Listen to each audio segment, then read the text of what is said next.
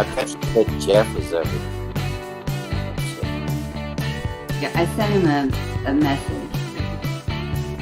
Jeff. Oh, goodness. Okay. Well, let's get this. If we're gonna get this party started, we need to get it started right. Well, who is in the public stage?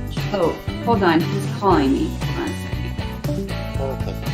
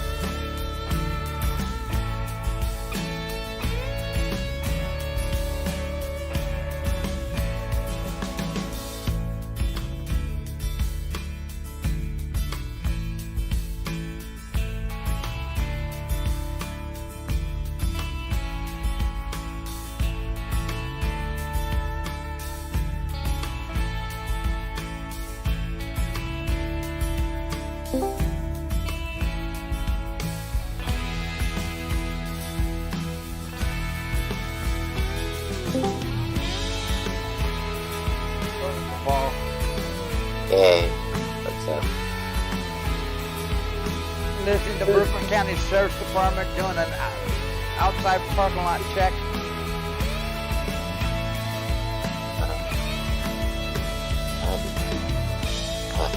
Oh, Because the crybabies cried so much today. Now they got officers driving through the parking lot every day now. nice. Nice. Yeah. Well, And they they called in to complain on Lori. I also drove by the Bunker Hill where they're at, and he says there ain't nobody here. And kept going, and she was up the road and walked up to see an accident, and they couldn't see her. That's fine. Well, that's why I'm listening to their scanner reports. Cool. So, who else was in the... I'll be right back. I need to go find something out. Hold on. Okay. Oh. Did this work? Okay, let me delete this. I'm back. Okay. Now, so I'm listening to their false reports coming in and everything else. They made another call saying that she was creating noise.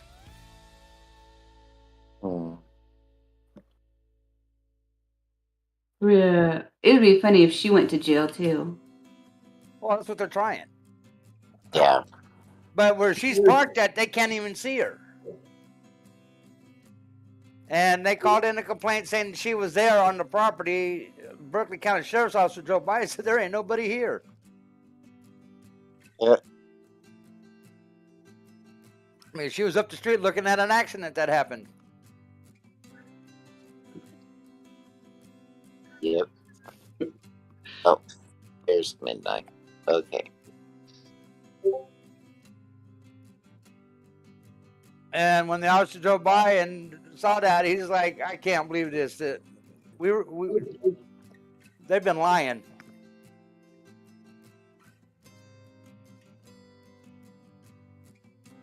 Because they called a complaint on her and she's not even here.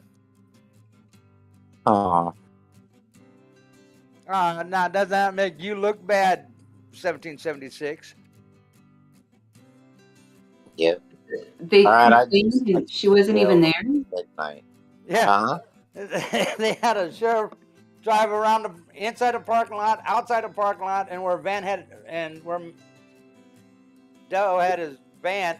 Says there ain't nobody here. They called a false report in. Mhm. Then he asked if they had the name of the person who made the phone call, and I said the call was anonymous.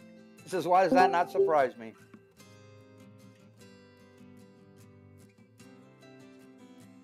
And Teddy Bear hightailed it out of Berkeley Hill today after he reported his complaint.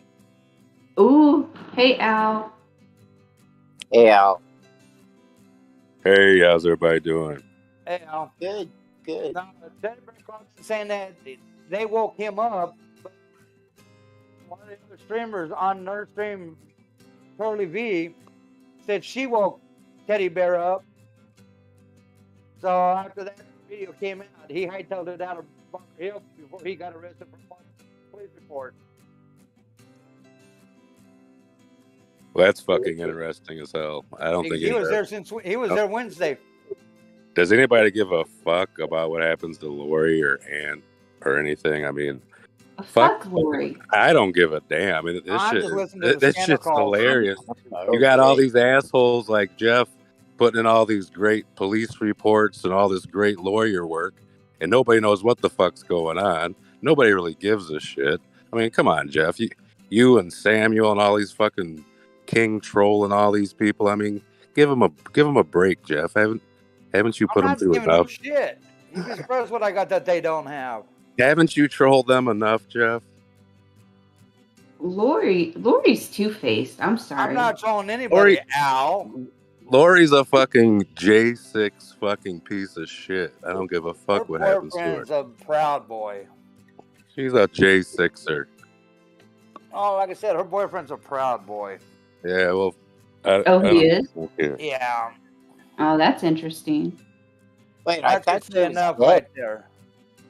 I thought Lori was gay. No. She's bisexual. He just takes whatever she can get. You can tell. I mean, Jesus Christ. Oh, so does crystal meth. Well, okay, what the hell is she wearing this little tutu thing for? Good Lord. Who knows? Who cares? That's what they do. She's trying to be like. No, I'm not even paying attention to what she's doing. I'm listening to the scandal more than anything else. Well, doesn't sound like there's much going on over there, Jeff. I've already had 2 calls about her, and both calls the officer said, we don't see nothing. Oh, hold on before anyone else says anything. Red Squirrel, we will not bring you up, or Freedom Squirrel in this conversation. So y'all are good. We're other people other than you. I know that you might like these other people. We're trying to say Wizzy's in her chat? I don't think so. No, Red Squirrel is in BTM's YouTube chat right now. Oh. Oh, that's not being. And we are being streamed. So watch what you say. Oh, yes. Oh, well. That's ought to be interesting. You were breaking up. What was said there? I couldn't really make it. I was getting like every other word. Red Squirrel is in YouTube chat right now, so be careful what you say or don't say. I'm just saying, Red Squirrel, we're not going to talk about Freedom Squirrel or you right now. Or ever. Oh, Wizzy's, hold on. Wizzy's talking about, he's posting something about Samuel Express, and then it has something with Al. And which chat? No, on Wizzy's live right now. Oh, is he live? Oh. Yeah. This I gotta see. Yeah, go check it out. Oh, he went back to California to get all his shit to move to Hagerstown. Well, no one's gonna be at Hagerstown. Oh no, that's where he's moving to. That way he's closer to DC. Well, didn't he fall in love now? He's in love at living in somebody's garage or something. Yeah, he's staying in some woman's garage. And he's being treated very well with food and everything else. Yeah, that's a cute story. It's a cute story. Why does Wizzy look like a penis head? Let's just don't even talk about him, because, yeah. I'd rather not even. No, I thought it was funny. He flew back to California to get all his stuff to move out to Hagerstown. Oh. Well, I hope it works out for him. Yeah. You're a douchebag. Douchebag. You're a douchebag.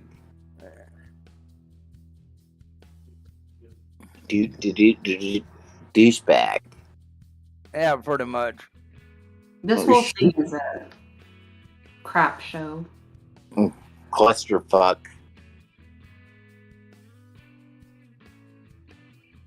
But I guess I'm just as guilty for watching it. We all are. I've watched a couple of his videos long enough just to save them and laugh. And then I close them down. Wizzies. Oh, I haven't watched a Wizzy video in a long time. Yeah, I just like watching Lazy Gamer because you can just get like a whole day's worth of update, and he just hits the high points. You don't have to watch the whole thing.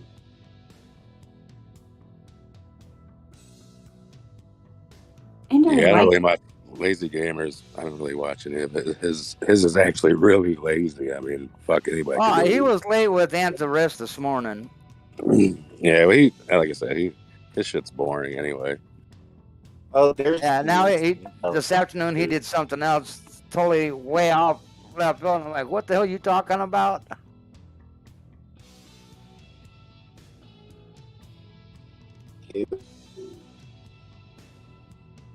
Train wrecks are fun.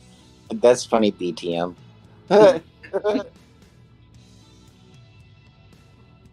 Yes, I'm in the YouTube chat and the Discord chat right now. So yeah, we're getting all the good simps back in here right now.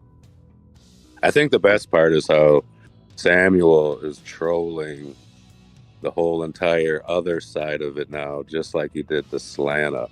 I mean, the shit is fucking hilarious. Did you see the one he did this morning?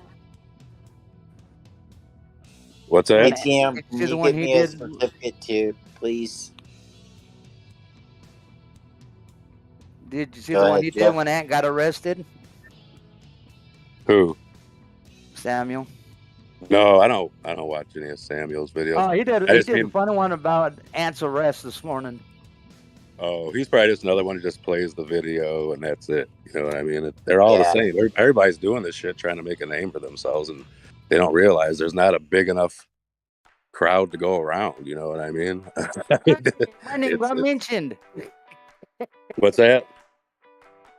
Freedom Love just said, Wizzy, Jeff has gotten bizarre as well on panels. Your thoughts?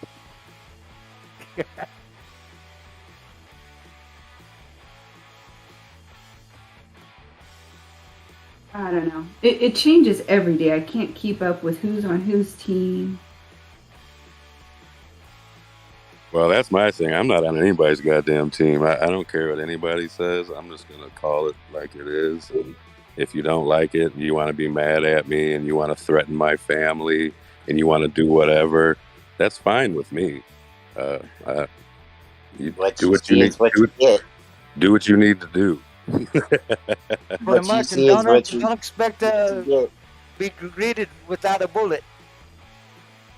Oh, shit. That's all I've got is my Mac 11 on my dresser with a full clip at all times. Well, you bring my family in and threaten my family, that's a whole different ballpark, and that's not a winning battle for you. Yeah, threaten my family. Hey, Eagle, that was very uncalled for. Threaten my family. It come on over. That was uncalled for, Patriot Eagle. I'm sorry to say. But, yeah. They do work, but that's not what they do. Yeah, that was rude. Yeah. Hey, Red's been being really, really rude, too. So I think, if you're going to throw it out, everybody's going to be rude. You're just going to have to accept that everybody's going to be rude. You can't say shit and then expect somebody not to say some shit back. Give me my phone!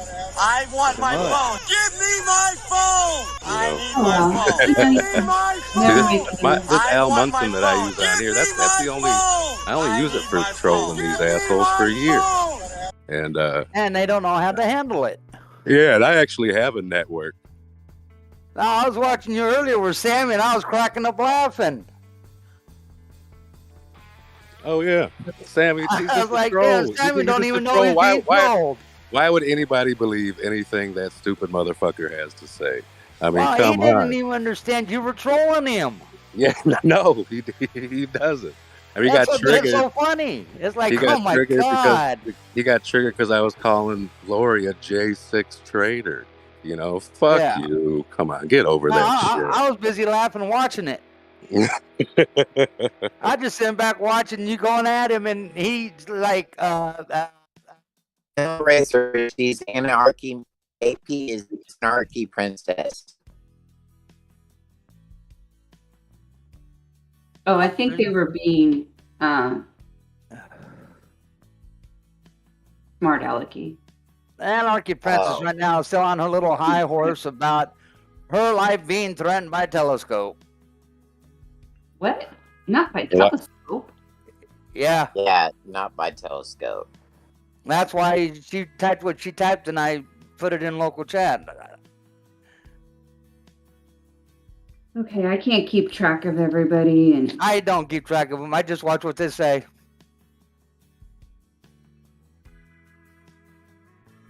Yeah, that's what I do. I just keep track of them. That's all I can do. But like I said, I don't think most of these people.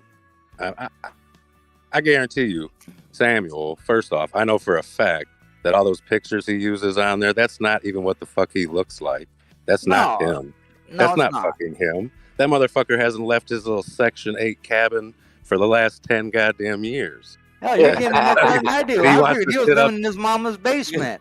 He wants to sit up here and try to troll me like I'm going to be scared of him. Fuck. This shit is hilarious to me.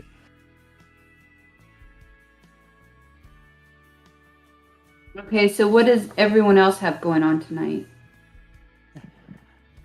Just watching these idiots on Discord make themselves look that much worse.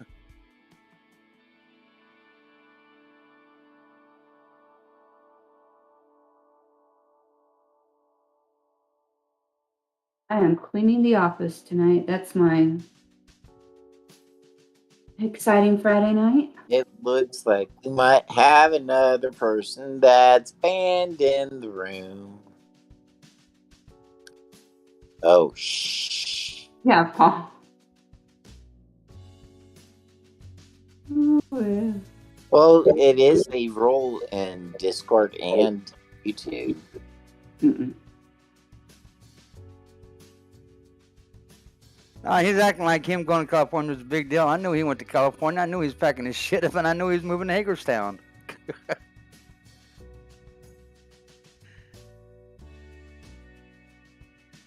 I'm waiting for Samuel to finally come out of his parents' basement, but I don't see that happening anytime soon.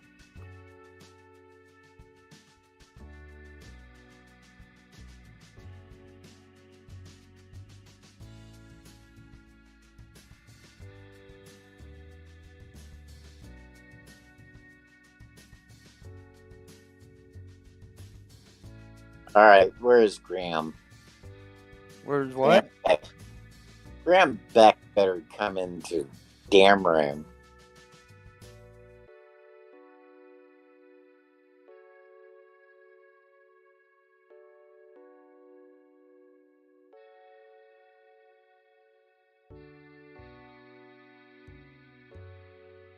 Oh well.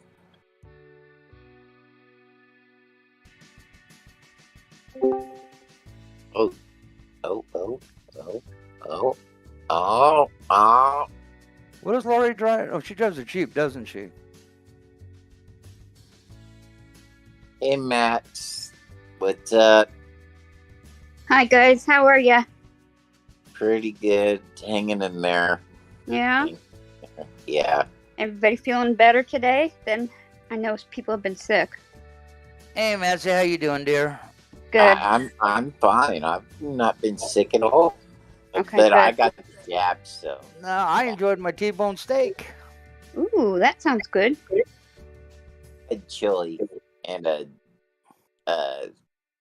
grilled cheese and ham sandwich. Well, that sounds good too. Did you cut off the crust?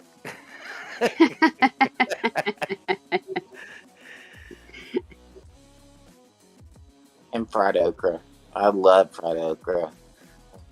I don't know that I've ever had that. You've never had fried okra? Uh-uh. Oh, Fried okra is delicious. Pickled okra is good too. Huh. Pickles. Ew. I don't even know what okra looks like. Pickled okra. It's a long, well, it's green and it's kind of thin and long. Like asparagus? A bigger girth. Okay. Than asparagus. Huh. Yeah, it's bigger girth. They got seeds inside. Like little round balls inside. This conversation doesn't sound right, but I know it doesn't. I'm just explaining what an okra is.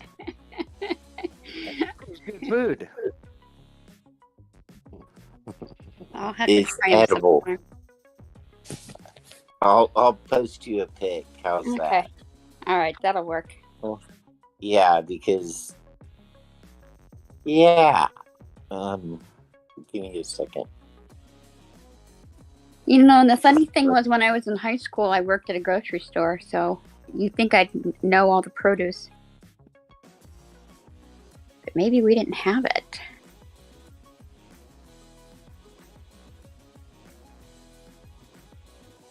Yep. Okay.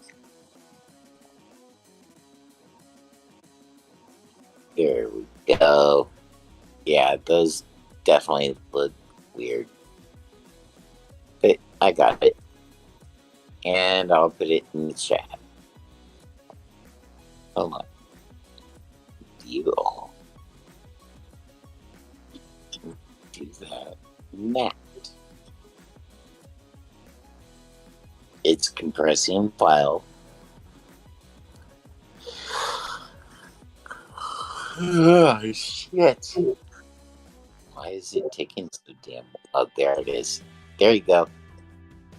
Well, you know what the sad part is? All the charges filed against Ant today are all going to be dropped. Yep. Because he didn't interfere with their investigation. According to the laws in West Virginia, just because you don't say anything, you cannot be charged with interfering in an investigation. Oh, I'll be back. Two, Well, we'll just have to see what happens. Well, two, he wasn't arrested in West Virginia. He was arrested in Virginia. So Berkeley County Sheriff's Department was out of their jurisdiction. None of that matters. Oh, it does in a court of law when they're in the wrong state. No. Yes, they arrested him in Virginia and took him to jail in West Virginia. All right, like I said, let's just wait and see what happens. Everybody's been jumping to conclusions all day, you know. No, I haven't been. I've been pulling up laws left and right. I'm not jumping to any conclusion. And I'm like I said, the sad part is the charge is going to be dropped. Yeah, at least he gets to sleep in a bed tonight. And get a shower. Yeah. And he gets some actual food. He might not like it, but it's actual food. He'll be fine. And he'll be there for 3 days. And he doesn't have to pay for it, so, you know. Now, his bond is $2,500. All he's got to do is come up with 10% of it.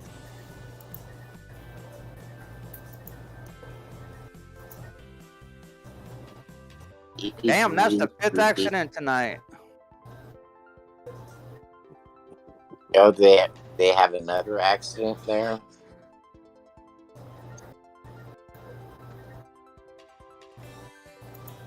Okay.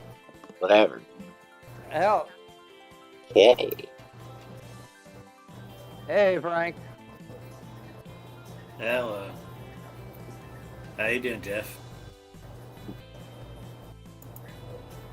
Hey, that red car sure in the hell T-boned that pickup pretty good. Wait. Okay. I can barely hear you, Jeff. Is my wait.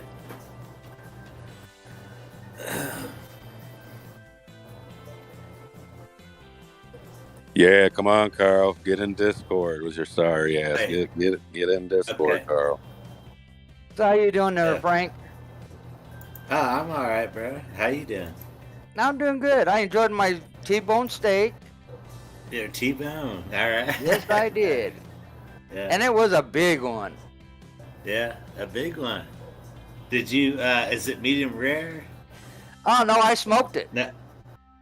Oh, smoked it. Okay.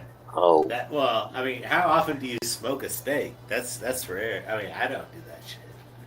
Well, I used I'm mesquite, hickory, oak, and cherry wood to smoke it with, and it turned out amazing. Yeah, but did you do that today with one steak, or did you do that with like a whole bunch of steaks? I do it with a whole bunch of steaks. I got more T-bones in the freezer. Oh, okay. Because I would never do that with just one. I make sure the smoker's full. I did T-bone steaks, ribeye steaks, pork chops. Okay, so you did the whole litany. You. I did a whole list. Yes. Yeah, you emptied the freezer tonight. Yes, I did. And tomorrow I am doing venison. Okay. So, I always try smoking my T-bones too, but they always go out. I don't look. If you dry smoke a T-bone, what sauce do you put on it to make it wasn't dry smoked, but it sat in the T-bone sat in a Jack Daniel's marinade for 2 days. Okay, so it had it was juicy. Yeah, it was very juicy, very good. Juicy. But but you still had to put some sauce on it, right? Like no. No? Okay. I put a rub on it, but that was it. Well, I mean the marinade. Like, look, we know a good steak that is marinated right doesn't need any sauce. Well, I marinated in a Jack Daniel's sauce, and then I put a rub on it, and then I stuck it in the smoker. Okay. That way the rub. And you said it was like Jack 24 hours or whatever. No. Okay. I started smoking them at 8 o'clock this morning, and they were done by 5 o'clock this afternoon. Okay. And they were juicy as they get. Oh man, it was delicious. Yeah. Oh, delicious. Okay. I'm debating if I want to eat another T-bone tomorrow night, or if I want to eat the pork chop tomorrow night. I'm leaning more towards the T-bone again. It was look, good. I'll tell you right now. Look, you know what? Enjoy them steaks because you're not gonna be able to afford them. And you're like, hey, if you can't, look, great, But we all know like the price on meat right now. That could be a. Well, I end up doing 12 T-bone steaks, 12 pork chops, and I got one more in the freezer that I'm going to eat either tomorrow or Monday. The other ones I got in the deep freezer, that way I have them for later on down the road, and they're all sealed. Because I put them in the vacuum bags and sealed them. Wait. Okay, so do you slaughter your own cows, or? Yes.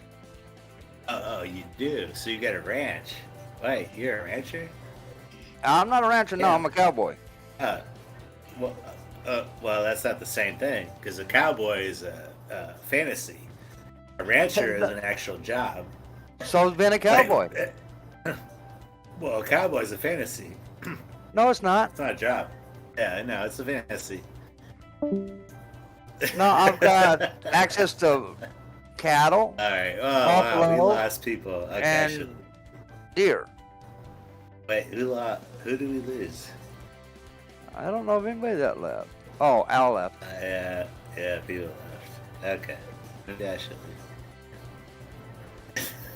leave. No, I've got access to freshly slaughtered beef, buffalo, and venison. Yeah. Venison. Well, I mean, look, venison is hunting.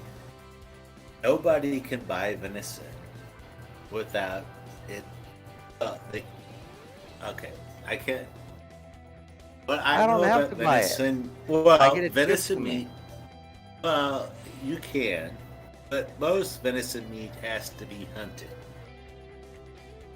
It isn't something you just, go to the store and pick up. It is. Well, you can get it at specialty stores, though. Yeah, you can go to Trader Joe's and get venison. You can go to places like that. Oh, yeah. You can get venison. Okay, but that is not common. I have to admit, that's not. Okay. I mean, because, like, look, I'm going to tell you right now, most venison meat I ever got was pre-made through hunting. And, you know, it's fine. Yeah. I mean, it's jerky. They make it a jerky. And, you know, if they make it a jerky, it has spices, which is good. But, you know, venison is not something you just go to the store and buy. I mean, Jeff knows that. Well, Jeff, don't be stupid. So actually, there are some stores you can get venison. It just depends on where you're at. No, Jeff, stop. Okay, go ahead. Hold on a second. I'm looking. I found several places that you can get venison meat from. Okay, Joy, tell me. You can get it at Klein's Meat Deer Processing. You can get it at Hudson Meat Market in Deer. Good Stock by Nolan Ryan. Johnny G's Butcher Block. Hutto Westphalia Market. Taylor Meat Company. Los Amigos Meat Company. Viva Meat Company. Lee's Meat Market. Homegrown Cow. Lone Star Meats. Thorndale Meat Market. Okay. Yeah, there's certain butchers that will, and meat markets that will carry venison. Well, yeah. You know what? What is funny about venison, not funny, but what is interesting about venison is a lot of it gets donated. Okay? It gets donated because people don't need that meat. No, there's some store I go to doesn't get donated. They actually go out and get it. Yes, it does, Jeff. It does. If you do not need that meat as a hunter, you donate it, Jeff. We're part of the store I go to. They go get it. I mean, who goes get it? The owner and his son actually go out and hunt the deer and bring the meat back, butcher it in the shop. What I'm saying is if people who hunt deer, they tend to donate the meat to a shop or to a service or whatever, and it gets distributed, right? It gets distributed because who likes venison though? Who likes? Well, I know. Like, look, I'm gonna tell you right now. I think venison is bitter. But I do like if deer jerky is spiced right, it tastes decent. But I'm not a venison fan. I don't think deer meat is really that good. But go ahead. What the hell is wrong with you? What about you know what, Jeff? Go ahead. What about wild game? Now, when I was little, my mom would like make pheasant. I would never eat that. I was like, "Are you crazy, lady?" Do you guys like wild game? I go out and get wild boar for one reason only. Bacon. I've never had wild game that I know of. I never had. Oh man, wild boar, you get some nice bacon, some nice ham. Oh, okay. There is some wild game, like the meat of a wild animal. It tends to be very tough. Depends on how old the animal is you're shooting. Well, the older it gets, the tougher it gets. It's tough, and it's not easy to digest. Because the older it gets, the tougher it gets. Well, okay. that is the point, you know. Okay. What about Rocky Mountain oysters? There's nothing wrong with them. They're great. I have no clue. Oh, come on. They aren't great. They're disgusting. Good God. I don't think, look, I've never had an oyster. Man, Rocky Mountain oysters dipped in barbecue sauce with hot sauce is awesome. Diablo, it's not a real oyster, right? You know that? Yeah, I know. But you're messing with this. Okay, that was funny. I'm joking around, but look, I've never had like seafood. Look, I live in the Midwest, and I know I've said that. I think people know. But I'm gonna tell you right now, I've never had a lot of that seafood stuff, so I don't know. But I'm gonna tell you right now, like that. Yeah. Anyway. Well, that's just it. The Rocky Mountain oysters is not seafood. No, it's not. It's it is what it is. It's the ball sack. Behind the Mirror said, oh, wait. Okay, is Behind the Mirror messing with us?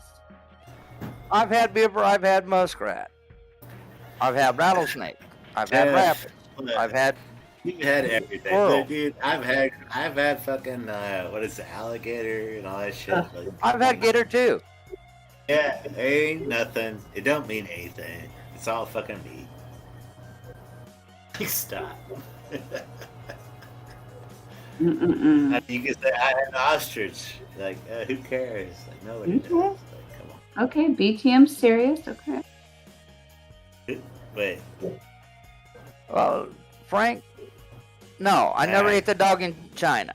I avoided the dog. I never had a dog either. I'm gonna tell you right now, I've never eaten. I avoided the dog. Okay. The strangest thing I ever had was I was in France, and I didn't know what to order, so I ordered something I thought was something, and it was something different. And they showed up with like 100 little fishies on a plate. Ooh, goldfishies. Little fishies, and I was expected to eat all of it, and I'm like, I can't.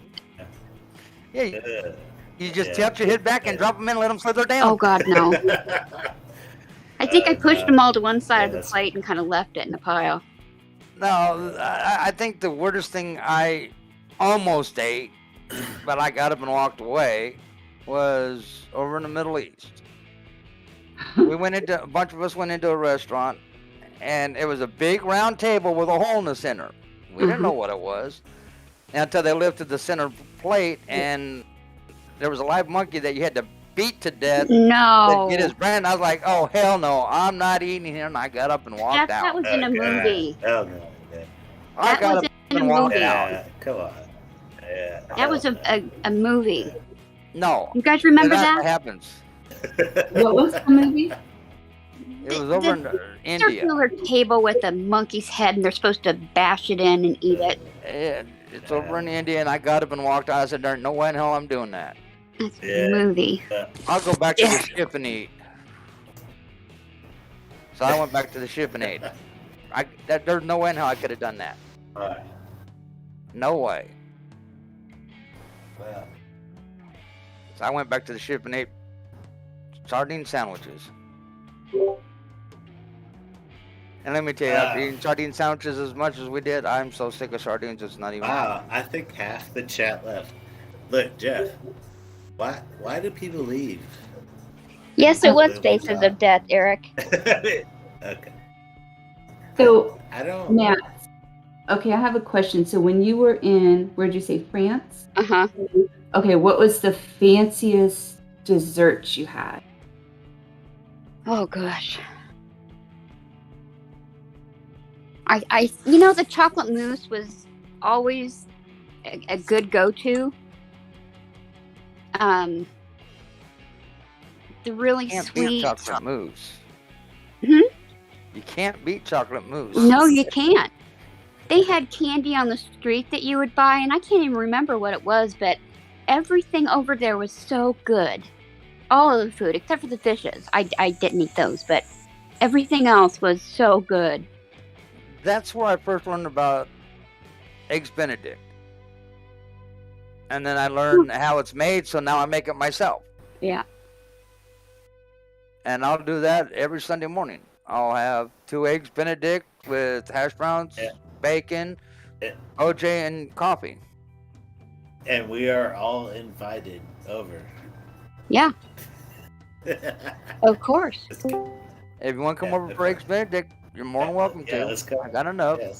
Because I do the biscuits from scratch, and then I do everything else. You know what? Jeff has that touch. You know, it's good. He makes it. Yeah. Well, that's funny. You've never been in India. Been in India? Who has? Like, that's rare. Like, who goes to India? Well, when you're told to go, you go. Okay, Jeff, I'll tell you right now. most Americans have never been outside of this country. I agree with you. Most haven't. I Unfortunately, wonder what the have. percentage is. I think it's what, like maybe 10% that's been outside the country. It's probably like 10 to 15%. Wow. Maybe more, but it can't be much. And a lot of people will say, well, I've been to Alaska, that's outside the country, or I've been to Hawaii, that's outside the country. But it's not. It's still part of the country. Well, exactly. Yeah. It's still part of the United States, but they think it's outside the country because it's not the continent. Puerto Rico. Okay. Yeah, Puerto Rico. Because they think it's not the continental United. They don't think it's part of the continental 48. So to them, that is outside the country. Yeah. Well, and you know what? I will say this. What people don't understand is the United States of America is very large, and there is so much to see here. Yeah, I have been to many states across this country that could rival anything you could see in Europe and probably most of Asia. So the only reason I've been to these other countries because I was in the service. If it hadn't been for me being in the service, I went to Ghana. You've talked about that, and that's fine. That's the only reason. Right now, yeah, and that's fine. But I'm gonna tell you right now, you could go across this country that I live in, the United States, and you can see a lot of the same. You know, not the same, obviously, but similar things that you can see.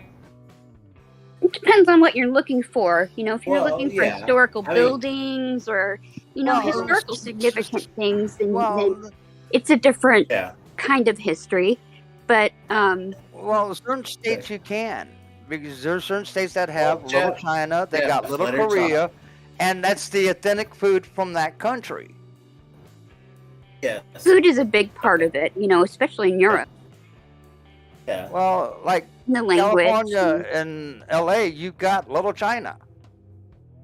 Over New York, you got Little Korea. It's not the same, though. I mean, you're not immersed totally. But the food they cook is the authentic food from that country. Sometimes. It's Americanized. Okay. Yeah, a little bit. But there are some that still do the original food from their country. I think. And you don't have to go to that country. You just go to New York or California. Well, they don't have a Palace of Versailles in the United States that I'm aware of. Not that I know of. And Mar-a-Lago doesn't compare, so can't use that in comparison. Well, yeah. I don't know who is talking. I'm sorry. It's Matt. It was Matt. Well, you know what? I feel like your culture, and I feel like I understand what you're talking about because Europe has a lot of history that it needs to be seen to be understood and appreciated for what you have back home too. Yes, exactly. That's like Key West. I understand what you go down Key West and get Cuban food. Okay, I understand what you're saying because I do understand if you don't go there and see it for yourself.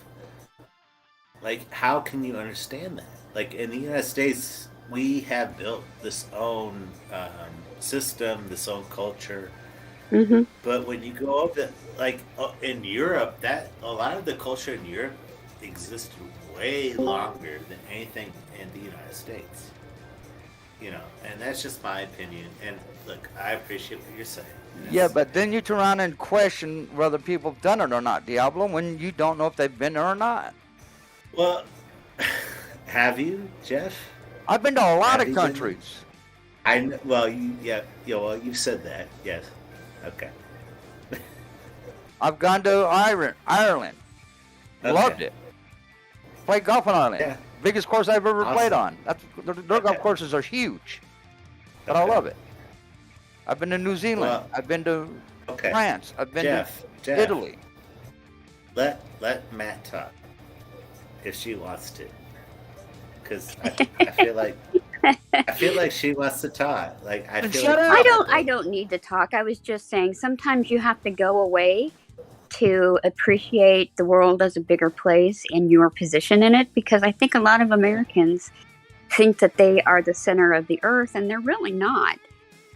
We're just a piece, and it's easy to be, I wouldn't say selfish, but we are a very selfish culture. But I think it's important to see other cultures, to see what they have done and how we live our lives and why we've made the choices we've made, and to appreciate others. I think if you get that worldview, then you can appreciate what you have at home a lot better and in a better context. Well, that's why I told people, you want a culture shock? Go from the United States to Philippines, or United States to Sri Lanka. I'll give you a culture shock. You know, well, I don't say that. Yeah, don't even start. I don't. Okay. I mean, I You guess second guess everything. Okay. I'm sorry you led a boring life in a cult. I did not. Hey, Deal let's with it. tone it down a little. I don't want screaming already tonight. Yeah, Jeff, stop.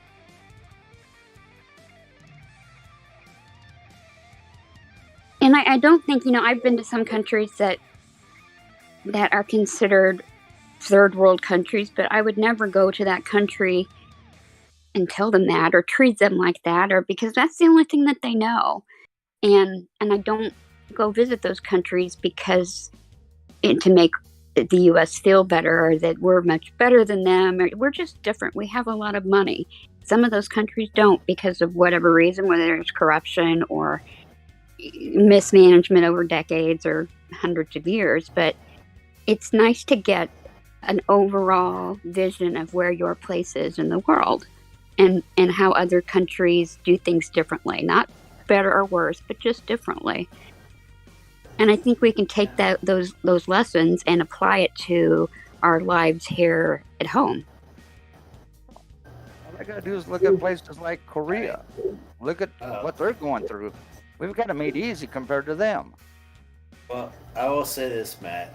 I that is a fair take, and I think that is why people search out other ideas, other thoughts on countries, and what they represent. This is just a good example. The reason I went to Europe as part of my graduate studies, and I was studying the systems of healthcare that they have in different countries. And I was comparing, so talking about our system versus the one in the UK versus the one in France versus the one in the Netherlands versus the one in Germany. So we visited all of those places, and we talked to local people, we talked to government officials, we talked to so many different people and learned the most important parts of their systems. And so then when you come home, what our job was to integrate what we learned, and what would we do to our system if we could improve it? Would you take someone else's system? Would you take parts and pieces? And it was a really good overall description of learning how other people do things, and then taking those ideas and making them your own. And I think that's really what the United States is all about anyway. So it was just one good example to me, and I ended up doing my final thesis on that. So it was absolutely fascinating, and it's one of the reasons why I think our healthcare system is really messed up right now, because we don't learn these. We're the only country that really exists to make money off of people's suffering. Yeah, almost exclusively. So it's a problem, and if we never get away from that, then I don't think anything's going to get better with our healthcare. How did the thesis come out? Oh, great. I think, Matt, do you really I don't think you think the United States can be saved when it comes at least to healthcare? Oh, I don't think you can. I think if you took the corruption out of politicians, and you didn't allow lobbying, and you didn't allow all of this money to be donated to politicians, yes, I think you could. It would take a while, but you could. You have to take that money out of there. You have to take the money from the drug companies, from the doctors groups, from the insurance companies, from the pharmacy benefit managers. You have to take out all of those people who have such an interest in profiting from other people's sickness and illness. Yeah, sicker, yeah. But I think it all starts, you have to take the money out of it. And until we do that, think of all that money that we could spend improving our lives. And it's just wasted to pay off politicians. It's just a travesty. How long it took us to get here? I mean, it takes just as long to get things fixed. Yeah. Well, yeah, and I'll tell you this, like, I mean, we definitely have a opioid drug addiction that is promoted by pharma. Well, sure. Sure. It was pushed by the government. Yeah. Well, that was pushed by a drug company. Sorry. Yeah, and I can tell you why. Well, I can't tell you why, but I can tell you I know because I have family that is in it. Yep. And it's awful. It's awful. The money they put into marketing is obscene. Yeah. Absolutely obscene. And that's, you know what, that is what is fascinating to me. I'm sorry. What is is it Matt? Just call me Matt. What? Okay, Matt. I'm sorry. I'm sorry. I hate. That's all right. Okay, Matt. Yeah, Matt. And that is what's fascinating about me to you because you have studied what is going on overseas, and I don't think they have that problem. If they do, little do you know, Diablo. Well, it depends on the system, and no system is perfect. But some of them have hybrid systems that are much better than ours with regards to the profit factor. Because they're smaller and they have different, rules and regulations and whatnot. Yeah. Okay. Yep. It's just it's no perfect country. What? Well, Jeff, look. Okay, I'll be quiet. Talk. Go ahead. Sorry. There is no perfect country. Every country's got their problems. That's true. Okay. But there's no reason why we can't learn from the other countries and propose something that we think might work for us a little bit better because we spend more money per person and have really poor outcomes for all that money that we spend for healthcare. Look, I have a family member that is so addicted to opioids. And it's been a lifelong thing for him. Okay. Mm-hmm. And okay. And I'm going to simplify this real quick. What my problem is why aren't we helping people who have addictions to these opioids? I'll tell you why. Because it's much more profitable to put them in jail. And incarcerate them than it is to invest in them and put them through treatment. I mean, it just, and that's where it kills me. It really kills me. Like, I have a family member who is literally on prescription methadone. Yep. Who overdosed. Yep. Fentanyl. Yep. Okay. Yep. I mean, what world are we living in this country right now? I mean, reality. Really, it breaks my heart. It really does. I don't know what we're doing here. I really don't. It's called Welcome to Reality. Well, it's not really reality. It's trying to escape reality. That's what the pain medicine's for, is to escape reality. And they have been sued, and they are losing lawsuits over this stuff, Jeff. They literally are losing lawsuits over this because my father, I said it. We know, Diablo. You've had it rougher than everybody else. I've said it, but you know what, Jeff? That's fine. It's a family member. It's my father.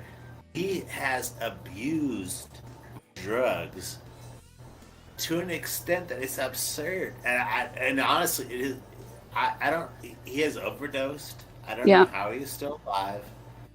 And it kills me that we have created this system in this country that allows this. I don't get it. I don't get it. Have you tried an intervention? And you know what, Jeff? They have been sued and they have lost. My father overdosed on fentanyl on his job and had to have an ambulance called to take him to the hospital. Okay? That is not okay. Like, what are we doing in this country that we are allowing this type of stuff? It's not as easy as just an intervention. True. Okay. I just wanted to mention that. I know addiction is hard and all that, but treatment is not real effective. Maybe for some people, the first time or two or 10. I know that. But sometimes why was he help. prescribed this stuff, Jeff? Why was he prescribed this stuff? Why? Why was he? Because he had back surgeries. Yep. He had back pain. Yep. And it was allowed to continue, and the doctors get paid premiums when they prescribe this stuff, Jeff. And the doctors were told in the beginning that it did not cause. I had a daughter that went through an addiction, and I got her off of it. Well, Jeff, let the other people talk. Why don't you do the same thing, Diablo? Okay, we're going to keep it polite. Okay, let me explain this. The doctors get education from these pharma reps. Yes, the doctors understand medication. They understand how they work. But there's so many different things that they rely on the experts to come in and educate them when new medication comes out. So this medication comes out, they send in the reps from the pharma companies, and the pharma companies the representatives are educated by their bigwigs who decide what they're going to say. Usually it's, pretty standard. But with this particular drug, they told them that it didn't make people get addicted to that. So doctors are thinking these patients need the medication, and if they still need the medication, they're going to need the medication until the pain's gone. So they prescribe it. Well, little do we know, we're getting a whole generation of pain medicine addicts, basically. And that's exactly what it did, because once the doctors cut off the medication, the patients didn't stop taking it. They went to black market sources to get their high because they were already addicted. That's the problem with Purdue Pharma, is because they created a whole generation of drug addicts in the U.S., and they're finally being taken to court. But the problem with that is, when you're really, really rich, you hide money. So all of these rich Purdue Pharma family members have hidden their money across countries, across the world, and they've hidden all this money, and then they decided to file for bankruptcy. So we can only sue them for so much money. Whereas we have dead people, we have addicted people, we have people who haven't received help yet, who are drug addicts in the street. They're not being productive members of society. They're not taking care of their kids. The costs are endless. And you can blame a whole small group of people for starting the whole ball of wax rolling down the hill. That's the problem. The biggest problem with the medical field is these doctors have insurance policies, and you can only sue for what the insurance policy covers. That's not malpractice. If a person is having pain, it's not malpractice to prescribe them pain medicine. Yeah. Well, I know, but if something goes wrong because of what they prescribed, you can only sue for what the insurance company will cover. Depends on the state. So they really don't get a punishment. It depends on the state, because tort law is something that doctors pay an awful lot of money to their insurance providers, and their insurance providers in turn pay a lot of politicians a lot of money in state legislatures to reduce the amount of money that you can sue for in a malpractice suit. So there again, if you took all the money out of the politics, it would help. It is always funny to me how people like Jeff think that you can sue.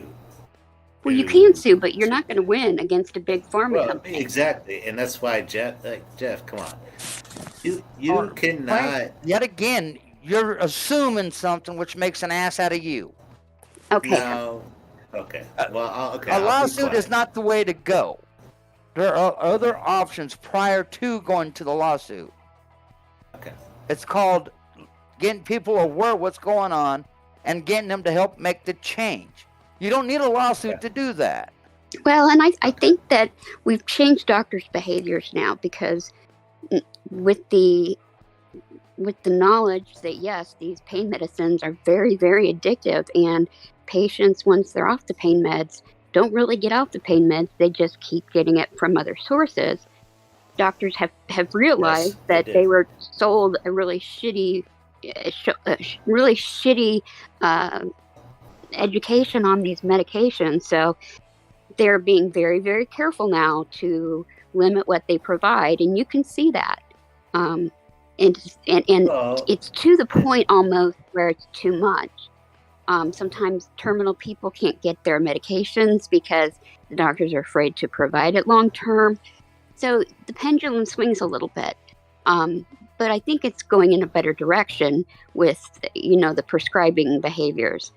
And they have some state regulations that they have put into place, as well as, the facilities that they work for. You have certain rules you have to follow if you have a patient that's on medication for pain that's addictive. So there has been things on that part of the spectrum that have worked.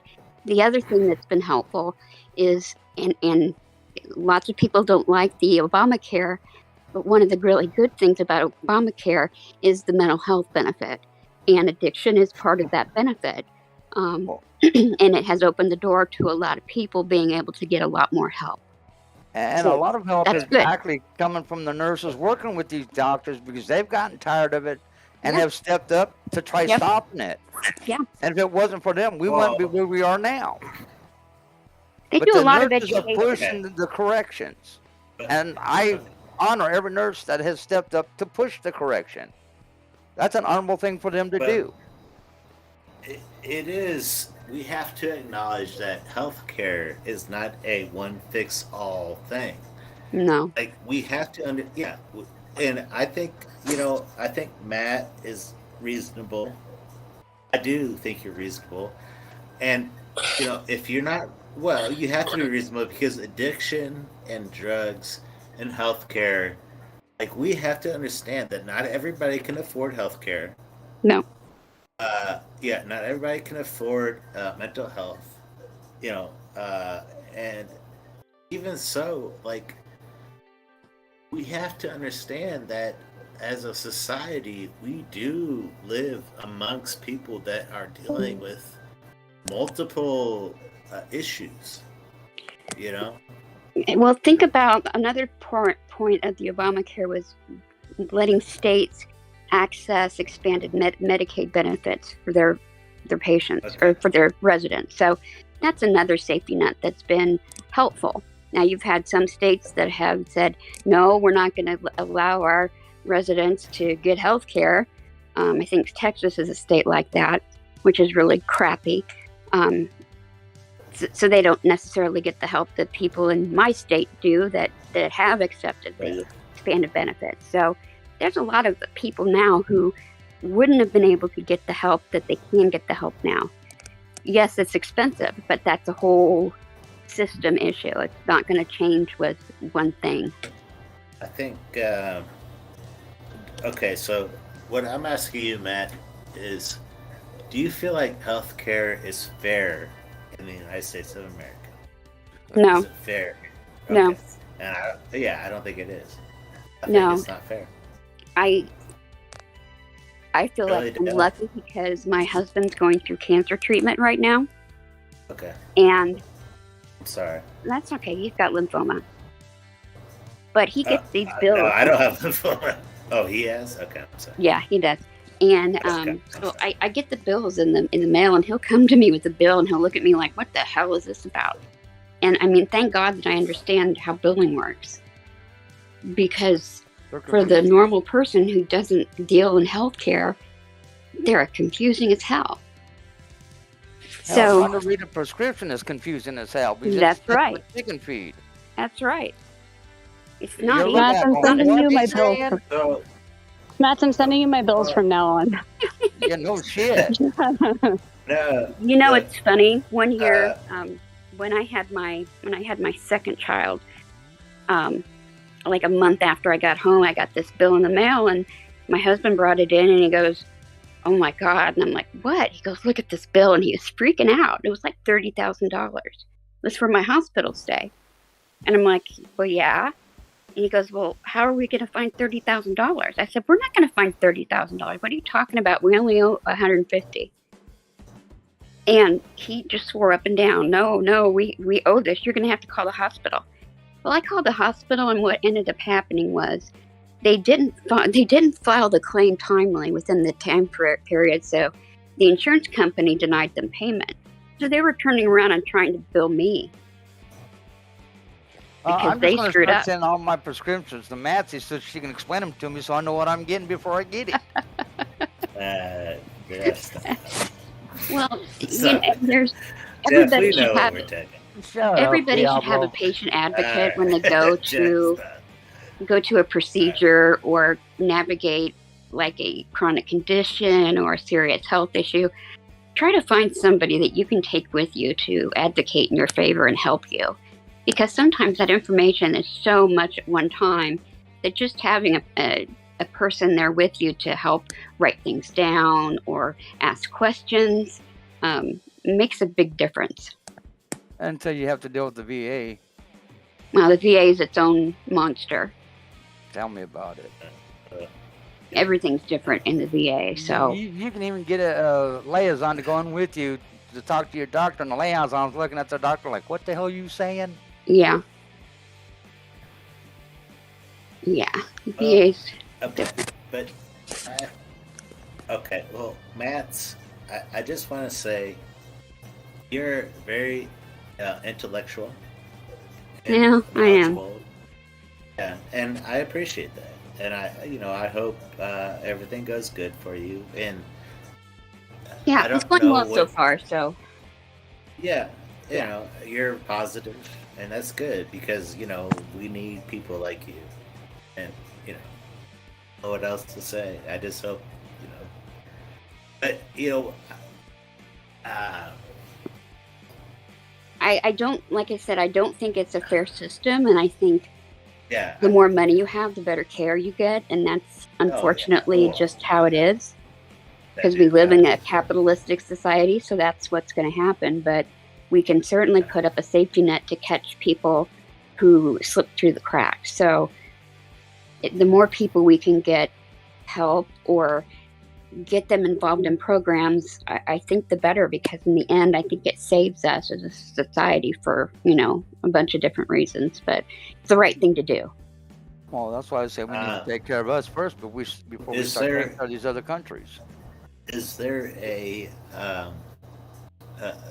is there something you would feel like you would support, like as a charity, or do you feel like they're all not good? Charities? Yeah. I mean, it's hard to say. I hate to say it because I feel like they're all wrong. I don't know. I'd have to think about that quite a bit. Yeah, it's hard to say. Yeah. I don't know. I only bring it up because I don't know. Like, I feel like sometimes I don't know what to do when it comes to helping people. I think PayPal or something, but it just, like, how do you help people? But it is what it is. I think spending time with people helps them the most, but time is already... being a friend, Right. Or just somebody to listen to you or give you some a helpful ear or just listen to you vent for a while. Yeah. I think that helps people's mental health about as much as anything else, really. Yeah, I don't know. Have you ever, like, I don't want to be macabre or anything, but have you ever spent time with somebody in hospice?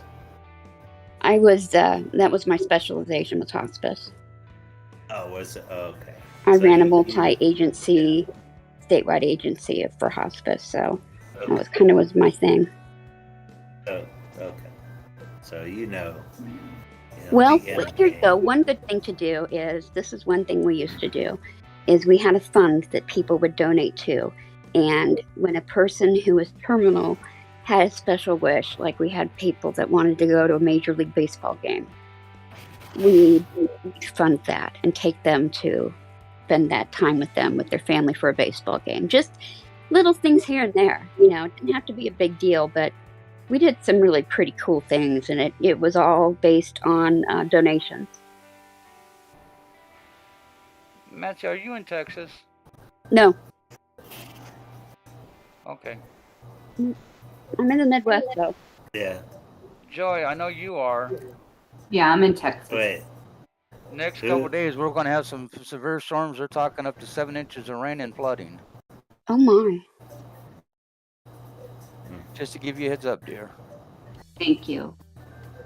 Red Cross just put us in standby mode for the weather coming in. Wait. I thought Arizona had some floods tonight, too, didn't they? Wait, it's flood? Yeah. Oh, wow. Tucson. Yeah. World's going through some shit. Yeah. I'm sorry, I don't mean to cuss. Yeah. Crazy times.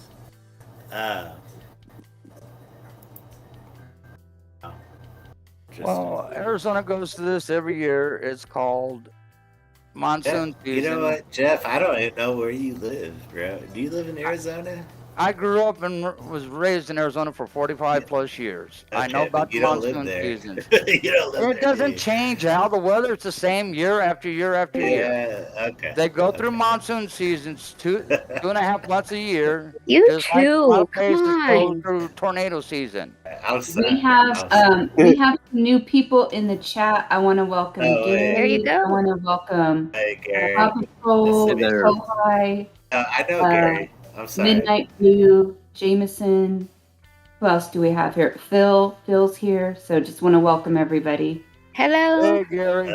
Hello. I'm done talking for a while. I talked a long time tonight, so I'm Hello. done. I should be quiet because I could get. We and Jeff can get wild. Yeah, they No, do. you think you know what other people grew up in. Let's let other I people grew up in talk Arizona. I tonight. know what the seasons Another are. subject. Jeff, let them talk. You've been talking. I hear that we're talking about climate change, I'm guessing. That'd be a good topic. Someone else start that conversation. I heard monsoonal It's been rains and fucking how hot they've all changed. summer. I'm, been- you know, It's been like fucking hot all summer. that whole heat, the heat zone that they are saying that, you know, by I don't know 22. Wait, what is this? This is 2022. Like 20. Yes. Like 2050. In the 2050s, that the average or the heat index in the summer, apparently for a lot of states in the Midwest, is going to be upwards of 125 degrees. And that's coming fast. Like a lot of us will not, some of us at least in the room will never see 2050, but that's just around the corner no matter how you slice it and dice it. And I've been seeing over the past few days, at least for me, information-wise, I've been seeing about all these rivers, these major waterways around the world, or not maybe major in terms of size, but waterways that have always been there as long as we have records and as long as we have lore, and all across the world that this is happening. And so it's like a serious wake-up call. And it boggles my mind that there's people out there that think that climate change isn't happening. But the monsoon season in Arizona, New Mexico, and stuff is not climate change, and it happens year after year after year. They stay dry year round. Monsoons hit, they flood. It happens every single year. Oh, I don't know about that. I was just talking about what I've been hearing the last few days. I disagree with you because Lake Mead is 35 to 40 feet below what it should be. In the last week, they got 18 inches added into it. And the storm that is going to be hitting Texas is coming from Arizona, so they got even more water added to Lake Mead. Well, it's still lower than it should be. Oh, yeah. because people are using water, not paying attention to what they're doing, and the heat is drying out the aquifers. I have a question for Kohai. So Kohai, what do you think there's enough that we can do to reverse any of the damage or stop the damage from happening so quickly with the climate change, or are we just pretty much screwed? Well, in many ways we are screwed, but it's about how screwed we would like to be and how much we're willing to do now so that the future isn't so bad. But we are already seeing, worse floods, worse droughts, worse storms, etc.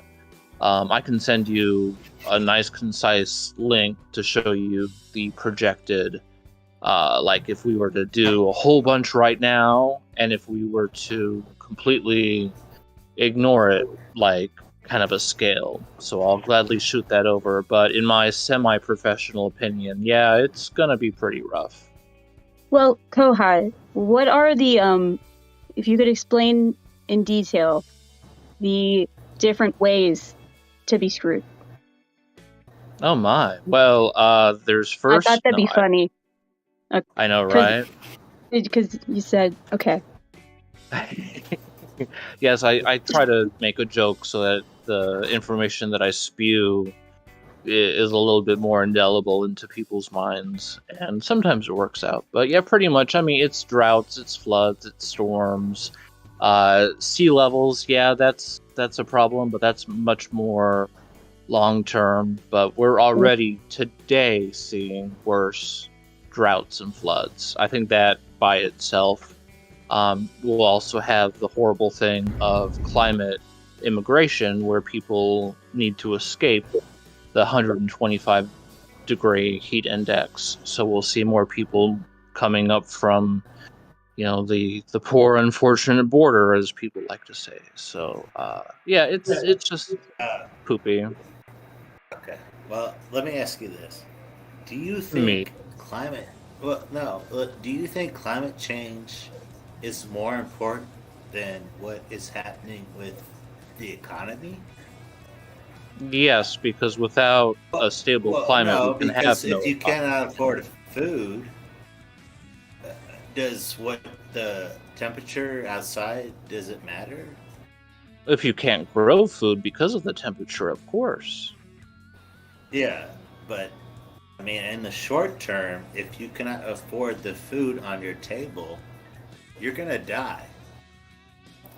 Certainly, but there's nothing to say that both cannot be done. It's about either we go with things as normal, or we say, hey, we've been doing this for 150 years, we need to kind of cut back. I don't agree with every policy, but yes, I do agree. Okay, so what you're thinking is if we curb the ecosystem, we can reduce effect on us financially. But that is a long-term solution. That is not a short-term solution. We are already experiencing inflation on our food right now. Literally right now. So if you are focused on that, how does that help us right now? Well, because it's not a single topic, because you're talking about You're talking about your grandchildren and all that, right? Well, no, I'm talking about right now, today, that the droughts are bad. Okay. Well, and but the floods how are do you bad. determine that? How do you determine that? Because droughts and floods are worse. I mean, that's a self-evident fact. And that, of course, impact... How do we change our environmental system today? How? By incremental change on an individual... Yes, of course. And I don't agree 100% with anything. And it's really, at this point, we've been talking about this since the 70s and the 80s. and to say that Well, government or because I haven't been alive that long, but you have, I guess. I don't know, but that's okay. I see semantics. Okay. Yeah, no, it's not semantics because I haven't been alive that long. But you think that you can control our environment. You think you can control our environment. It's been proven can't it we can be control done. it? It's been I proven it think can be we done. could. If we Okay. change the way that we treat the earth, we can control what the future holds for all of us. The future holds. And how do we do that? Well, we can How do we regulate. do that? We create programs and stuff that can regulate environmental protection. So, like for instance, the EPA is one of the checks and balances of the federal level and state level. Yes. So, EPA, like for instance, so I live in Maryland, for instance. Pennsylvania and Virginia, or like kind of red states. Virginia's technically more, we would call it purple state. But what happens? Virginia. Anyway, I'm just kidding. Okay. Nope. Okay. I'm sorry. So what would happen? What happens is with the new EPA, with the Supreme Court, by kicking the lot EPA regulations to the state. So, for instance, we have this beautiful thing called the Chesapeake Bay, which gets us wonderful blue crabs. And it regulates which chemicals can be. The EPA regulates which chemicals can be in the water, for instance. Now, when you kick that to the states go, "Hey, we're not going to do regulations on such and such chemical which may harm the Chesapeake Bay and the growth of crabs," for instance. So, like living in Maryland, I pay like $5 extra a month on my water bill to conserve the Chesapeake Bay if you're in the watershed and all that kind of stuff. So, like because there are certain things, there are checks and balances you can do to regulate the environment.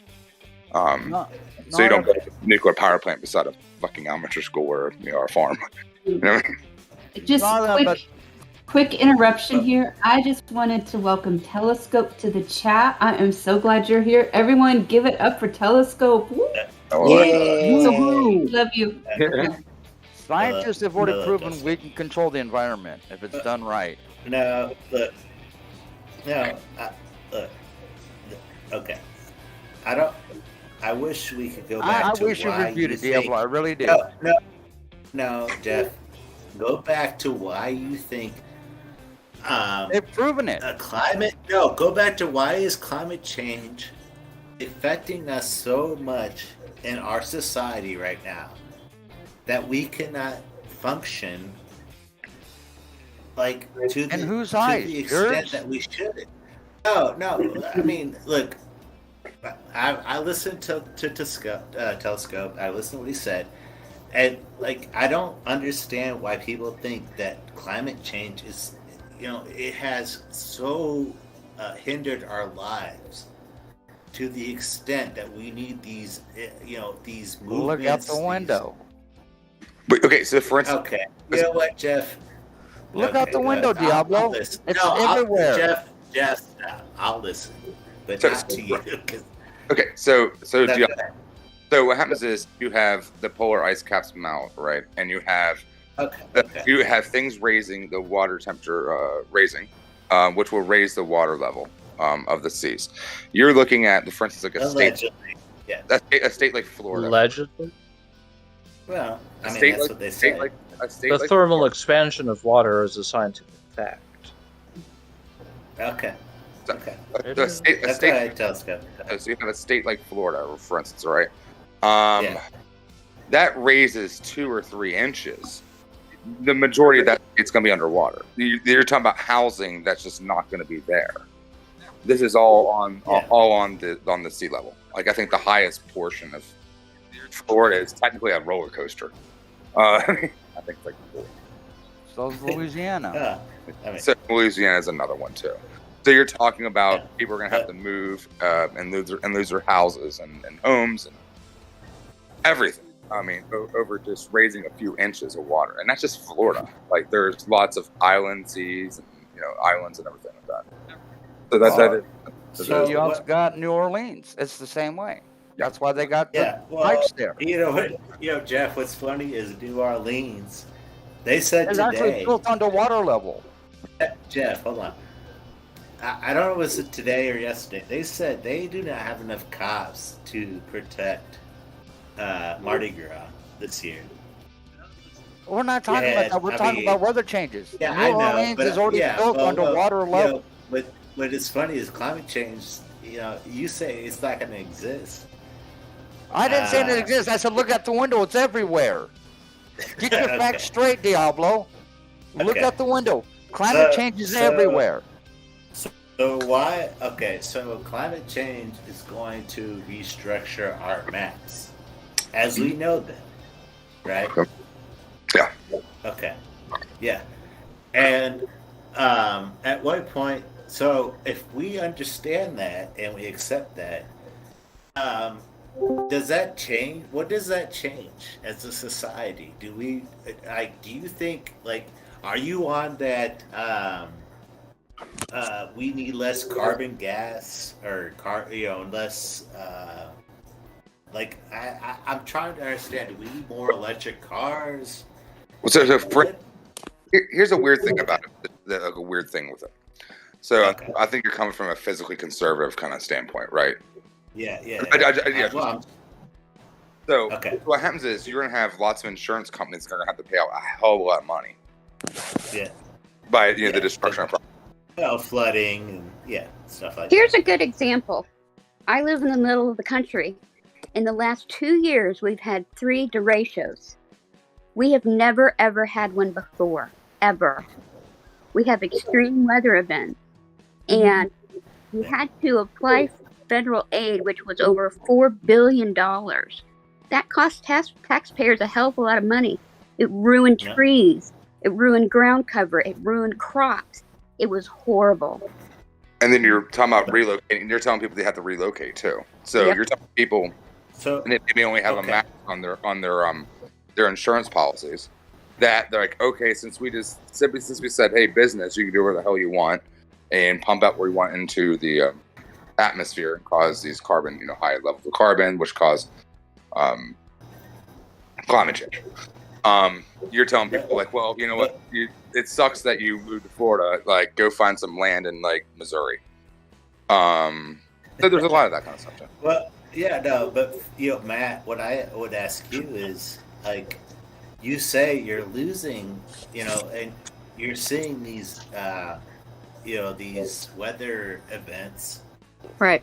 But why are you? Can you actually say they are happening due to a weather event that we are creating? It doesn't matter. It's a weather event that's happening, and it's an extreme weather event. Well, the damage is the same. So, but do you feel like you should move? I do. I live in the middle of the country. Where am I going to move to? Yeah, well, okay. But I sometimes feel like it because I'm gonna tell you, I lived through a tornado that came through my town. A lot of people live through them. I do too. But I don't know. I sometimes wonder, do we really buy into my only question is, do we all need electric cars? No. You know why? Because if we all relied on electric cars, we'd be screwed. But shouldn't we just? Because why aren't we not investing more money into self-sustained energy, transportation? Well, I mean, I wish we'd all be off the grid. I wish we all had our own farms and shit.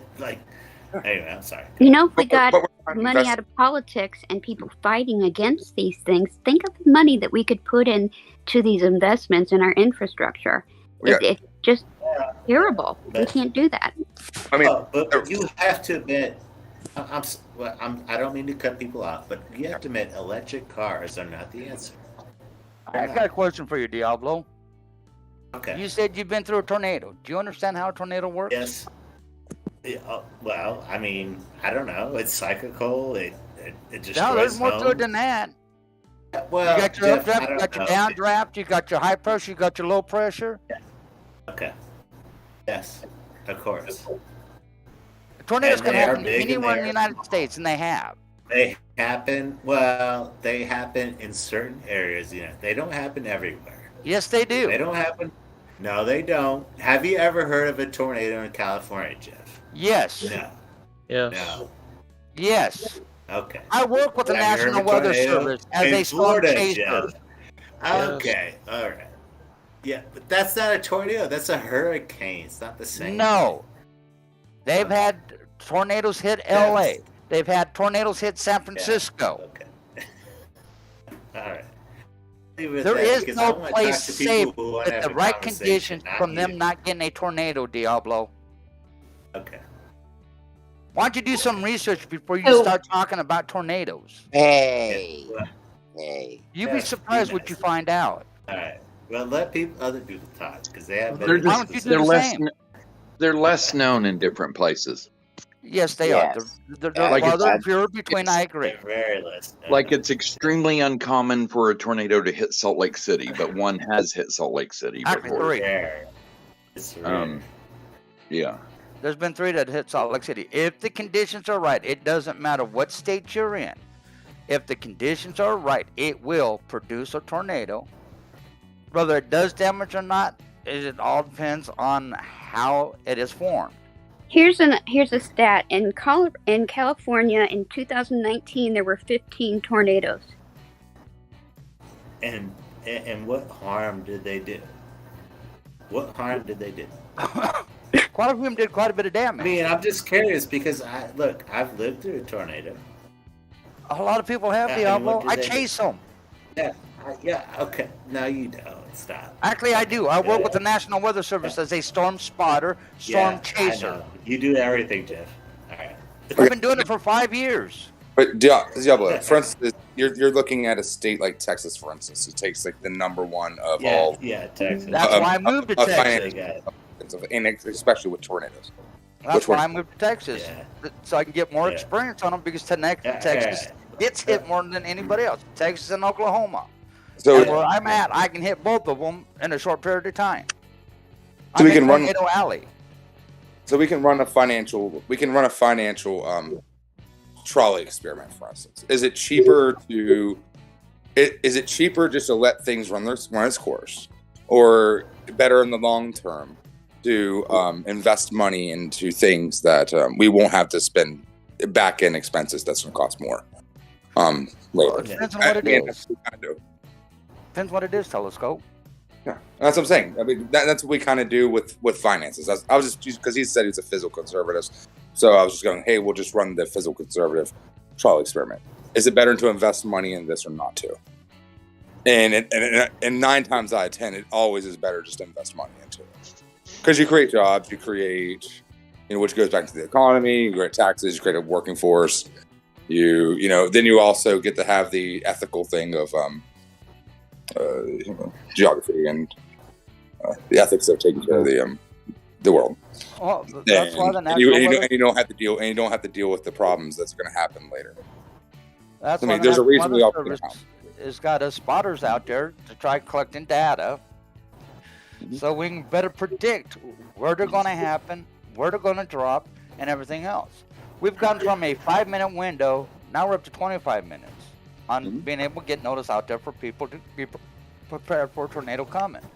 Granted, it's not where it should be in this time of year, in this day and age, but we're still working on getting that data to increase that even more and understand what caused them to form and everything else. I think Jeff feels like what is happening with these weather events. Don't assume you know what I feel like, Diablo. Well, okay. Don't even. Okay. What is happening is people think these weather events are happening all the time. They're happening more frequently. No, they think that these are happening more frequently all the time because we are not living in a normal, like they quote unquote say, a normal weather society. I don't even know what that means.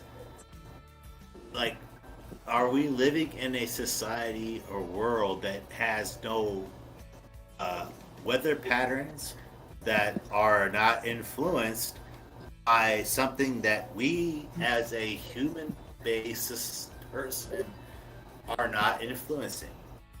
And do you understand how the jet stream works? A jet stream? What are you talking about? No. All of what this is based off the jet stream. Diablo. No, what we... Okay, go ahead, Joy. So maybe we should let Kohai. Do you want to answer that one? Well, I mean, there's a difference between climate and weather. The climate is the long scale term that helps describe day-to-day weather, and we can see that the climate over the last 150 years has been influenced by the emission of CO2 by human beings. Okay. And it has also altered the jet stream. Yeah. Okay. Jeff, let him talk. I guess, Diablo, you know about the jet stream. So let's hear your explanation. Dude, Jeff. Never mind. No, it's okay. Go ahead. I want to hear what your explanation of the jet stream is, Diablo. No, I want to hear it. I want to hear what he says. Go ahead. I'm sorry.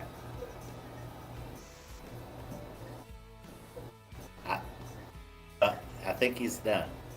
No, you're not answering the question. Telling me you have no idea what the jet stream is or how it works.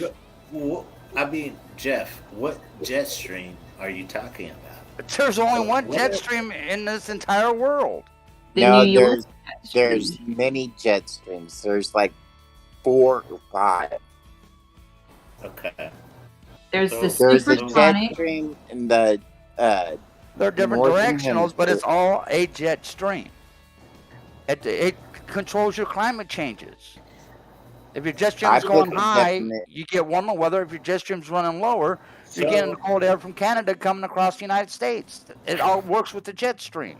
I don't know. Sometimes I feel like people, I feel like you're talking in circles because you are not picking certain points that say we are living in a time that is being, the time we are living in is being exploited by a literal climate change that is destroying our lives. Because I feel like that's what you're trying to tell me. Like No. That's what you're perceiving because I'm not answering what you want me to answer the way you want me to answer it. No, I'm telling you but the I'm not truth, perceiving and that you because- can't handle the truth. I need to. I'm going to tell you guys a joke. So, I know. Oh, hold on a second. I need to fix the joke. Okay, go on. Stop looking inside the box. Look outside the box. Stop. Look. You stop. Look outside the damn box. Okay. You're sitting there telling me I don't work with the National Weather Service when I've been doing it for so 5 years. I can tell you guys. Here's my joke. Okay. You know what a jet stream is? It's when Joe Flacco takes a pee. Would that be a jet stream or a water stream? Get it? Because is he a quarterback for the New York Jets? Get it? Yeah. Oh, I was going to say, well, if he's taking a pee, it'd be a water stream. If he's taking a part, then it'd be the jet stream. Well, what I think we need to do, is there a way, could we invent a machine and we could just have the climate change just go over that little parking lot over in West Virginia and just send in bad weather all day long? No, that's conspiracy theory, Joy. I mean, look. I mean, for real. Like, if you want to talk about that's that, like, look. Okay, I'll leave it alone. Look, I think a lot of people here want to talk about 1776, but I'm not going to bring it up. So what's everybody like? What's everybody kind of got planned? Like the summer's quickly coming to a close. What's everybody doing out there? What are you doing with the end of your summers? Traveling. I don't know. Yeah, look, Jeff. I don't know what Jeff's doing, but I'll tell you right now. I want to know what y'all are doing. Swimming. I'm not doing anything. Swimming. Yeah. Inquiring minds want to know. I'm just chilling. But you know why I watch this and I hate this cult? Because it's personal to me.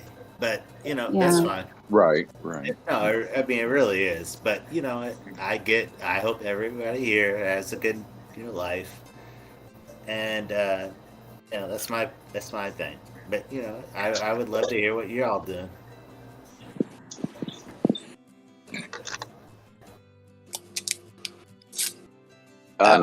Tune in for the 76 shit, that's for sure.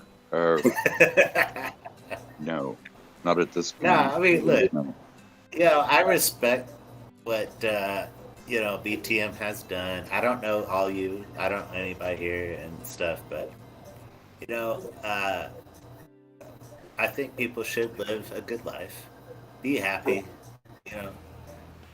but I'm going to tell you right now, this stuff, these cults and stuff, they're evil. They're evil. And they really are. And I think there are a lot of good people here. I think Matt, Jeff, you're a good guy. Telescope, all y'all. You're all good people. But I'm going to tell you right now, this stuff, because I've lived through it, it's evil. It's really evil, and I hope it ends. We've heard this. And if it doesn't, that's fine. No, it's fine. And you know what? And if it doesn't, I will probably still come back in this chat and talk to y'all because I think y'all are good people. I'm here for the people. I'm totally here for the people. Plus, I work here. I don't know. Which board have you been on? Which board have you been on, Diablo? Like, I'm pretty evil on all the other boards. they'll hate me. Yeah, that's funny. Yes, we all hate no, for real. Like, anyway, and I had to be like all dramatic and stuff, but like, I'm just gonna tell you right now, like, I love everybody, and I know we can be contentious and stuff. We all should have conversations. Like, if we cannot have conversations in life as human beings, we are lost. We are lost. And it's not just about who's right or who's wrong. We should just be able to talk. And I think Jeff knows that better than me because we always have conversations. We always disagree. And no, because you tried condescending stuff I've done in my life. Yeah, you know who I am, but you never walked in my shoes. Until you walk in my shoes, and don't condescend my life. That's fine. But now, what he's doing is I don't know. I'm just gonna shut up. I sat here and said I work with the National Weather Service, and you doubted that. I've been doing it for 5 years. That's condescending. Walk in my shoes, then come and condescend. Okay. Go out and run with me when I chase tornadoes, then condescend. Until then, don't condescend my life. Jeff, you know what, Jeff? It's fine. If you hate me, that's fine. But we still have conversations. You know what? And that's fine. And I don't know how to explain it, but I have enjoyed talking to everybody here, and I wish we could have conversations after this. And I'll tell you this: look, we all should have differing thoughts because that's how we grow as humans. That's how we grow. We have to have differing thoughts, right? I mean, I don't know. I think Matt Sport, that she's amazing. She knows a lot of stuff, and I don't know, but you know what? I'll leave it to y'all, and I don't hate anybody here. All love, but I don't know. Well, that's nice of you to say, and this is what it's for. Everyone come, talk with each other, get to know one another. And that's what we've been doing. Yeah. No, it's fine. Look, what is funny to me is we all have to disagree at some point. I think on certain issues. Oh, we do. Because that's how we grow. That is how we grow as human beings. we don't disagree, we don't understand why we disagree. We have to, discuss why we disagree. Why do you have to So disagree? You don't have to. Well, okay. Well, Telescope, you Yeah. disagree. You disagree with people. Did that help you All the time. at least Yeah. I mean, I'm sure you did. So, I mean, it doesn't mean you agree with what they believe, but it helps you understand more where they come from. Am I wrong? No. The thing is, that's part of the dialectic method. Okay. And so you have like the Socratean method, or you have like the Hegelian method of communication. With hey, I think this, and the person goes, well, I think this, and maybe we agree, or maybe this is the way we lead to some conclusion. So whatever philosophical method they're using to communicate. But yeah, no, people disagree all the time. I don't like cottage cheese. Yeah. I don't like cottage cheese. I bet there's people on this board who like cottage cheese. Like, Yeah. you eat cottage cheese. So, some people don't drink beer. I drink beer. Each to each your own. You know what I mean? It becomes the thing is like, does it harm you? Or does it harm me? Does you eating cottage cheese harm me? Well, no. So. Yeah. There are some really fucking awesome people here, by the way. Hello, everyone. Hi, Gary. Hi, Gary. Hello. Hey, Gary. You're a nice guy, Gary. I was, yeah, he's a nice guy. Most of the time. Yeah. He can be an ass. He's a nice ass. Yeah, I can be. Don't be kissing him. I'll tell you this right now. Look, me and Jeff, we don't always get along. Like we don't get along, but that's fine. But I like Matt Sport. Like she's I don't know if she's a she, but like if she is a she, very nice woman. There are nice people here, and I think Telescope's genuine. I've talked to him many times here. And, BTM, I don't know all y'all, but I don't think people are bad here. I really don't. It's good to have discussions. We should all have discussions. No. And that's my take. Okay.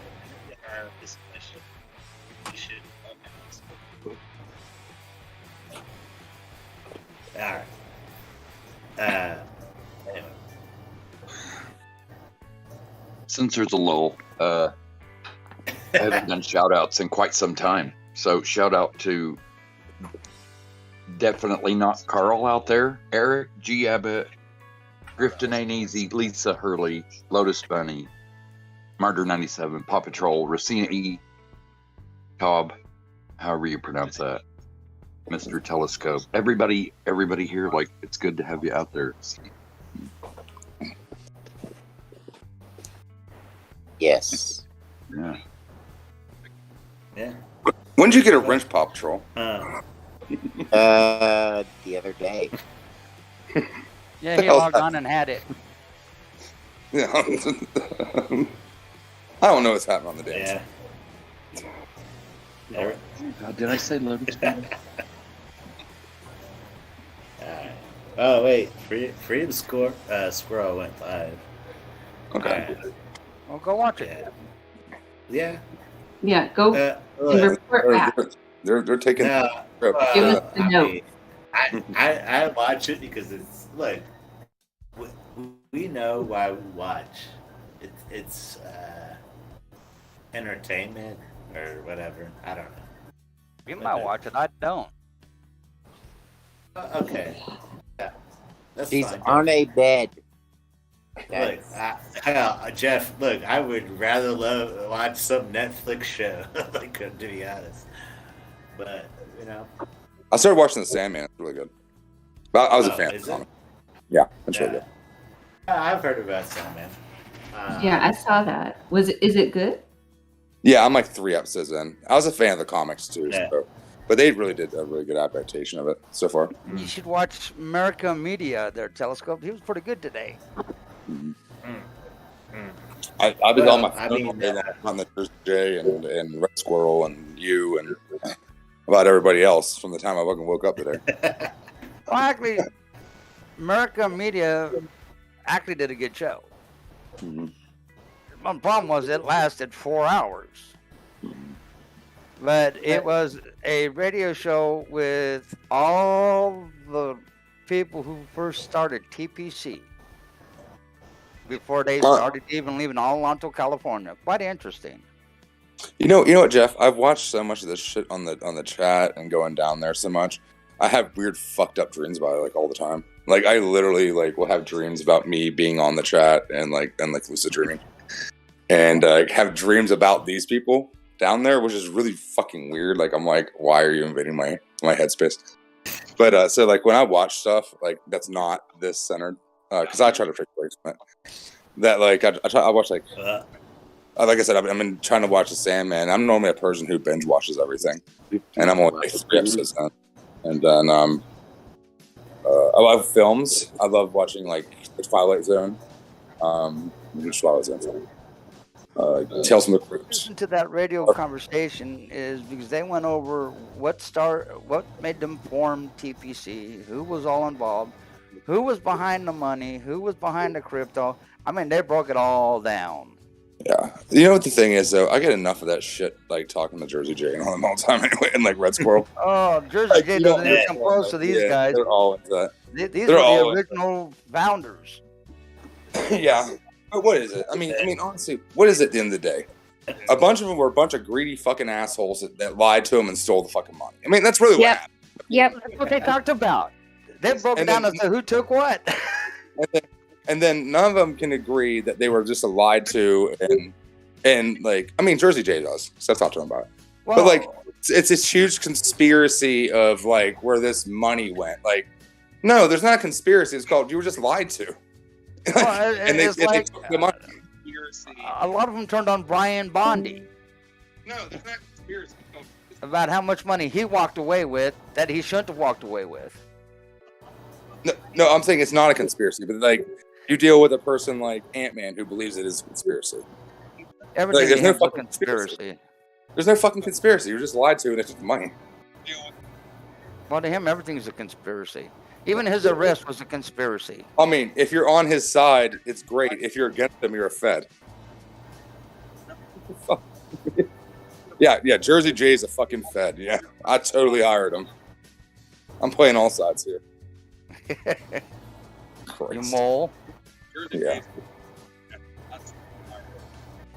Look, your mic's all messing up, so I can't hear you.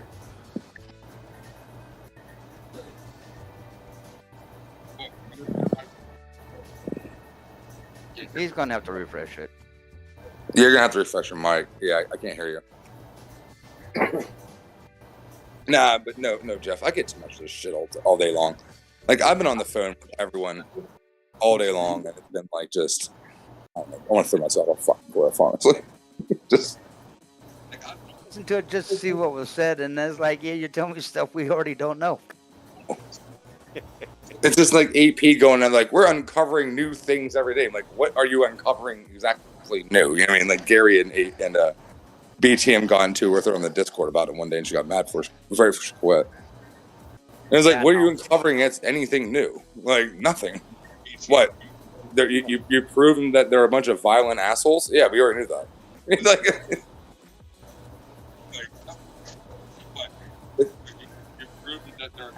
I laugh about all that. And then I laughed even more today. And then I laughed even more when Lori was out to her, and I was more interested in the accident than I was what she was doing. Exactly. Like the whole thing with them is like eventually like you have to set up your boundaries and recognize like when you accomplish what you set to accomplish. Because like you're gonna go down with the ship too. Like, you know, that thing will suck you down as well. You know what I mean? And like you don't need to do it. They're trying to save face, and they're beyond the point of saving face. And they don't even see it. No. I mean, like, it's the whole thing. Okay, when they announced that they were done in Bunker Hill in 2.5 weeks. Okay, time to go home. Go home. You did what you set out to accomplish. Going back, you're not proving anything more. They're done Friday. Nah, they'll be there until the end, please. I'll get a hold of you later and explain why. They're coming back in September, so just be aware. Yeah. Try. I mean, the only they thing can I worry take in the about. permit. Doubt they'll get one. Yeah, so the only thing I worry about is them trying to get land. And because some farmer to give them land. Because that happens. They're never And they'll find one. And yeah, there's some dumbass farmer who will probably give them 3 acres. Yep. Yeah. What I thought was funny is they're talking about how they're going to take this Constitution class to understand the Constitution. They took it one day and everybody else quit taking it. That was quite funny. Why not? If you're not going to take the class, how are you going to be able to come back and preach the Constitution if you don't know what the Constitution is? I mean, how are you going to overthrow the government and rewrite us a new Constitution if you don't know what it is? Exactly. And that's what this class was supposed to help them understand the Constitution, but nobody's taking it. I mean, they literally hand it out. Like, I have multiple copies that they've given, like, me of their pocket Constitution. Yeah, but they haven't read it. No. And those videos are from some right-wing nut job that has already been debunked. Well, Matt, so you don't know that Jesus gave us the Constitution? Here's the funny part. The guy that they got teaching this class has been arrested 3 times for teaching this class. So you're telling me Ant-Man's teaching them the Constitution class? Is that what's happening? Well, who knows? He's this law officer. You know that. He's a good lawyer. He's the greatest pro se lawyer in the United States. Yeah, he's so good he got arrested. Yeah, fucking wonderful. So, I posted my grifter code on the BTM chat, and this is not working out so well because I thought that the cash would just start pouring in, and it's not. And so I'm not seriously. I'm not doing something right. So you need to be drunk and high, and then you might try. No, you can't get drunk. You're not allowed to get drunk. I want to throw out some bless yous because that's part of the cookie cutter like roadmap. Bless you, your hands on I somebody. appreciate your donation. And what else do I have to throw in there? So you have to add something's not working right. If you're drinking, you're not allowed to drink. You can't drink. But you can smoke weed off camera. Do I have to be live streaming for it to work, or? Yes. Yeah. I'm following the instructions. And you can't go to Waffle House. Stay away from Waffle Houses too. The $sign and then Indiana Gare. I don't know, but I just know that the money's not coming in, and I put it on there like a few minutes ago. I figured they're, You need a catchy nickname. Yeah. Drifting isn't easy. We'll call you Gary's Shoes. From what was it? The Married with Children. Gary's Shoes. That's your nickname. Married with Children. That's funny. Yeah, I love Married with Children. But yeah, no. You have to. You have to ask for coffee. You know what's funny is I'm not train wreck enough. How about Big Daddy I'm Gare? not train wreck enough. Big Daddy Gary. Gare. Check again, Gary. Yeah. Is that what it is? Okay, so I'm train wreck enough, so that's not the problem. Gary, hang out me for a weekend. Hang out me for a weekend, and I'll get you train wrecked enough. Gary, check your thing again. You gotta shake your ass. I mean, right. It's all nice. Tell me you got that, Gary. Wow, I'm looking. I'll buy you a coffee. Yes. Holy shit! I have my first. Yeah, it hit really good, Jeff. Like I can get at least one McChicken with that. I need enough to get a drink. I don't have enough to get a drink, people. You can get the free water. A small fry. You know what's funny? They got $1. Their drinks are $1. You get the free water. Free water. Now you know you have to pay For real. taxes on all this money, But right? you Gary? were not going to grift a drink, but if you know what, if we hung out at a bar, I bet you. Well, you said You it have to wasn't pay- working, so we had to test it, Gary. Yeah, Yeah, no, it for does real, work. bro. Thank you very much. My first, Yeah. that's very memorable. You need to sign up Gary, with Buy Me a Coffee.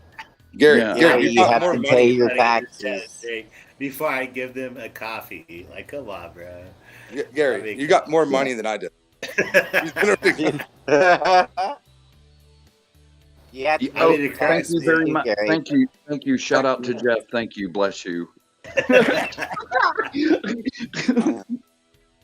You have to pay your taxes. Holy shit! I just got another donation. I'm not shitting you. No, you're Nice. going to get a dono train, aren't you? See what I started for Totally. you, Gary? What? All it took was the first one. Yeah. You did the dono train, dude. Pretty Holy soon you're shit, going to get wait, some I grand. have actually. Grifter Gear. Victor Gary. Holy That's her name. shit! I've got 3 total donations. Woo. I could get a McChicken and a small fry. Like no shit. Well, you'd bring your milk from home. You know Oh my what? god! I've got another one. I'm not shitting you. I have another donation. I have a total of 4. All it took was one to start it. Hurry! Everybody, start posting the cash apps. It's Bear in working. mind- It's working. Bear in mind, Gary, you've made more money than I did. Look what That's I so funny. posted on YouTube, Gary. Okay, I'll take off my shirt if that'll get me another Oh. donation. No, Yeah. keep the shirt on. I'll get the money. No. Keep the shit on, Gary. The promise or a What would threat? you do for a Klondike?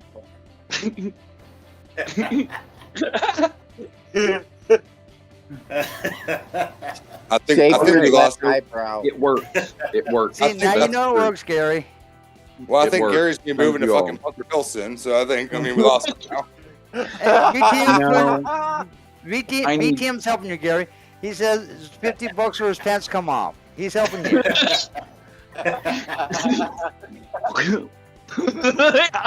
Yeah.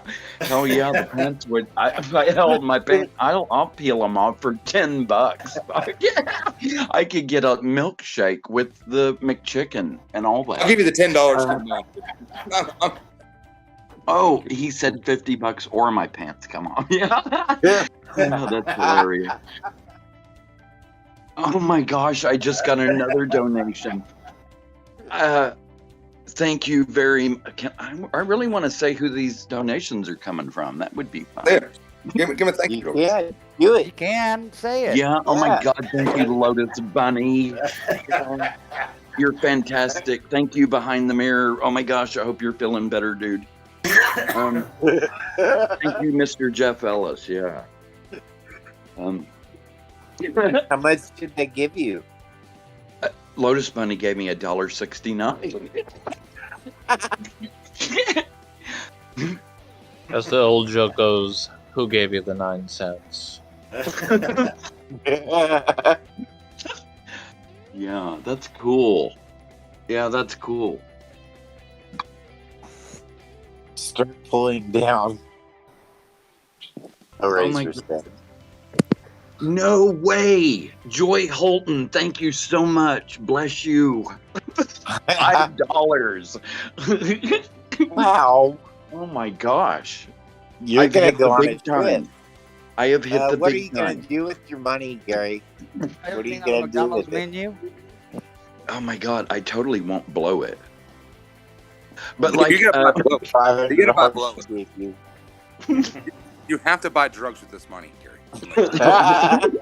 oh my God. Gary, buy some, like, at least a vape and stream it.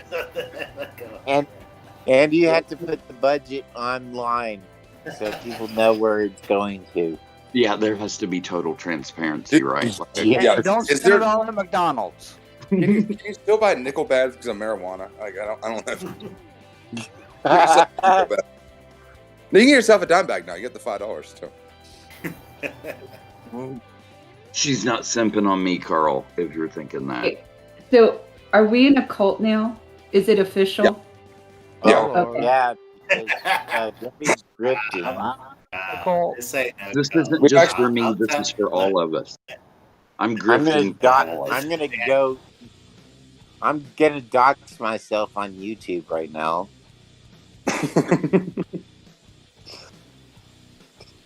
What was you saying, Diablo? Oh wow! I doxing just myself. realized that when I said one of those names, I might have been. I should have paid more attention to that because I could have been saying an. Wait. So You're too just nice to doxed grift, myself. Oh fuck! Grifter Gary's too nice to grift.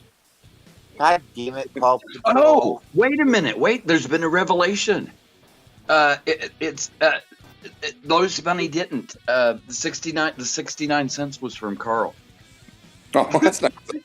Yeah, the 69 Nice. cents There was you from go, Carl. Gary. Thanks for simping, Carl. There you go, I appreciate Gary. it. Carl doesn't give me money. The fuck do you get money from Carl? 69 cents. That's gotta some hold for your tongue multiple right. time, not game. Oh, fuck. I'm in the wrong game here. I should have read that. But I should have Yeah, been you- paying more attention.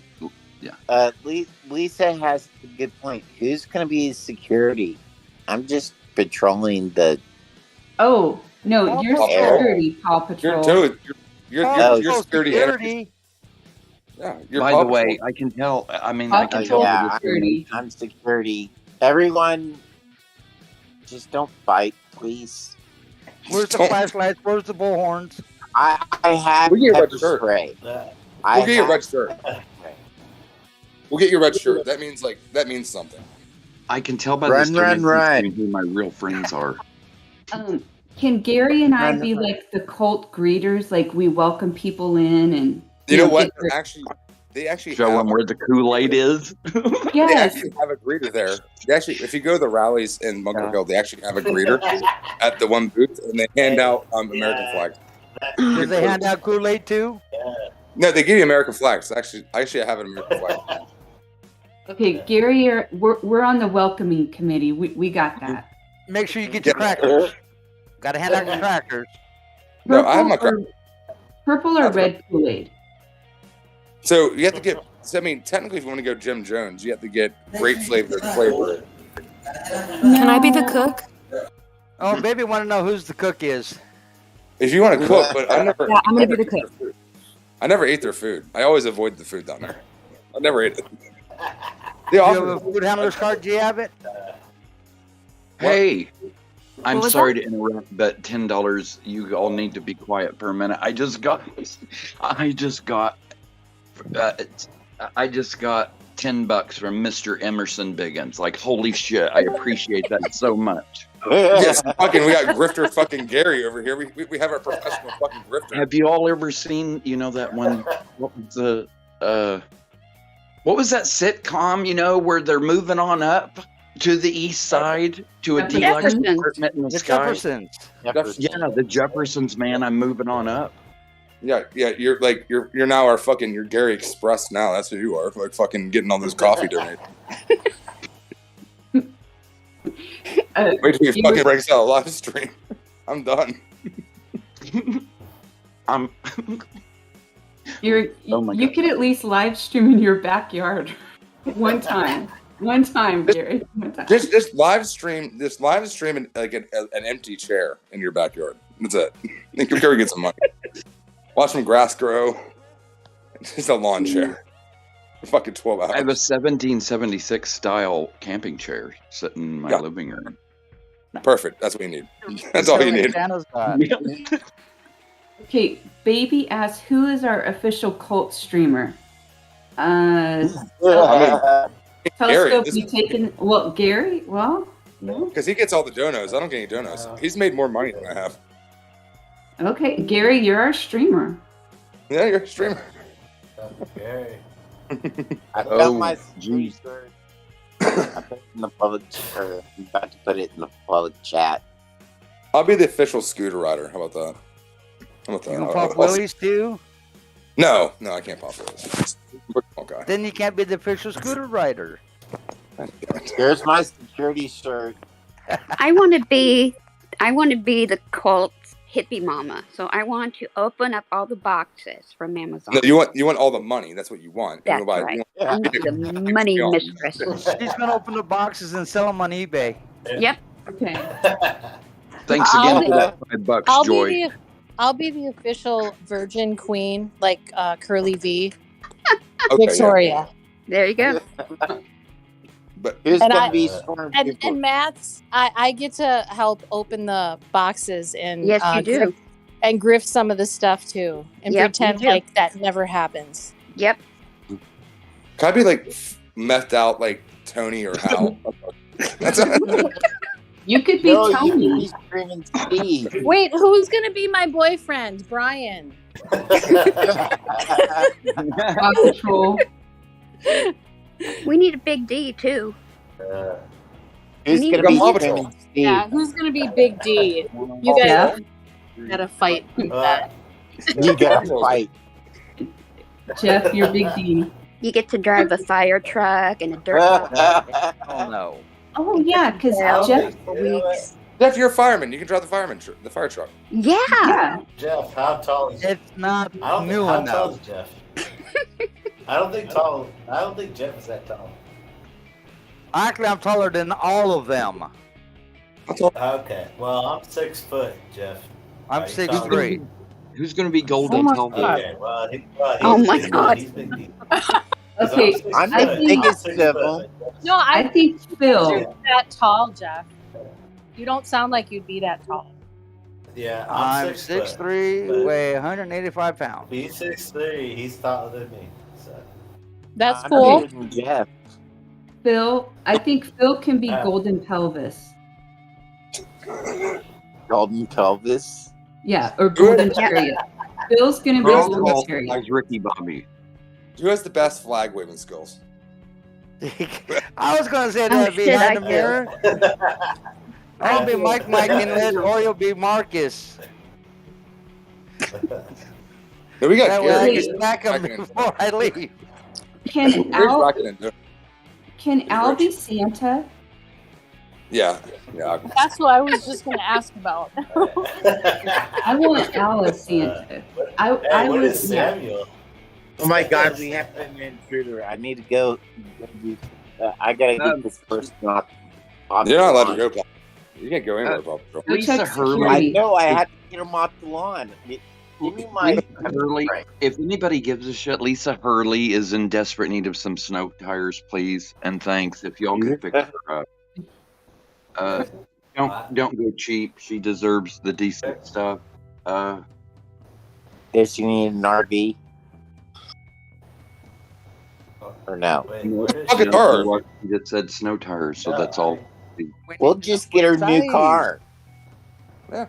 Yeah, who has what? Who can? Y'all got some shit you want to give away? Does anyone have some grandparents that'll cash in their 401k and let us live in their RV? No, willing I'm to dead. share? No. You know what the thing is? Okay, The thing is both my grandparents are dead, so that's fine. Well, See, we Al gotta is a- roll by the senior citizen. No, they're both dead. So Well, we'll leave the seat well, for the we person definitely- who get the RV.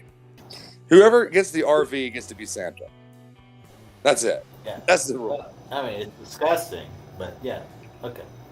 Whoever Hey, gets the I RV. have an There's RV. I got a fifth wheel trailer. Does that count? You gonna cash in Jeff, your you're not allowed to 401k? be. You're not Oh, allowed hell to no. I'm Santa. You don't get to be Santa. I got a 43-foot What does RV Al out there Munson get to that's be? towed by my truck. What That's does all Al I need. Munson get to be? Well, who's Big D? Hey, Al, how big are you? Wait, I need my man. wait. I got kids to feed. I'd be a skinny D, not a big D. You know what's funny is Big D. He's really not that Got big. children that you need to chase after. He just has that dumb. He just has that dumb redneck strength. You know what I mean? Like just trees. Oh my God, BTM. Yeah. What did he say? No, look in local chat. Oh my God. Right.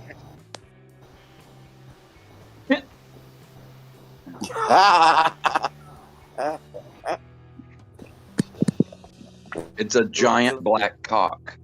For our viewers at home, it's a giant black cock. Yeah. They don't. Everybody in the back. That's what it is. Since I'm security, what do I do about this chat that BTM just posted? So Paw Nothing. Patrol. That's Big D. That's Big Paw D. Patrol. Yes. Are you Raptor for security? I could be. Well, we I'll know be you're not crystal meth. Or no, yeah, I'll be Crystal. Oh my Lord. God. I'll be Crystal. Okay. I like That's the definitely a pepper drink. No, we need counter protesters. Who's gonna be our counter protester? I'll be Telescope. I'll be Ant. We need counter protesters in this group now. So we got our group figured out. I'm gonna pepper spray Ant. I mean, Okay. yeah.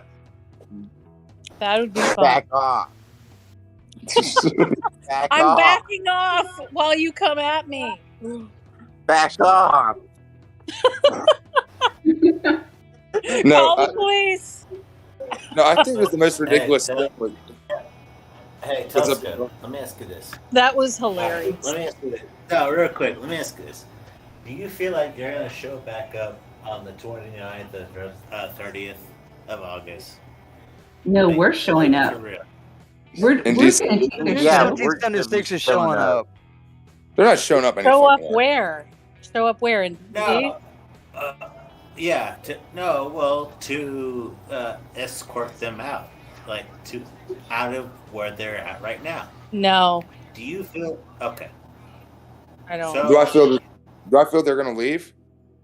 Yes. I think they're going to leave. Oh yeah.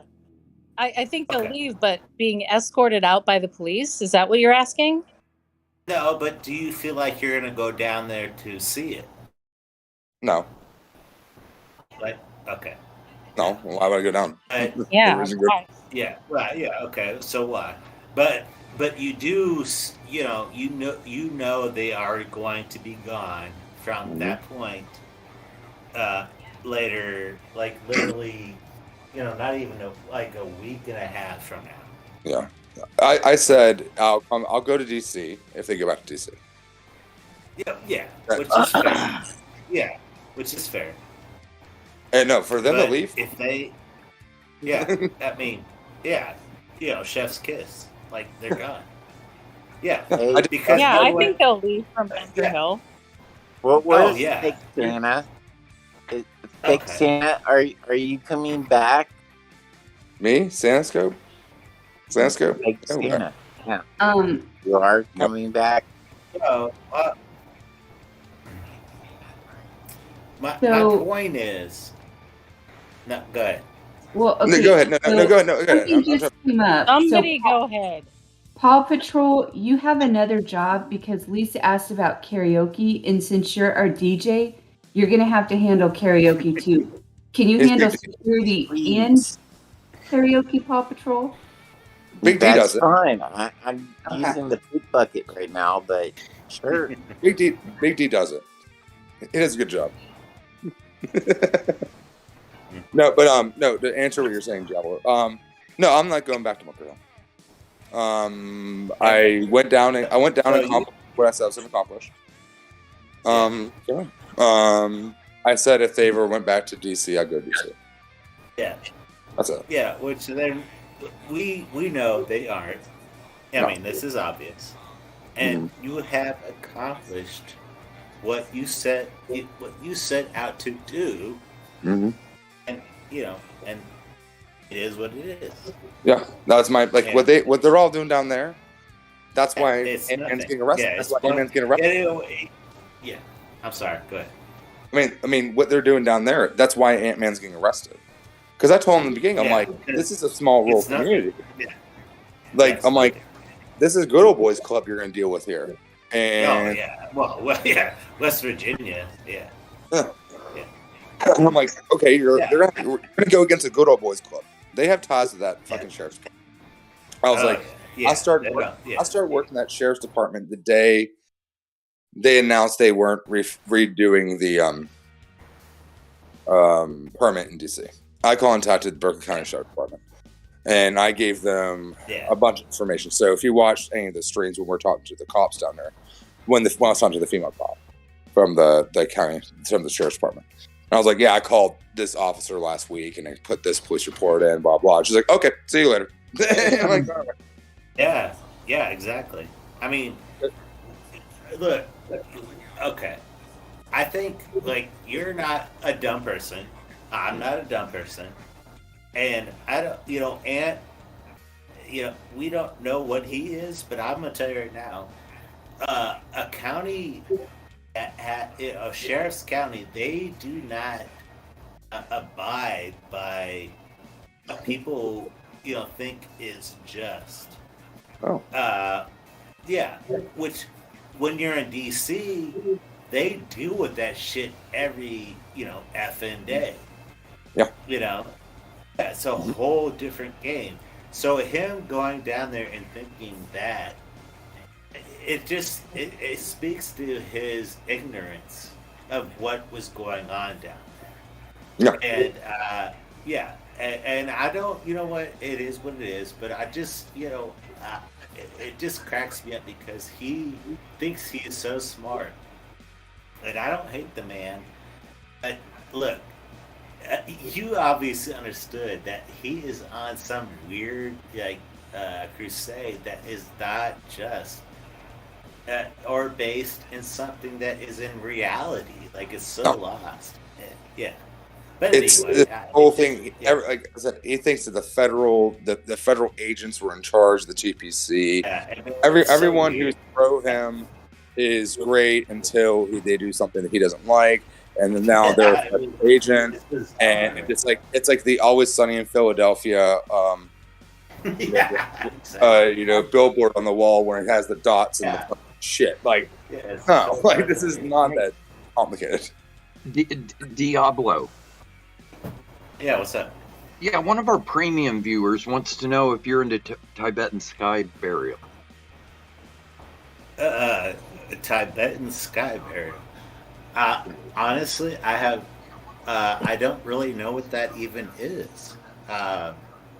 If I had to surmise, I would imagine that a Tibetan, they come from a repressed society, and they think that, I don't know. Like, I don't know, man. I don't know what that even means, bro. It's when they put the dead on top of a mountain. Okay, a dead on the top of the mountain. So, okay. Is this Zoroastrianism? I think this is like the Zoroastrians. Well, I think. Well, I will say this: I am not a religious person. I will admit that. I don't know what that really means. I don't know what that means, and I'm sorry. But I have. If you have questions about a cult, especially the one I grew up in, I could give you questions. I can give you answers all day. But I don't know what that really means. But I will say this: I think life is absurd. I think all our lives are absurd, and I think that I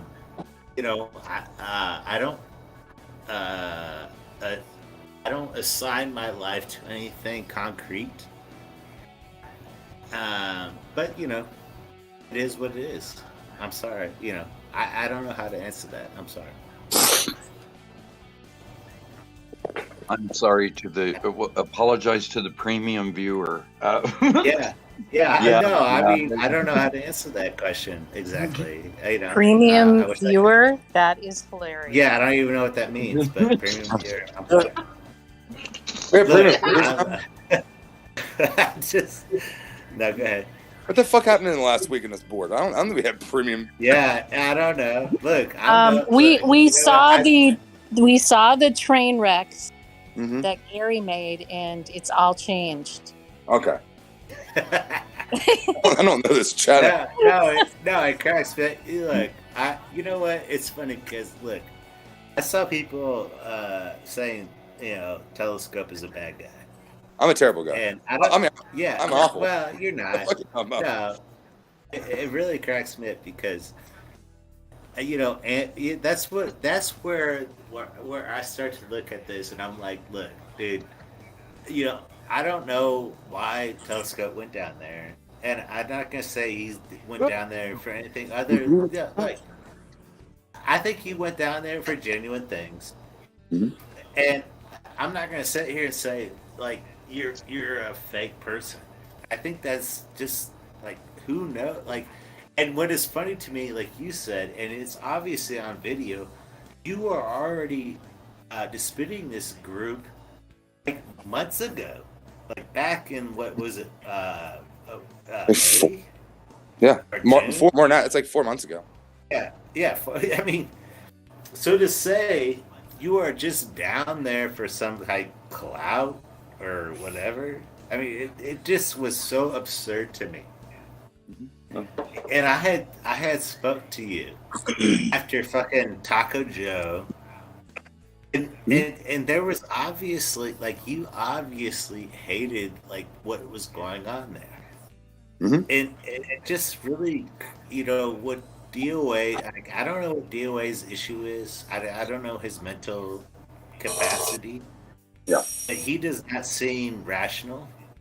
He doesn't. I'm sorry, he just doesn't. So you want my honest answer? You want my honest answer, right? Right. Okay. Yeah. Okay, so here's my honest, heartfelt answer. Yes, I was doing it, protesting him with, the BTM boards and all that kind of stuff months ago. Then I went down there for, the rallies and all that kind of stuff. So Ant-Man kind of did what I wanted to do, but I wanted to do it with all the counter protesters. My plan was not to do it with, to do it on Weeks on Dead. It was to get all the counter protesters there at one time. And just hit him real hard for a weekend and be done with it in DC.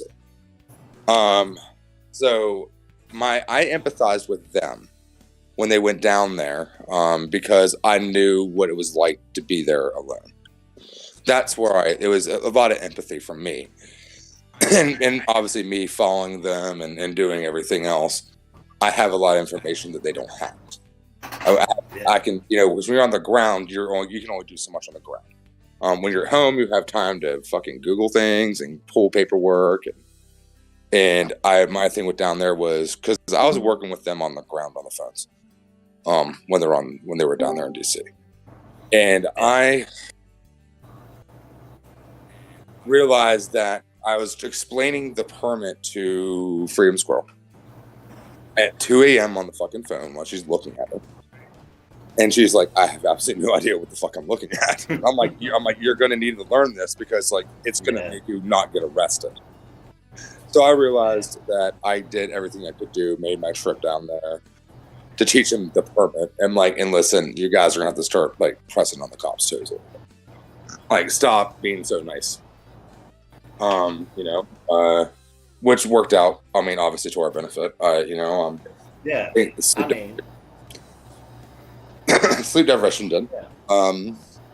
Did that weekend there. I told him, then they left DC. And I told him, hey, I'd help you guys out for a few days in Bunker Hill. All of us got along, but Ant-Man would be a fucking cocksucker. And that was it. But it came from a place of empathy. Of just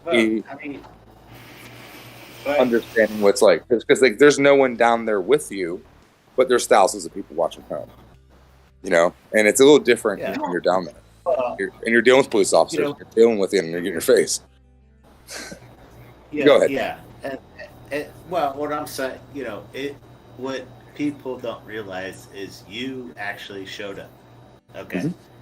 You went there and you put yourself on camera, and people, they say, well, he's not genuine. He's chasing clout. He's doing this or that. And I don't, I never picked that up from you. Never.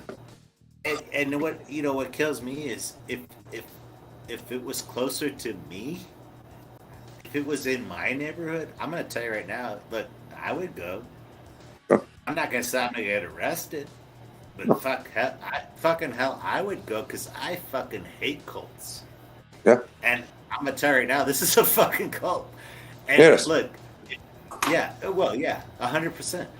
And you know what? And that's what kills me, because people say that shit, and it just, and I don't understand it, and that's why when I look at what you did, at least you fucking showed up, and I never recall you ever asking for $1. I never took any. The only money I grifted $50 for the squirrels in Jersey J, and I have the and that $50 I sent off to the people because I paid for my share of that, and I sent the other 50 to the person who put on that credit card, that hotel room credit card. I've never taken a dime from the movement. I've actually given them my money. Yeah, and which is hilarious to me, because you literally did not make, essentially a dime. I spent hundreds of dollars. I spent hundreds of dollars on my pocket. Yeah, exactly. And that is what kills me, because, like, I'm gonna tell you right now, I hate this kind of shit so much. I would love to lose money to fight. Telescope, don't feel bad. I gave them money too. That's fine. And I just found out about your all's tiff today. I didn't know what was going on. Between who? Everyone. I don't know. Just random people. They all hate me. It's pretty. No, everyone hates me. I think Telescope's a good guy. Look, I think Telescope got thrown on the bus. Well, no, for real. I hate. Because they want clout. No, I really hate. BTM said, "I like turtles." He didn't get thrown on the bus. He did the right thing and walked away. Well, look, DOA. You know what? I don't know what his issue is. Do you know my opinion is? Well, okay. Do you want my opinion? My opinion is there's a few different things. I think that he wanted the internet clout of being able to go out there like, look at me, I'm counter protesting them. And then there was a person like me who went, I've been doing this shit for months. So he was never going to get the recognition. And I hate being that narcissistic fucking asshole over this too, because it sounds like it's not shit on me. And honestly, it doesn't even fucking matter. And it was that. I think there was one part of that. He was upset that Jersey J and I got along real well. And Jersey J and I had some heart to hearts, because I'm like, look, dude, like, I try to get you arrested. And I talked a whole lot of shit on you. That's not his type of shit. He couldn't find shit for himself. And then he was like, that's fine. It's all in the past. He's like, I was being an asshole at some point at that too. So I'm like, okay. I'm like, because the thing is we all have to go down there and team build, because there's a whole bunch of different personalities going out and doing this, and like this is like left and right, and people that I would have like 5 months ago like fucking not spit in their face, but I would have shit talked them. And now we're on like and kind of so quote unquote a battlefield, and we have to depend on each other for our fucking safety. Yeah. And we're all strong personalities. We're people you cannot control, and we're not down there for internet fame. At least like me and Jersey J and the squirrels and Lord, we're not down there for internet fame. We're not. We're not getting rich. We're not. We're down there because we fucking believe in taking this fucking cult down. Yeah. AP and Ant-Man don't view it that way. They're down there for the fucking clout. They're down there for the fucking fame. So what happens is you have a group of 8 fucking people. So because Ant-Man, unless he's out there protesting, you don't see him. Because he drives an hour away because he's so fucking paranoid of 1776. Well, he has about 8 people down there with him. Well, we need housing. We don't have the ability of living in our fucking car. And gas costs money, and like it's just a whole bunch of logistic things. that he just didn't care about. And all of us are not exactly morning people. Like, we all wake up at, like, you know, we're all getting about 3 hours of not that great sleep. And, you know, waking up in the morning and all showering and shaving and get the fuck out of the hotel at 11 o'clock. And having to find, you know, where we're going to sleep that day. And, like, all that stuff, like, contains energy. So, like, when we're calling campgrounds and the campgrounds aren't answering the phone, well, we have to take a trip a half hour away to a campground, you know, to see if we can get rooms or, you know, tents, and we have to check weather. Like, it's just a bunch of logistical shit. Like, it, and then he had no empathy or sympathy. When we take in our Constitution class, the telescope. And then, you know, I would show up there. They're like, yeah. And so I'd show up there for like 2 hours, you know, because bear in mind, when they took those 2 days off, all of them were like, we need to have like fucking laundry done. Because like Jersey Jay's like, I packed for 4 days. Mel has been going commando for like 3 fucking days. You know what I mean? Like, there's just things that need to happen that he just didn't care about. And like all of us, and what happens with them is that's mentally, you know, that's going to mentally wear you out. And what's the point of going out there and fucking protesting at that point? They're going, you know what? I'd rather fucking sit in a hotel room and fucking shower and get my laundry done. Yeah. And you know what? And I understood it. Yeah. Well, I you know what I gathered from what you're saying is. Go ahead, Joe. What I am gathering from what you're saying is Ant-Man, yeah, he is ready to do things that are not human or really in reality. And I don't mean that in a bad way, you know, necessarily, but he doesn't exist in a space that is, you know, realistic. I mean, does that make sense? Yeah, so he made a talking thing about, so I drank the beer in his vehicle. Okay. Yeah. He watched me bring the beer in his vehicle, didn't say no. Watched me fucking sit in my lap, didn't say no.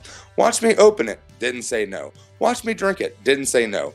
We got done. We went out there and protested. Didn't say a fucking thing to me. He got a few complaints from grannies online, and then he produced I guess the next day he produced a really mean video about me. I didn't even watch the video. I got a text from my fiance about it. I'm like, whatever. I don't know.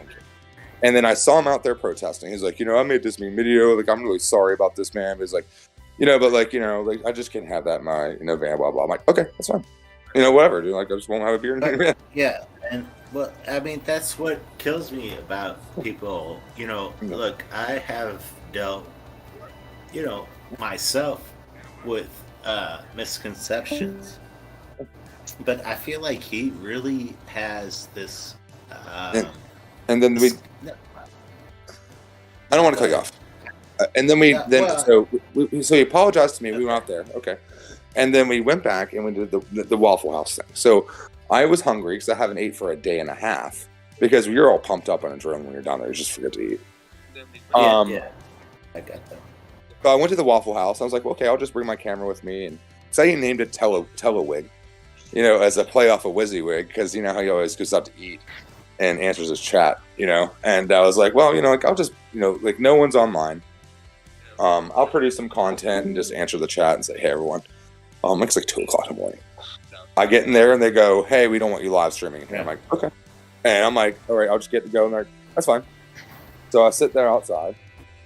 I get my camera up. And you see me eating fucking hash browns. I paid for my meal and everything. Lori comes down. She gets a coffee. She's drinking it inside. I'm like, hey, come outside in the parking lot and hang out. You know what I mean? Went to her chat and have some fun. Yeah. She's like, okay. And then she's like, hey, can I get this cup of coffee to go? And they're like, okay, yeah. And they put it into go cup, and we're all sitting there. And then the fucking cops come in. And they're like, oh, she forgot to pay for her coffee. I'm like, okay. So she runs in and pays for her fucking coffee. By the way, Squirrel is live right now. Mm-hmm. Oh, and by the way, Frank, are you Indigo? Wait, indigo? What does that mean? Indigo child. No. Well, I don't know what that means. No, I'm not indigo. Okay, but I'll finish my story, Frank. So you know what? I'm not anybody but me, but that's okay. Go ahead. So we go back to the, we go back to the hotel, and Lori and I were like, she drank her coffee. I'm like, let's see if we can go get the refill. You know what I mean? Yeah. And we went back, and they were locked up, and then the coffee came. They're like, and then what happens is then we woke up the next morning, okay, and he's making another shitty video about me and Lori, and I get on his chat, and I'm like, call me. Like, call me right now. Yeah.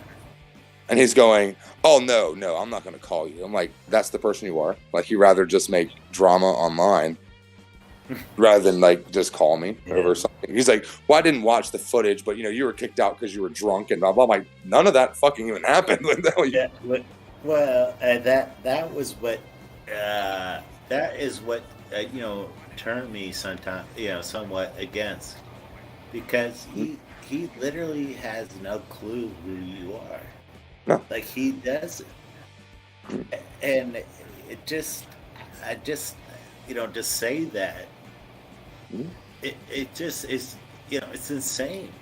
And look, I appreciate to some degree what he's trying to do, but you cannot, say a person is like, just, oh, you're wrong because you got drunk one night. Like, dude, you know what I'm saying? Like, come on. When I rolled into Pawpaw, West Virginia. You weren't even. He was doing a fucking. Like, come on. He was doing when I pulled in that fucking parking lot. Yeah, I mean, it really turned me off to him. And look, I don't hate the guy, but I'm gonna tell you right now, like, I've talked to you, here and stuff, and I don't, it just really, it is something that tells me that this guy is not. He doesn't know what's going really on, or something. I don't know what's going with him, I don't know. I really don't. I think Ant is incredibly misguided on some things, but I have to hand it to him. He has been doing it every day and has been driving them absolutely insane with Lori. So, I mean, I give him props for that. Even if you guys don't agree with his methods. I mean, I don't agree with the way he corresponds with the police because I think he talks too much.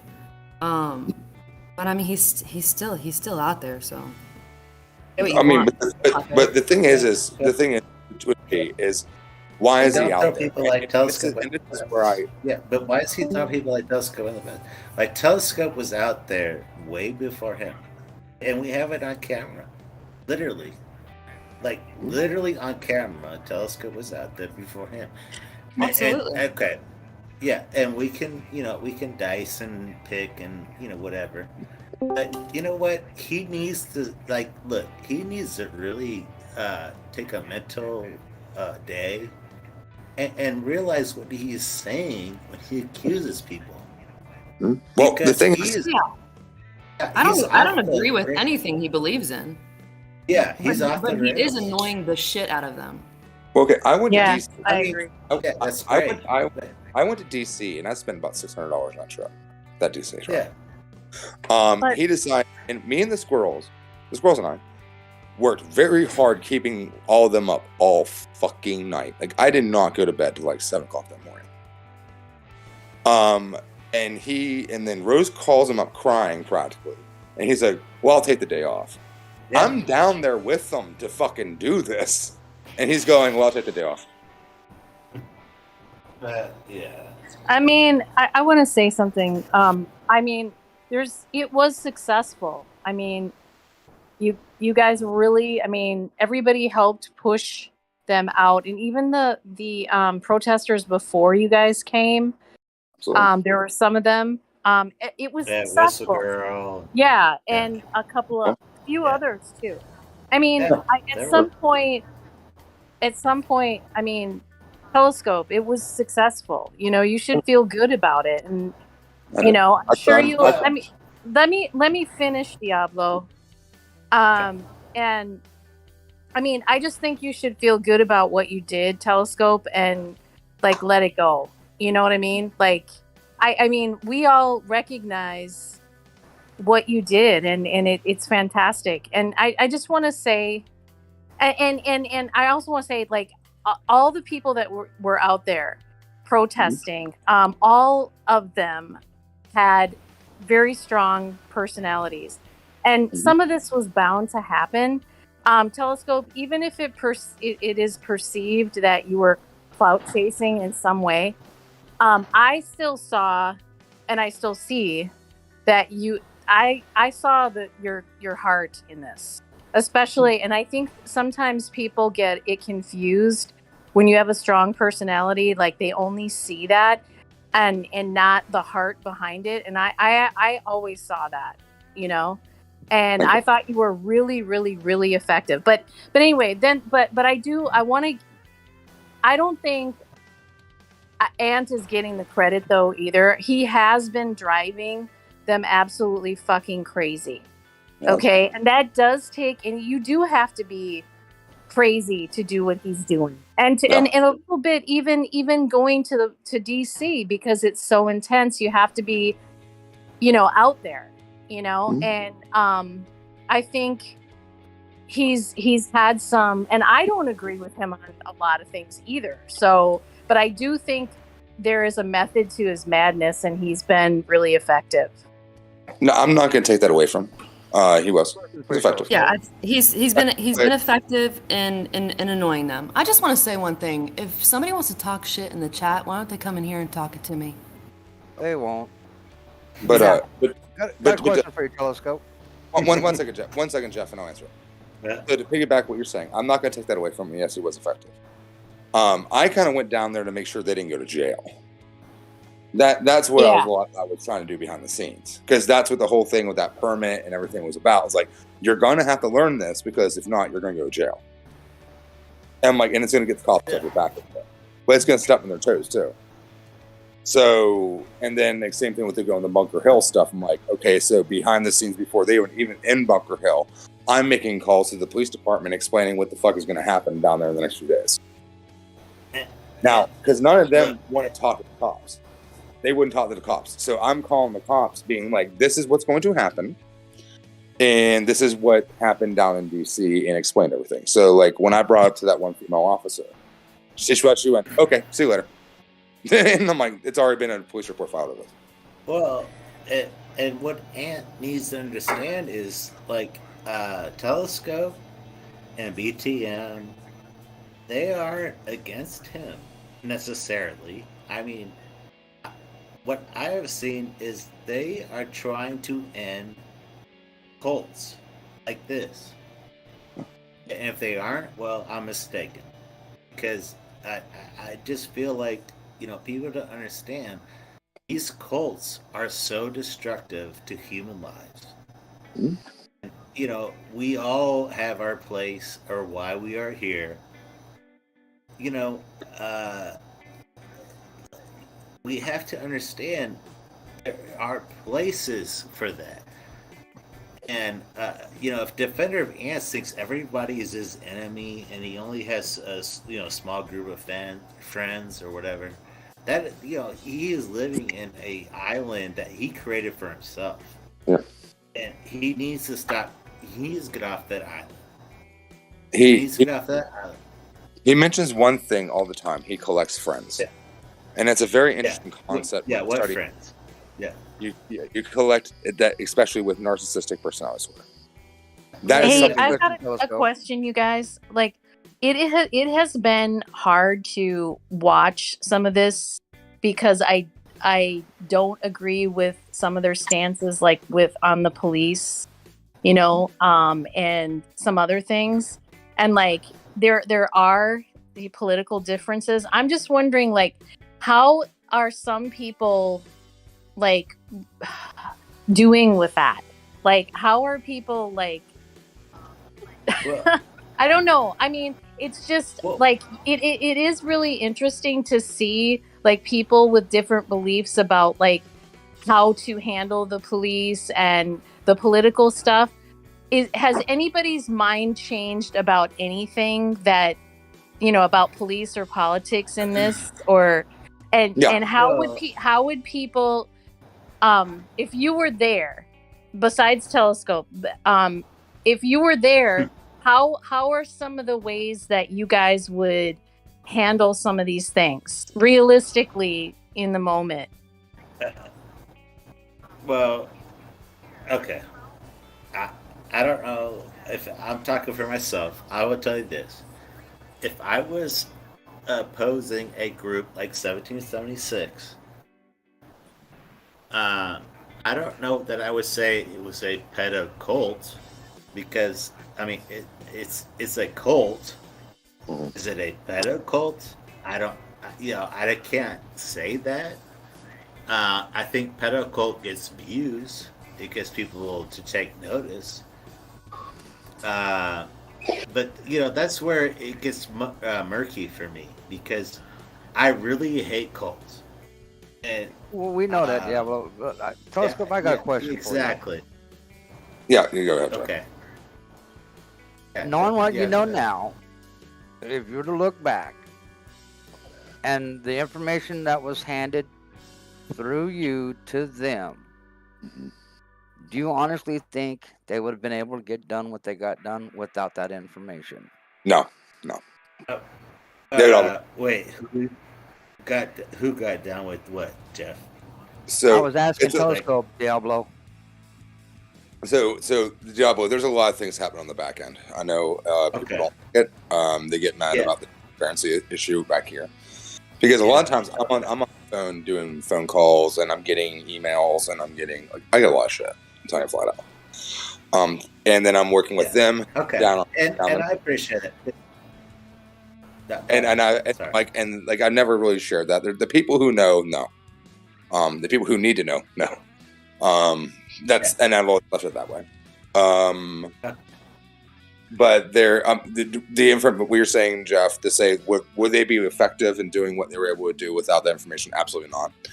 They all would have been in jail. No doubts in my mind. Which they should be, because I'm telling you right now, like any religion, and what kills me is I'm not talking about a lot of cults.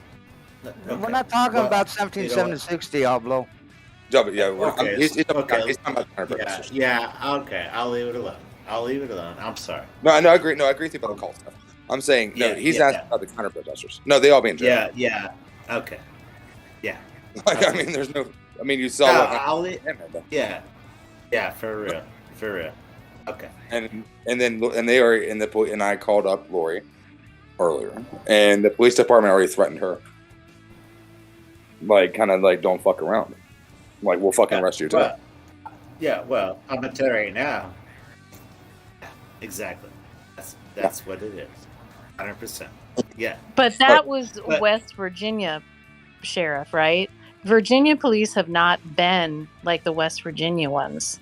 Absolutely right. And so the issue is they're 300, but where that compound is on West Virginia property. It's not on Virginia property. Right, but it's about 300 feet. The protest area. I mean, it's split between the two states, and the West Virginia sheriffs have been bad. Worse than the Virginia ones. Here's something people don't know as to why. Unfortunately, when you donate money to an organization like a county sheriff's department, there is a paper trail. Unfortunately, 1776 did exactly just that. Of course. They donated to the Berkeley County Sheriff's Department $30,000. That's why Berkeley is doing what they're doing. No way. I mean, they've given something. I mean, they're totally biased, or I should say they're biased. There was a donation to Berkeley County Sheriff's Office from one David Rydell for $30,000. Where do you find that at? Yeah. There is a nonprofit organization that works with Berkeley County Sheriffs that take donations for the Sheriff's Department. They have a record of everything that comes through. What's the nonprofit? It is Berkeley County Sheriff's Services. And they show every donation that's ever made to them and by who. And David Rydell's name shows up as a donation. Didn't West Virginia also arrest him though for the traffic stoppage? Which state So was? That was Big D. That was DC. That was Big D. So no, but Santa was arrested too. So No, which? Santa was arrested by Santa Metro was PD. arrested. Big D was arrested by Berkeley. No, but I'm District saying. It was I'm District saying of Columbia. originally for the traffic stoppage, which state Maryland. did that come Maryland. from? The warrants were out of Maryland, and Metro PD arrested Santa. Yeah, I watched that in Berkeley DC. arrested D. I'm just saying the original warrant. Maryland. Buffalo. Yeah. Montgomery Maryland. County. Montgomery County. Yes. Yeah. No, but I mean, there's definitely some ties with the sheriff's department. That's what like I said. I was trying to work with the sheriff's department. Well, I mean, it's Ant-Man, obvious that Ant-Man, and all of them did not want to do that. I was doing to get us not going to jail because I'm like, we're gonna go to fucking jail if we don't do this. You know, and I'm like, you know, and I heard the rumors because I was talking to Lisa, and she was like, yeah, they don't have a county jail in Berkeley County. You get a prison. You get arrested. Well, They ended up taking that telescope. over to the same place that Big D went. Yeah, that's where he went. And that's the worst. That's the worst place to be in West Virginia. Do you think Ant is trying to build a case, Telescope? He has no case. That's what he's talking about. Listen, I I'm think gonna tell you, he if we had the money, we would have one hell of a fucking lawsuit in DC. I'll tell you flat out. Of course. One hell of a The lawsuit. money. But is we don't have 60 fucking grand to go sue the city. I don't know what he's doing. Not all of that, I but with the stuff that Ant did, whatever case they would have had, got thrown right out the door. Yeah, well, I mean, He I jeopardized think any he possibility thinks of he having can a build case. a case, but he doesn't have. No, there Because was the a thing- case, and he blew it. Because the things Yeah. because the things that some of them said on live stream. See, I made myself very aware of what I was saying. I kind of pushed it to a point. But they said was slander.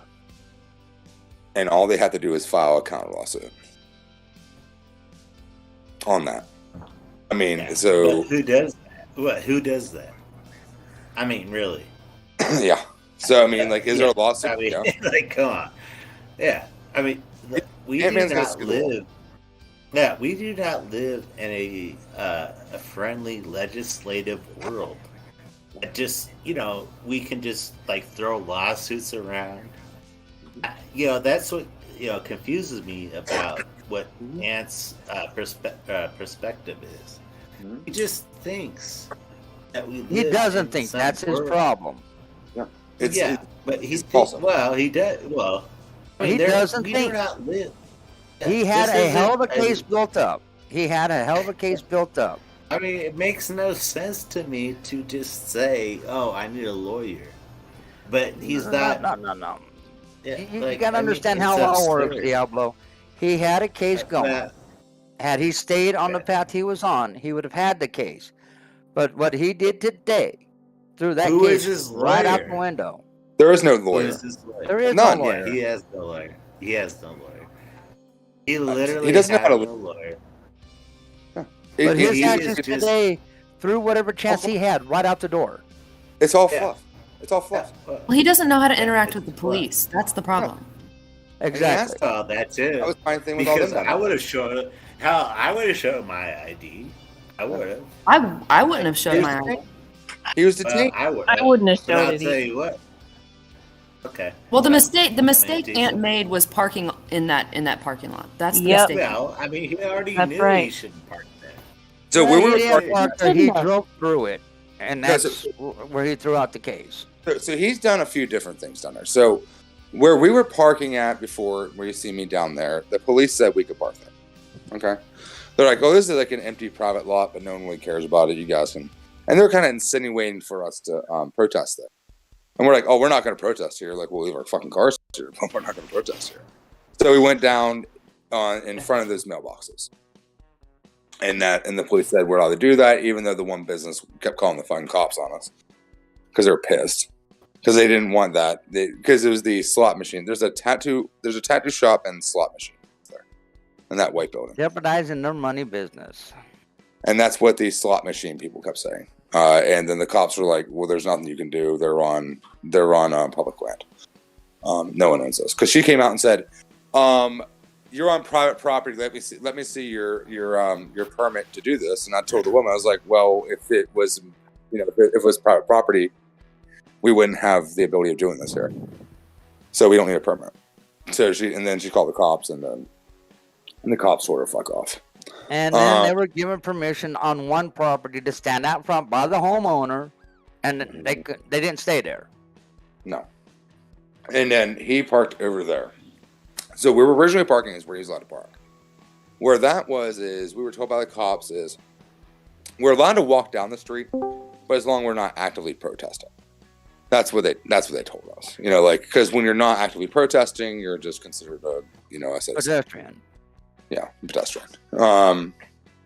So that's what happened. Now, Ant-Man would do other things. He would drive through the gravel embankment, which was on private property in front of 1776. He would do that. He did that multiple times. Where he parked today was on a place that said no trespass. I mean, that's a legitimate crime. And the cops are, and honestly, how much money has been wasted over this in Bunker Hill? Probably too much fucking money. And the sheriff's department's tired of resources. And they're tired of dealing with it. Because honestly, objectively looking at from their perspective is this. Do you have this, hypothetically, yes, they're this weird pedo cult living in a fucking in a parking lot, okay? And you have these counter protesters. Well, we're dealing calls all day about these fucking counter protesters. And you know what? And they're going, well, we're not really doing that. And I understand this. And this is why I try to explain to Ant-Man all that. I'm like, you're going to have to work with the fucking police. Because you're going to go to fucking jail with this. This is a good old boys club, especially with their ties at the sheriff's department. Because we've only seen the West Virginia State Police came one time. And that was when I was outside of Ant-Man's vehicle. And I went live for 5 minutes just to record it. And we kind of told them what we're doing. And they're like, and they sent 4 troopers there. And they're like, okay, well, because we know the West Virginia cops are bored. I think he always knew that at some point, he was very close to being arrested. I mean, you've got to know, when you're going back and forth like that constantly, and I mean, the West Virginia cops are assholes. I mean, there's both sides. I think he wanted to get arrested. Both sides are telling him different things. Different sheriffs are telling him different things. I mean, I don't think he's ignorant of the fact, or I don't think he was, and I don't think he will continue to be ignorant of the fact that he is. Hey, can you stop interrupting me, Diablo? I'm sorry. And Jeff? I think he he obviously knew that was going to happen at some point, and he was ready for it. I mean, at some point when you're protesting like that, when you're going out and you're that extreme, it's going to happen. I think it was baked into the cake. I don't think he's taken the longer view of this. Listen, I'm going to say he has a hate mentality towards cops, and that's what sank his ship. Just stop it. No, I agree with you. Okay. Go ahead. That's fine. No, go ahead. No, look, I think he wanted to get arrested because he wants to build a case. Okay. But you can't. I agree. No, I agree. I agree. Okay, go ahead. Do you have it? Sorry. I mean, well, how is he supposed to gain a case or build a case, I should say, if he is committing an offense? Yeah. He trespassed, so his case is gone. So I agree. I agree with the Diablo on this one. Actually, being around him, he gets off when the cops are there. He does. He gets off on I don't see how. He can't handle it. He wants to be arrested because he gets the internet clout. It's all about the viewers and the clout. I'm being very serious. I'm not. He might project certain other things, but like that's why I walked away from it. Like, you guys are just like fucking Oreo. And like, and it's not the drama. And the thing is he wanted to be arrested. He gets off it. Look at his fucking mugshot. I mean, I can share it on there. He's fucking smiling. He didn't living it up. Yeah. But it's, you know what? It's everyone else. Like I told you, Telescope, he's his worst enemy. Mm-hmm. He had a case. Had he stuck to what should have been happening, he would have had a hell of a case. But no, he wanted the drama and the attention, so he threw that case right out the window by going against the cops. Because he has a hate relationship with the police. But like I said, like, we have one hell of a case against DC if we won one. If we won one, we have one hell of a case against DC. But he's not going to win. He's not going to win in Berkeley County. Nope. That's not going to happen. And I told him that before they went up there. I'm like, you're going up to a good old boys club. And they're not. I'm like, you guys had free reign in fucking DC. But you're not going to have that here. Like, what you need to do is change the tactics. So, like, Lori and I were like, we'll do sign protesting. Now, when I went down there, they had these weird signs of just random shit. And I was like, just make a sign saying 1776 RM is a pedo call. I'm like, it's pretty simple fucking read. Like, people read that and they understand what it says. Like, not this whole, like, 3-sentence thing. Like, no one understands this. Like, you look kind of crazy doing it. Like, you have to simplify your message. Like, because 1776 doesn't have a message. Like, you need to make our side have a message. Like, why are we here? So we don't look crazy. Because eventually we look crazy. And eventually, like I said, with all the businesses and the police calls and him not specifically. First of all, like, shitting on the people who came to help him, which is a fucking terrible idea to do anyways. Was, you made yourself look crazy to the fucking community, and the cops got fucking sick of you, and they looked at them as easier to deal with than it was to look at you, and that's what happened. Yeah, exactly. The cops, they found Ant easier to deal with than what was going on in 1776. That's not even it at all.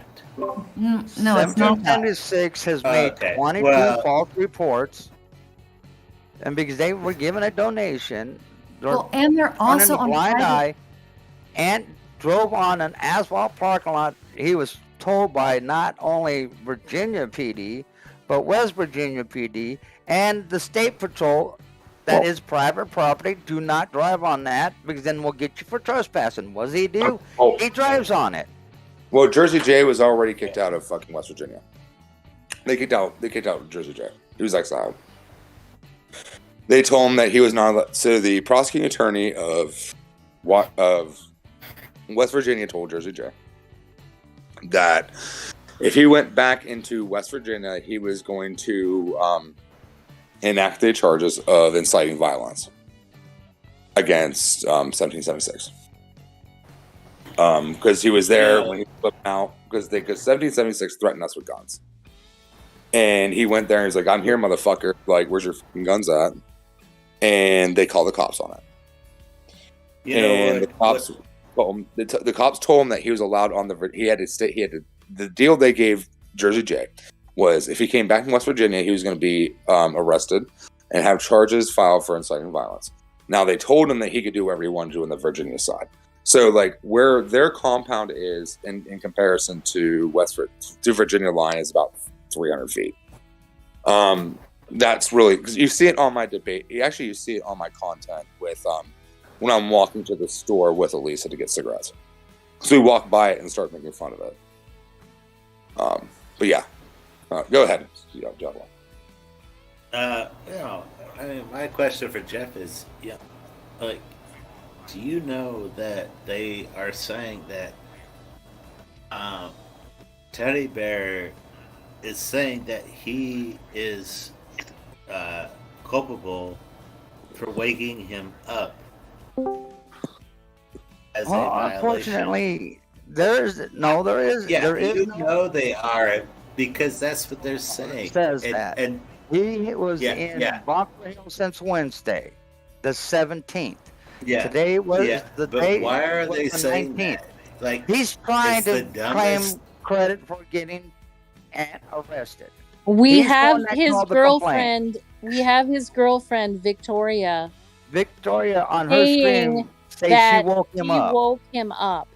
So he's completely lying. It's a Like, and that trucker bullshit that he's talking about. It's Doesn't not exist. even. It's not even real. It's not for a It's truck driver. the dumbest thing I've ever heard in my like. Well, I don't his say my girlfriend entire slipped up and said that she woke him up. life. Well, and Yeah. then she turned around and slipped and said somebody before her woke him up inside the compound. But the thing is, look, there are chats that are spreading this. Of course, yeah. That's the drama. Yeah, well, I mean, just what world are we existing in? That I mean, I know it's trolling or dumb or I don't know what it is, but it's just like, what world is this? Like, this is information. They're simple. They're simple-minded. It's so absurd to me that people They'll believe anything. Yeah, absolutely. Yeah. No, go ahead. Sorry. The thing that enamors me is this is the weirdest evolution of entertainment, and because when you introduce when there's like a reality television show, there's these producers, there's directors, they choose who want to be there. Like, if you want to make yourself a character, go to fucking Bunker Hill, go to DC. You can make yourself a character. And there's a chat that has this driving narrative that there is trolling on. There's absolutely. I don't think anyone would ever debate that. But you see this step in the evolution of how we're consuming entertainment, and especially, because to me, how I view it is, it's one part fucking Trailer Park Boys meets Cobb meets fucking Tiger King, Reno 911. and then too. Reno, and at the background of a call, you're watching real violence when it happens. You're watching fucking. Yeah, you can't look for straight lines in this. There aren't any. No. And trust me, when we all turn the camera on, honestly, you know what? Here's the thing. I'll give the squirrels probably the best for this.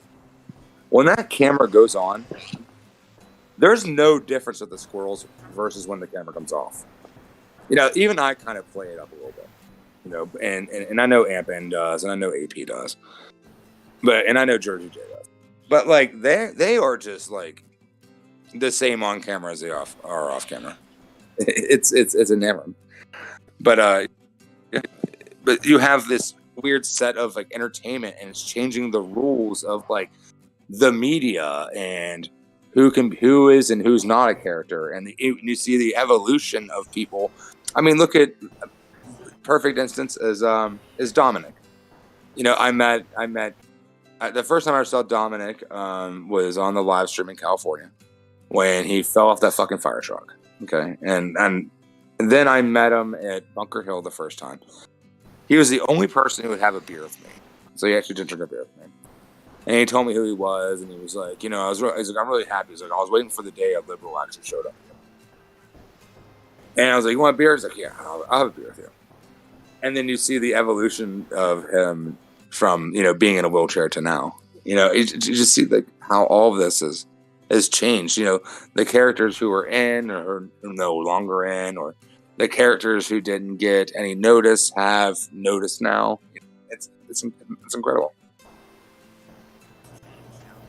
But it's the most fucked up soap. Yeah. Yeah, I agree. Look, I have been critical this whole time. But I think we all should be. Mm-hmm. And if you're not critical, then why are you here? Anyway, I don't know. Yeah. Look, it does crack me up that people think you're not against 1776. Mm-hmm. I think you have always been against 1776. Mm-hmm. Like, it boggles my mind that people think you aren't. It really does. I don't know. Yeah, I don't know. I really. Listen. Yeah. I posted this on Ant-Man's chat the other day. I know someone might have heard me or repeat this. Somebody said it before, so sorry. I'm sorry. Yeah, it's fine. And it was wow, and it was very much directed. And it was like, while you were busy drinking TPC Kool-Aid, I was protesting TPC. While you were home changing your oil, I was protesting them alone. Yeah, I don't get it. I don't get it. And look, I support people who want to end cults, but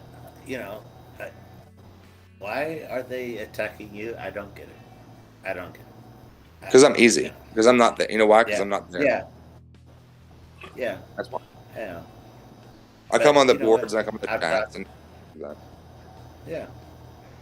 And it's sad to me. It really is. We shouldn't be attacking people that are trying to end this shit. Yeah. That's my opinion.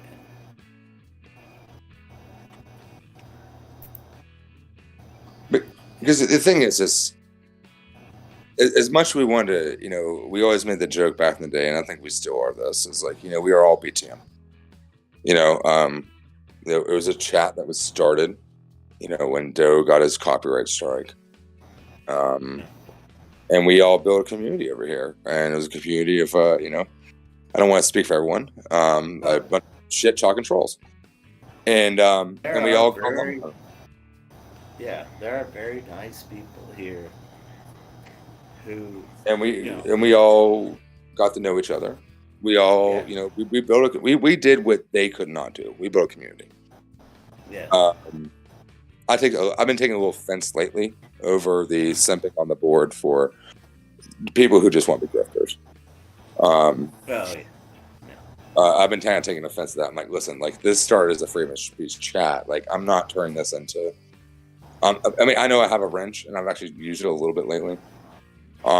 Just before, it was more like just a wrench and name, and I would just explain something. But I've actually kind of started doing it, and I was like, I'm not turning this into this. Like, we're gonna get back to the normal and the basics here. And another some people want. So. Yeah. Go ahead. So. No, I'll just say this. Look. At the end of the day, people, they want to talk, as we do. And, I feel like it's unfair if you don't hear both sides and do pass judgment like Ant does.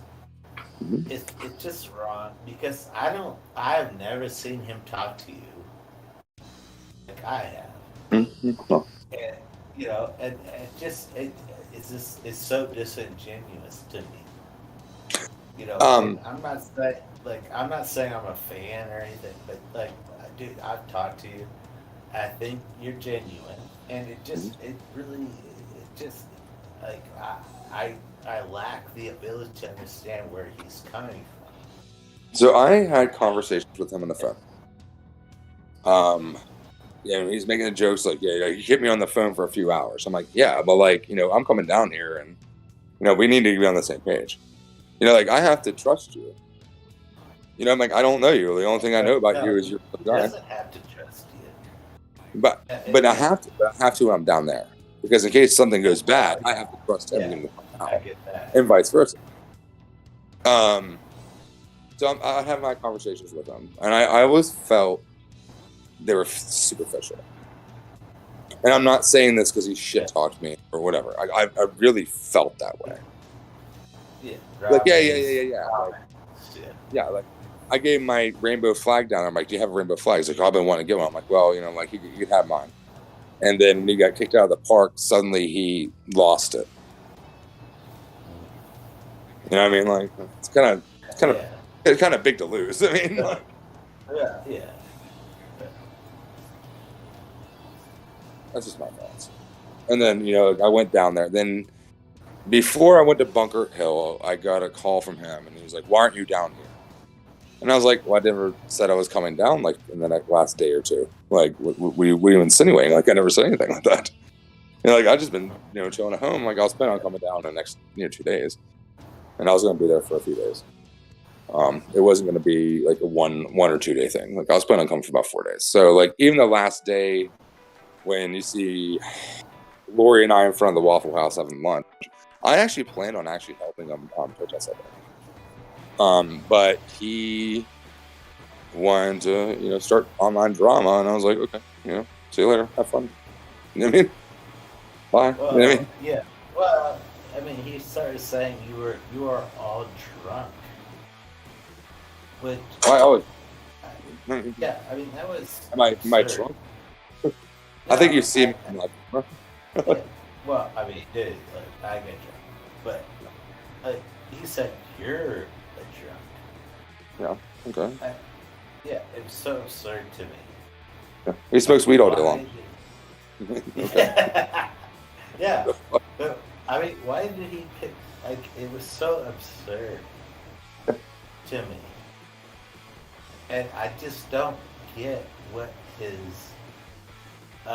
motive is. Like, what is my opinion? He's a narcissist. Okay. He's a narcissist. I mean, honestly, that's the one thing. Yeah. He's a classical narcissist, like I said. Yeah. When he talks about how he collects friends. He doesn't have friends. He has people that he uses. And it's all about narcissistic fuel for him. So what it is that it's a classical idealization, dehumanization that narcissists do. Yeah. And that's what and they all act the same way. I mean, it's not that difficult to figure out. I mean, but that was what is, it really hit me because, I look at a person and I'm just saying, like, he says, and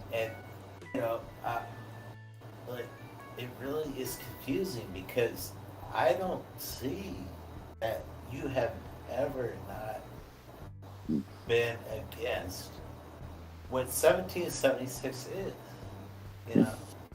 I don't know, but like yeah, I know. Yeah. But did I talk to Wizzy? Did I talk to Eric? Yeah. But there were people you could have conversations with. I mean, it just I mean, it's obvious you are not supporting 1776. Yeah, I mean, just really, like, I don't know. The most I supported them was I gave them 26 cents on a live stream, so I was there. Like, for real. Like, dude, I don't know. I give it. I don't know. No one knows. Yeah. Honestly, I don't even care. Because the thing about it is... Yeah, well, you know what? It's fine. I would love to see, like, I don't think you're ever going back out there, and that's fine. Because I think, this cult, it's on its last legs, obviously. Yeah, it really is. Have you seen what Taco Joe's been streaming? Ambulances again? I don't know. Yeah, who cares? I raised him a few $100s in one day, though. Yeah, you kind of made him, some bucks. But I'll tell you what. Look, I will always talk to people and let them talk, and this whole cult, I hate cults because I have a reason. And I am here for that. But I'm going to tell you right now, I appreciate talking to you. And, have a good night. I've always tried to be transparent with people and my things. If you have a question, I'll answer it. Yeah, I can get a little drunk and little bit I get drunk all the time. Exactly. But Go ahead. That's fine. I'm not Ant. No. And say, Ant. You know what? It's funny about Ant is like he says he's like, oh, I don't ever drink or whatever. Like, bro, we all do shit. Like, come on. Anyway. Like, so here's a story that no one knows. While I was down there. Okay.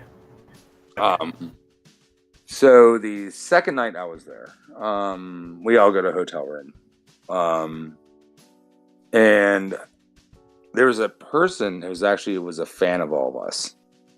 And actually there's 3 fans of us. Drove down to meet us. And we're like, holy shit, we kind of have a fucking fan club. Like, this is kind of weird. You know, like, because they show up like, hey, hi, we're real people, like whatever. And and they kind of party their one. And they're like, we were gonna meet Ant. So like they get Ant to come there. And that guy drove from like fucking Pittsburgh. Like, and we were in DC. I'm like, that is like a 4-hour fucking trip he just made.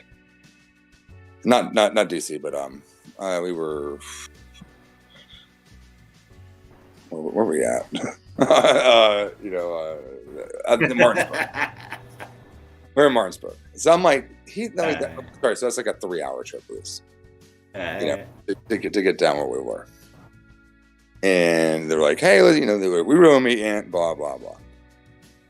And then Ant's kind of blowing us all off because he does his, I'll do my protesting and then like don't talk to me tomorrow. Because he won't return. And especially the squirrels. Like he stopped talking to the squirrels for a week at that point. So this person comes down and we get him to come back. And he hangs out with them for like 20 minutes. Now this guy bought him a fucking hotel room. And then he just like kind of blew the guy off. I mean, so that's a story no one knows. Like I said, there's a lot of things that happen off camera. I mean, there's definitely the infamous "I wish it was filmed" Jersey J and I bathing each other, fucking cold, underneath like a fucking. We're in a public park under like this old time, under the old time pump because there's no showers at that fucking campsite. So like he's all hot and lathered, and I pump the handle for him, and then he does the same for me. It's hilarious. It would have been an internet goal.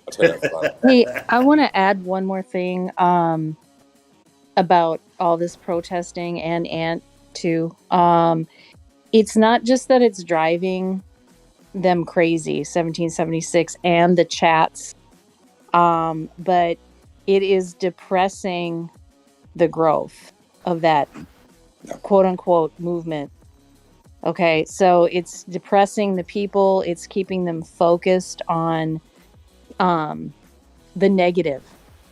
And so I mean that's it's not, I mean they're staying up at night, they're calling the police, and the area is getting disturbed. That's all part of it. It's not just that they're driving 1776 crazy. It is that it's cutting down on their growth, and people, I would think, even at some point, those kinds of people that would naturally, I mean, not naturally, but those kind of people that would gravitate towards all that stuff, like new people, I mean, it's just, there's a lot of negativity surrounding it, and it's snowballing. So that's part of what the protesters have done, but also it's what Ant is continuing to do. So there's that. He's depressing the growth of that quote unquote movement too, and Santa knows that. David knows that. So I don't think some of those people in 1776 have really realized like the larger goal of what's going on. They know that they're being, trolled and stuff like that, but I don't think they realize some of the bigger picture at all. Of them getting depressed and the movement is not growing at all. Well, So they weren't actually, expecting information to come out that came out that they were trying to hide. so I'm actually going to piggyback on what you said earlier. What was the most effective? And I want everyone to give themselves a pat in the back. What was most effective was the chat. Period. Everyone started living in the chat. And they started living in other people's chats. And that was hands down probably the most effective thing of destroying this fucking movement. So, like, literally everyone give yourselves a round of applause because, like what I and all of them did. That was just kind of icing. And honestly, it was kind of just it made content in all seriousness. But, like, what was effective was we made them fucking paranoid online. And you can see it. Like, you can see it in their eyes. Like, like Jersey J, you saw how he fucking acted in Hagerstown. And then he came back to DC and they're like, wow, we didn't recognize you're so zen. Like, yeah, he's not fighting the elements outside. He's not living in chat rooms. You look at them down there and they look fucking sickly. Like, when you're down there, you don't take care of yourself. I'll tell you that, like I said, I didn't eat for a day and a half at one point, and the only thing I ate was like a fucking slice of pizza from a gas station for a day. You just get busy. You're doing, you're getting texts, you're live streaming, you're burning out your energy doing this, trying to figure out housing, it's just everything. Well, that sleep deprivation makes you start seeing things. Jeff, I was sleeping on a floor. The first night I slept in Pawpaw, I slept in the ground in my tent that JJ erected for me. And then the next 2 days, I slept in the floor. Now, Red Squirrel gave me some of his padding that he used when he was camping. To make it not so hard. But I'll tell you what, like, my fucking hip and my ass, like my buttocks were fucking in pain. Yeah, but like, and you're going without sleep was having an adverse effect on them. Yeah. It was making their minds wander because they weren't getting to sleep. But it's not just them. We're not getting sleep too. We're getting Which all of made us you are even probably getting more of an adversary. Yeah. We're all getting like 3 hours of sleep at night. Well, that's what made it worse, is that you weren't getting sleep either, so you guys were going even harder.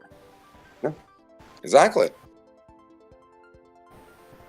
So, like I said, but like, definitely the chat, I think that it was probably the most pivotal thing of it all.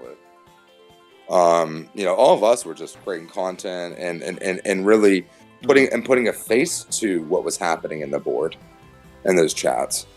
But the chats was the most effective. And they still live in those chats. Okay. Yeah, I'm gonna say right now, like, this cult, it needs to end. We know that. Mm-hmm. And we want it. And we all will celebrate when it is done.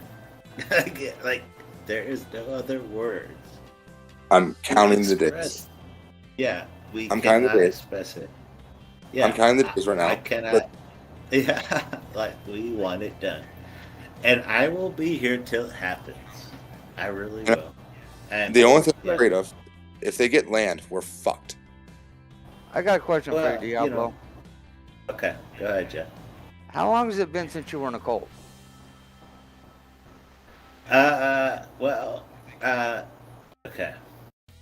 Okay, I will be honest, and I'll give you a year timeline. It has been like 14 to 15 years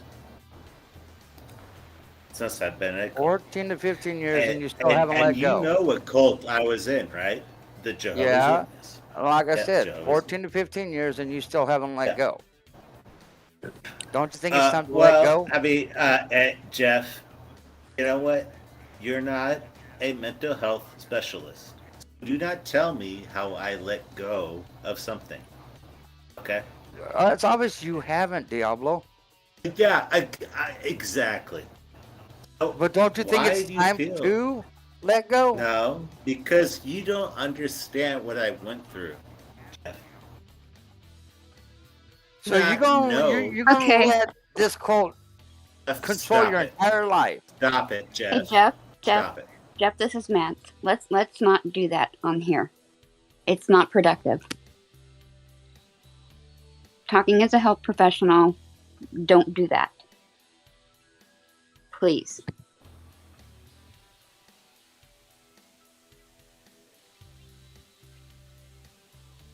It was just a simple question. I understand, but Jeff, let's not go there. Stop it. You don't know what I went through. Stop But it. I survived some shit. Stop it. I'll say what's interesting about cults there, Jeff, is we all deal with each other individually. You know what I mean? And you even saw it in a microcosm down there. Because like Santa even went and flipped the fuck out about his followers over it. He was like, don't be fist bumping and elbow rubbing with the counter protesters because it's confusing the cops. So you have like a lot of times with people in cults, they have a hard time compartmentalizing certain things because am I involved in the cult? Yes. But you know what? I got along with Susie. Susie was amazing. I love Susie. She helped me sew my shirt one day. Tom helped me learn how to ride a bike. And you have this whole compartmentalization of like, what the fuck did I experience? And that takes sometimes years to work yourself through. And people who get abused go through the same thing. Absolutely. Listen, Jeff, I used to deal with. This was funny because Jeff doesn't understand that. He doesn't understand that. Do you, Jeff? Actually, that's where you're wrong, Diablo, but that's okay. Well, that's fine. Yeah, it's fine. Because I think Telescope does. I don't know. Like, you can't handle the fact that I might understand Diablo. Yeah, you just can't handle that. Like, okay. Yeah. Look at some of my experiences. I get along with Wyckoff. I get along with Buffalo Man. I'm keeping them up all fucking night, counter protesting them. And I get home the next morning. I'm like, so did you sleep well? And they're like, no, Telescope, we did not sleep well. Well, because you got in their mind. Yeah. But like, you deal with things on an individual basis too. And sometimes that's the hard reality of certain things, especially we deal with cults. Because there's people on the other side you actually kind of do get along with. Like, I don't agree with your message. I don't agree with what you're fucking doing. But you know what? You know what? I don't know people's history here, but I'll tell you right now. My mother told me Colt saved her life. Okay, it saved her life, and that's what we're dealing with. I think it's saving their life. It's so delusional that they are literally willing to let their children, their whole life, to devolve into something that is not real. Okay? They believed they're fighting for freedom. Yeah. It's so delusional. And that is what I have experienced. Okay? And you know what, Jeff? You think it's funny or whatever. I don't know what you're going for. But I'm going to tell you right now, like, it really messes people up. Okay? It really does. And it's not okay.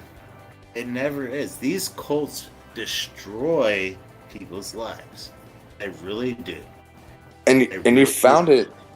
And they found it in the beginning with TPC. With them worshiping Brian. Yeah, it starts, like, dude, it starts, I mean, it really does.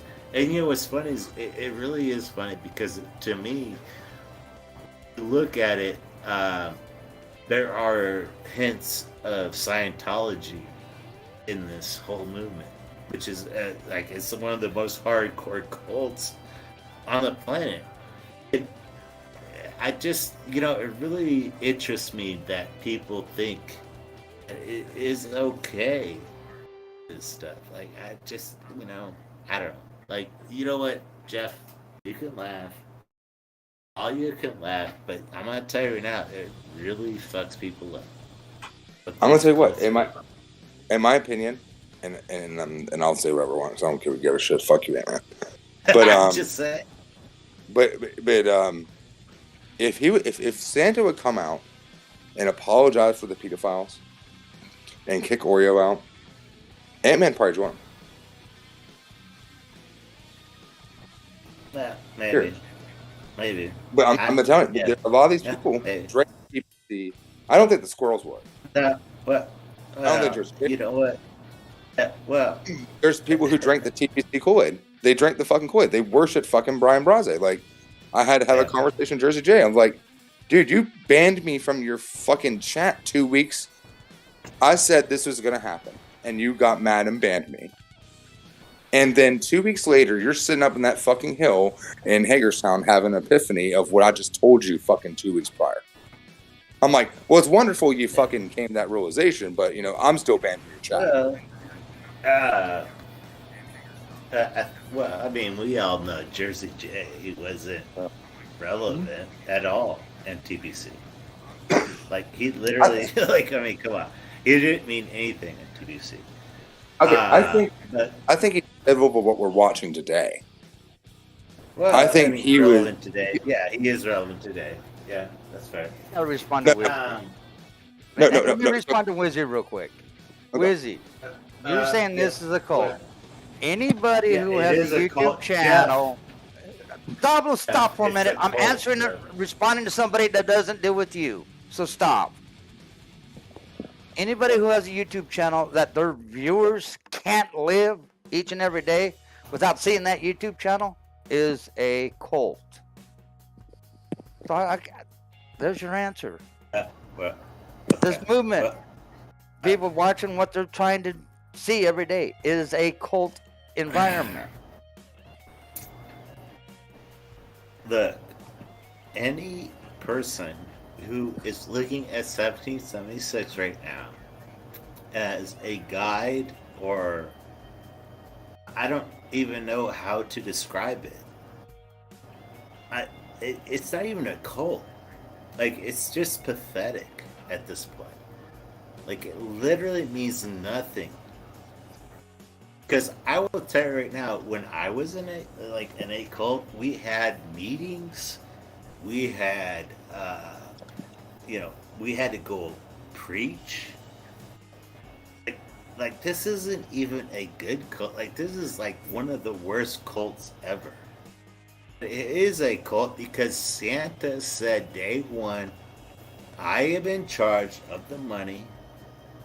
I am in charge of what goes on here. And they literally all follow what Santa says. Well, in theory, of course.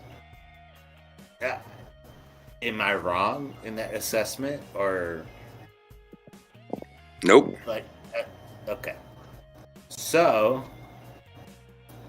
we obviously see that Santa is literally leading this group. But what is funny is there apparently are a group that is, some military veterans that are trying to find a campground outside of his. Is that true? I don't know. But either way. So here's where they're going to get scary at. And I know they're trying to find land. And it's when cults start isolating themselves. Compound. Yeah. So they had a compound in Bunker Hill, and we got them chased out of there. I mean, and that happened. We got them chased out of DC, got them chased out of Bunker Hill. I know they've been trying to look for land. And if they get land, they're never going to end. I mean, because bear in mind, Santa... It's going to grow. They're going to have kids and shit. Yeah, Santa's a failed preacher. Yeah, he is. Like, he's resurrecting his fucking past of trying to build his ministry. So, like, anyone who's looking at this as an overzealous leader, like, you're completely ignoring the fucking evidence in front of you. And yes, I see your messages, Wizzy. But yeah, I mean, like, David is literally, like you said, and I will say it, he is a Koresh Davidian leader. He wants a cult. He's one part David Koresh. He's one part Yeah, like, he literally has one, but he needs a compound, and he's trying to find one. I'd chase his ass through the streets of fucking DC at 4 o'clock in the morning. What flavor Kool-Aid do you like? Because you're gonna kill your fucking members. Yeah, and it was funny because I saw where he said, "Well, Jim Jones didn't serve Kool-Aid; it was Flavor Aid. It was something that, yeah, Flavor Aid. Like, dude, he knows what he's doing. He's not dumb. Literally, no, he's not. He wants to ride and die this shit to the grave. And he's gonna bring people down with him. And you know what? Cult Leader 101. Yeah, it's cult. It's cult shit. And I don't find it funny, but I do find it interesting. I don't know. I mean, how do you combat this cult shit? You know what you do? What I was doing in DC when I was yelling at Crystal about this man doesn't care about you. Go home and take care of your fucking kids. Yeah. That's how you do it. You get rid of the people. Because what they're doing is look what happened to Black Blackhawk. That's fair. Yeah. That is fair. I have seen they have lost a lot of people. They really have. And the people that are left, they lie. I don't know. Look, I mean, the thing is, you have to go after the members. I mean, like, you kind of have to prove that their leader is a fucking failed leader. You have to prove that they're not perfect. Because I don't care what Santa says. Oh, go ahead. I'm sorry. No, but didn't there is a group that is branching off in the forest, camping. Yeah. What's that? Well, they can't camp there more than 2 weeks. No, they closed that camp down today. Yeah, because they can't camp more than 2 weeks because there's regulations on camping sites. Yeah.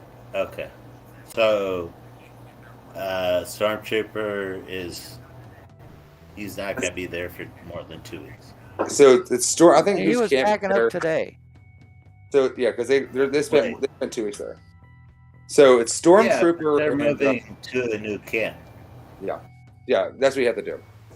Because you can't stay at a state park more than 2 weeks. Yeah, that's why. Yeah. Okay. So like you have to go campsite to campsite, technically, for a different camp, not campsite, but no. And there's regulations on campsites. They're only allowed 2 weeks in that campground. They have to leave.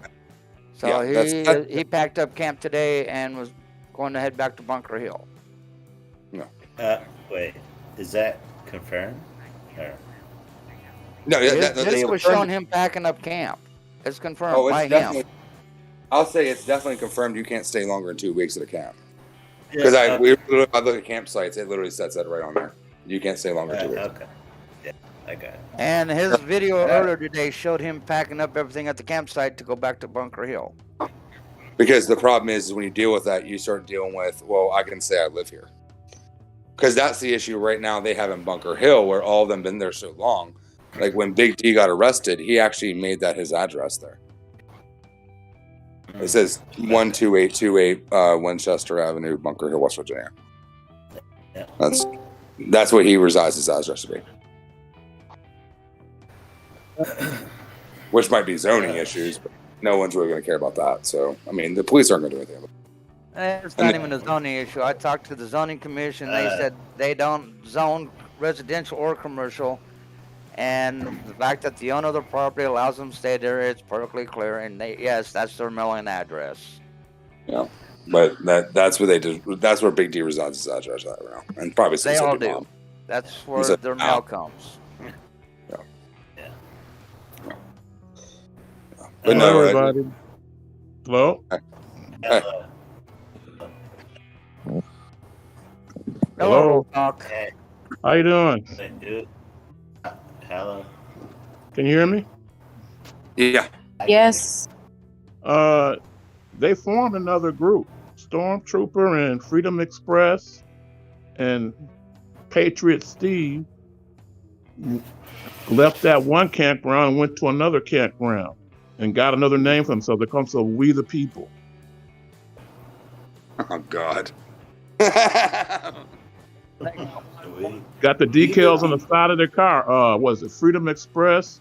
Has he fixed up Big D's truck with the decal "We the People," and he did the same to Steve's car. So they were out. They got a new campground. It's in a what is it? A firing range. I think it's Bull Run, Birch, something like that. It's a firing range, and they got showers and electricity. This is fucking. I want this shit to end. I just want it to end. Yeah, right. I can't deal. I mean, so no, look, who's talking? What was the name? Real Talk. American, right? Okay, what do you think about this group, 1776? I think I'm with you. It's a cult. Yeah. Okay. But what was bothering me is branching off, because they cut off that group at Birch Run or wherever they were at the campground. I guess they cut off the food and the gas. Well, not the gas, but the thing for the campground. And so they packed up from that campground and found another campground. Yeah. On their own. They were cut off on money and everything else. Yeah. Well, other people are complaining too down there. So, like, for instance, when I was talking to Wyckoff about this, and he was, because I was asking about him about two different things. It was about, one was the moderator issue. About I've always suspected that, you know how they all share the same moderators, and I brought that up to him. He was like, "Yeah, that is true." He's like, "They do kind of push that on you to use certain moderators for chats." And the other thing, when he was in DC, Santa didn't cover his gas, and he didn't cover his parking either. So all the parking and all that stuff came out of Wyckoff's own pocket, which is very interesting. And he was kind of a part of them. So, I mean. Yeah. Well, I mean, look, I think Real Talk knows this is a cult. Mm-hmm. But what people don't understand is what is a cult. It is not hard to define, but they often think it is something that is like demonic. They think a cult is demonic, but a cult is not demonic. A cult is something that people are gathered to, that they say, makes them feel comfortable or survivable. I don't know. Look, it's interesting how we talk about the cult stuff. So back in the day, there was always this, Telescope's going to have his 120, 60 minutes Barbara Walters interview with Santa. Like, it was the whole big thing. And honestly, that's when all the cult red flags started pointing out for me. And actually, that was my interview with Santa. It was about them being a cult. Once they went to DC, I decided, oh yeah, you're definitely a cult. Like, we only need a fucking goddamn conversation. You're full blown. You are full blown this. So I was like, you know what? I'll give up that interview to counter protest you. Like, I don't give a shit. Like, I'd rather not waste my fucking time. Like, I'll go down there and do what I need to do. Yeah. So. Shout out, Wizzy. I loved your 13 videos of J6. They were amazing. But what Wizzy? Wizzy, come and chat. He's on the chat. He's on the YouTube chat. Yeah, he is. But you know what? Come in. Let's talk. It is fine. Okay. Oh, wait a minute. I forgot. Those 13 videos were deleted. But they were fun watching. Nah, but yeah, no, Wizzy's on the chat. People want to talk, but I won't say they get afraid. I think they just don't want to be controversial. But look at the cult mentality. As I was watching, that's fine. So I've been. But I think we all have a platform to say our piece. Mm-hmm. But that's my opinion. So it was interesting when I was watching Ant-Man the other day because I've been kind of. What it is. Wizzy, come in. Let's go. Wizzy left their Discord. What content is Wizzy streaming anyways? Yeah. But so I was watching a thing with Ant-Man, and it's the propensity of a lot of the people in TPC who drink that Kool-Aid over there.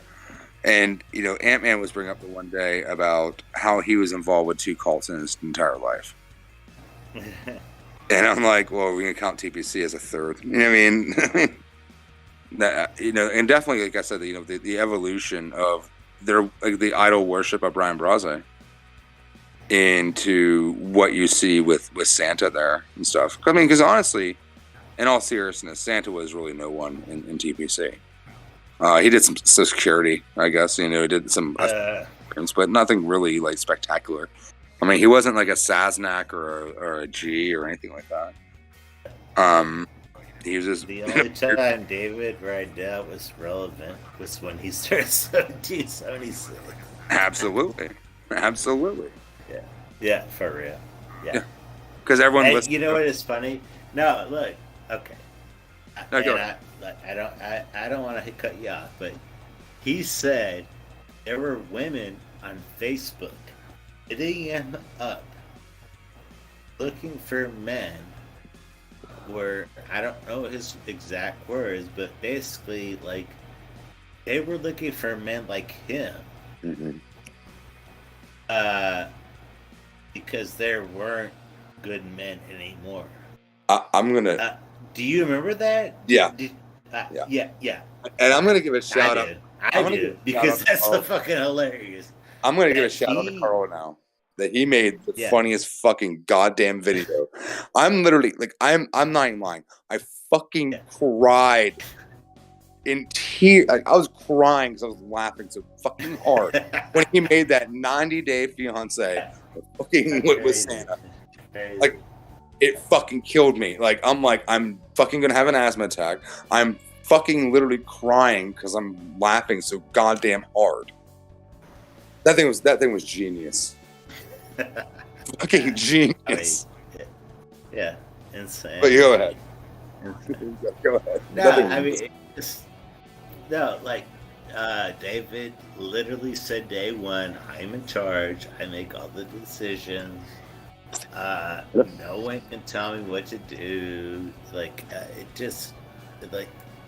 The cult aspect of what he was saying was literally established day one. Mm-hmm. And it's not hard to figure out. And it's on camera. Mm-hmm. He said there's no board of directors. There's no board of directors. Yeah, nobody makes decisions. Nobody tells me what I do. And then when... No, go ahead. And then when I met him, he said, if you ever have any... And this is when I was still on good terms with him. But I gave that up a long time ago. Yeah. But he was like, he's like, if you ever have a problem, you go directly with me. I'm like, okay. And I did over the dog thing, and he blew it off. Yeah. And I was like, Santa. I'll chase you out. Yeah. And what is funny is he has it all under an LLC. An LLC. Yeah, LLC. Yeah. Yeah, which is it's prone to audits. Mm-hmm. It really is, mm-hmm. And especially in his case, which I would imagine this chat and others are going to make sure it gets audited. Mm-hmm. And he is living on this weird plane. David Rydell doesn't have an LLC. He has a sole proprietorship, and he's a silent partner on Outlaw Freedoms LLC. Yeah, yes, we know that, Jeff. And they're going to get audited. Sole proprietorship doesn't get audited. An LLC Yes, does. they do, Jeff. They do. They always do, Jeff. They do. In fact, they get audited more than you understand. But that's okay. You know, Jeff, look. Apparently, Diablo, I know more than you understand, so have a good day. No, I don't think you do, but that's fine. Honestly, I do. No, you don't. Sole proprietorships almost always get audited. You know what's funny is why, you know what, why are you so concerned about an audit? Did you give to them? I'm not as stupid as you are, Diablo. Yeah, no, because I didn't. I didn't give to them. But I'm trying to be nicer, Diablo, because I'm I don't about support to say people something like you're that. not going to be able to handle. Okay. So I'm trying to be nice. Well, okay. Yeah. All right. I really am. No, you're not. Actually, I am. You know what, Jeff? You're not being nice. Alexa, stop. Yeah. You know what, Jeff? Look, when tax time comes around, let's talk. I'll tell you one thing. We aren't going to be. Diablo, don't tell me anything. You're a lost soul. You will always be a lost I soul. am not. You know what, Jeff? We are the same. No, we're not. So don't even put me in the same category as you. Okay. You're a lost soul. Right. You will stay I a wish lost I soul. could talk to other people here because there. You've been talking for 4 hours. You know what, Jeff? You know what? There are nice people in this chat, and I wish I could talk to them, but you're not one of them. You know. Why don't you take your own word advice, Diablo? Let other people Jeff, talk. BTM You said, have hey, been doing all the Alexa, talking play for Baby over 4 Sharks. hours. Let other people talk. Okay. Well, I put a copy of the video from Freedom Squirrel today showing the new campground. In case anybody in the chat, where they announced themselves as "We the People." Oh, I do want to see that. What'd they do? Go up the road about 2 miles to the next one? Well, I don't know what campground it is, but supposedly this campground has electricity and showers. And that group has been the ones that have been going down to the J6 thing at the DC jail every night. Oh, yeah, they partnered up with Abeli's mom, because she was the one that was shot. Ashley Babbitt, yeah. Yeah. Mickey. They partnered up with her and left in 1776. Yeah. So I guess they're not calling themselves 1776 anymore. Like Steve, Stormtrooper, who else? Freedom Express. And well, they partnered up with her at the 1776 standing around the prison cell looking for lights flashing. Yeah. 1776 people that don't care about anything. And they're supposed to have a big gathering next Saturday. They've been there every night. Well, they're going to be there every night, but next Friday, they're going to be there next Friday, and then Saturday they're supposed to be there all day with prayer and fasting. Yeah, it'd be funny if they all were picked up and put in the same room with them so they can flash lights together. Yeah, pathetic. The whole group. Yeah, next Saturday is supposed to be a day of prayer and fasting. Yeah. No, Emerson, he's not. He's a lost cause, and he will always be that way. I'm waiting for Wizzy to explain how his 13 videos he deleted mysteriously showed up.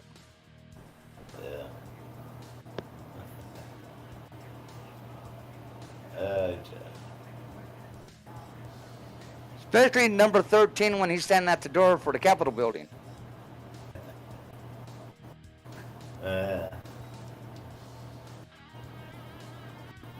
Does anybody feel like they can't talk when Jeff is around? Well, the 13th one was quite interesting. Well, if they don't, I understand. But, we can all block him. and have a conversation. Like, for real. No, I've watched all 13 videos, Wizzy. The 13th one was quite interesting. Okay. I get it.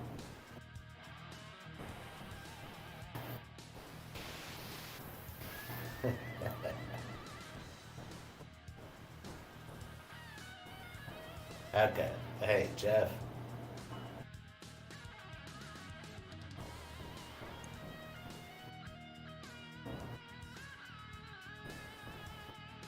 Well, that one too.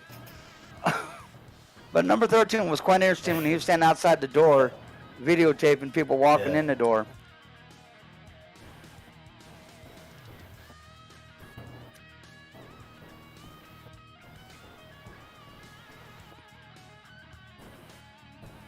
And on one of his videos, he's like, "Oh shit, I'm recording."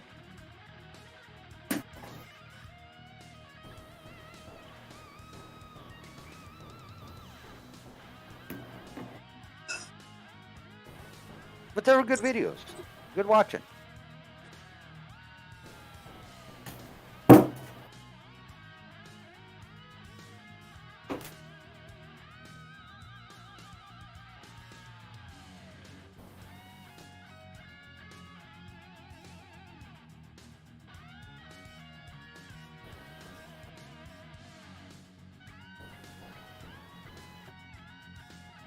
They're not, they're stupid, because the one you got when you're standing at the door, you get some damn good facial pictures.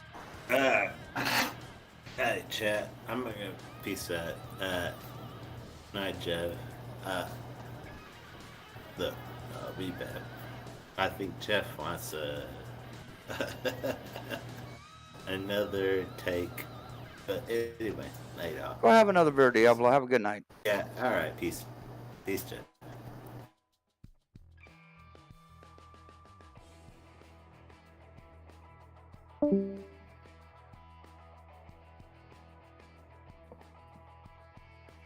No, he got pictures of everybody walking in the Capitol on the 13th one. Faces and the whole 9 yards.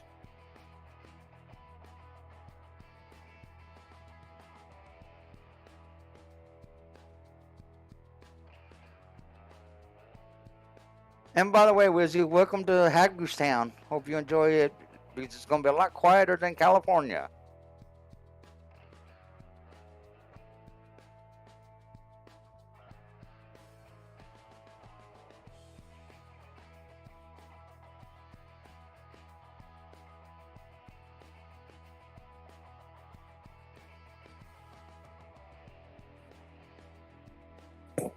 I'm back. I had to brush my teeth. Welcome back.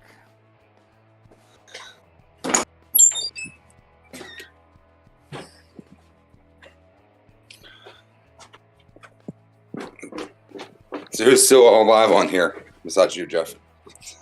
There's still quite a few.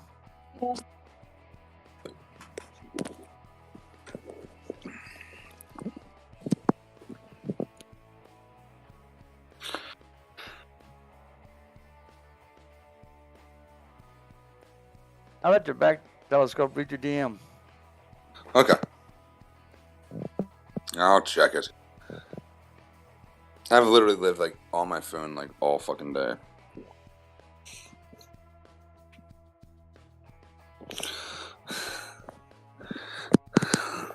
The link was turned over. Yeah.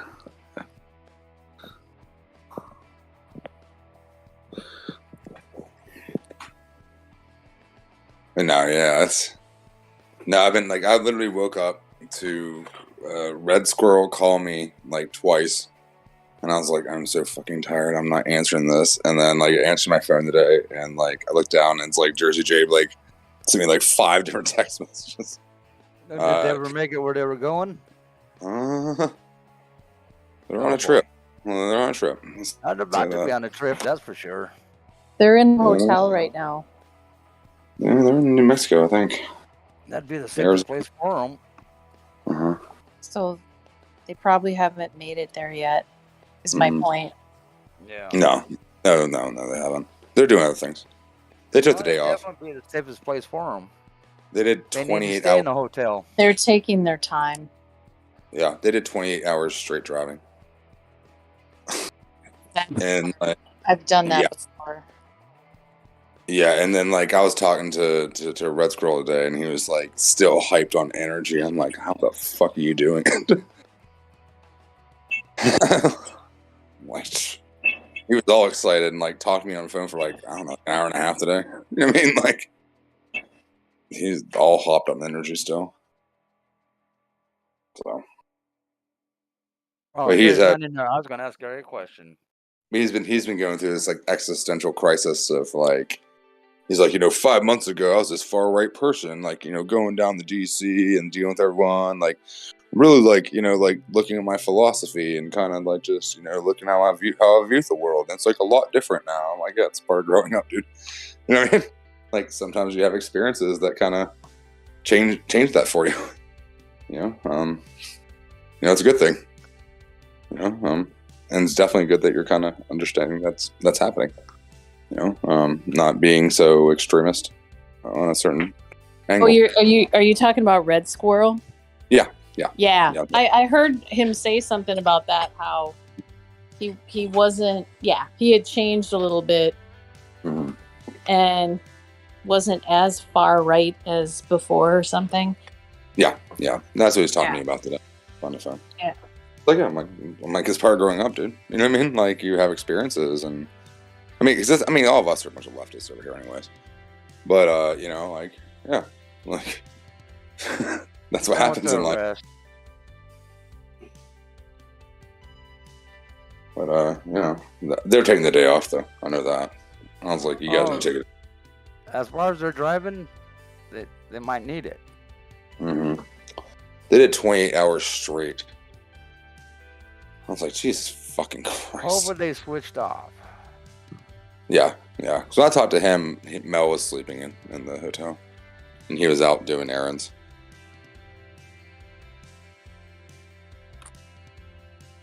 Hey, sorry to break in. It's American Doofus. Jeff, are you for real? The new one is Indiana 1776. They're coming here? They're already there. That's where Santa's out right now. Indiana Bob came and picked him up. Well, I may be doing some live streaming. Yep. The guy that's running it for the Indiana portion of it goes by the name of Indiana Bob. Oh, great.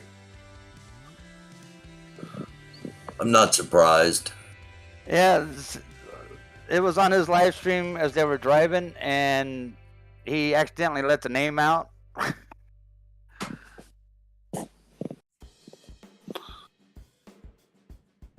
I'm assuming it'll be in northern Indiana. I'm not sure exactly where. Give me a couple days and I'll find out. Okay. Yeah, Gary, I'm sure Gary wants to know as well. I told him. Okay. You guys had a fun chat going there for a while with assigning 1776 characters. I was cracking up. Yeah. Yeah, but we got to grief to get Paw Patrol his T-shirt. Yeah, we gotta get that. He has to be a red. It has to be a red shirt, though. No, he wants black. The one he showed the picture of. No, he's getting a red one. He's getting a fucking red one. No. He's getting a red one. He's gonna get a fucking red. He can say what he wants, but what he's gonna get is a little bit different. If I have to grift for a fucking, I was swaffled at the Swaffle House T-shirt. He's gonna get a red one. We're not playing. In that case, we need to put on it security grifted T-shirt. I had to buy my own BTM T-shirt, so he can fuck off.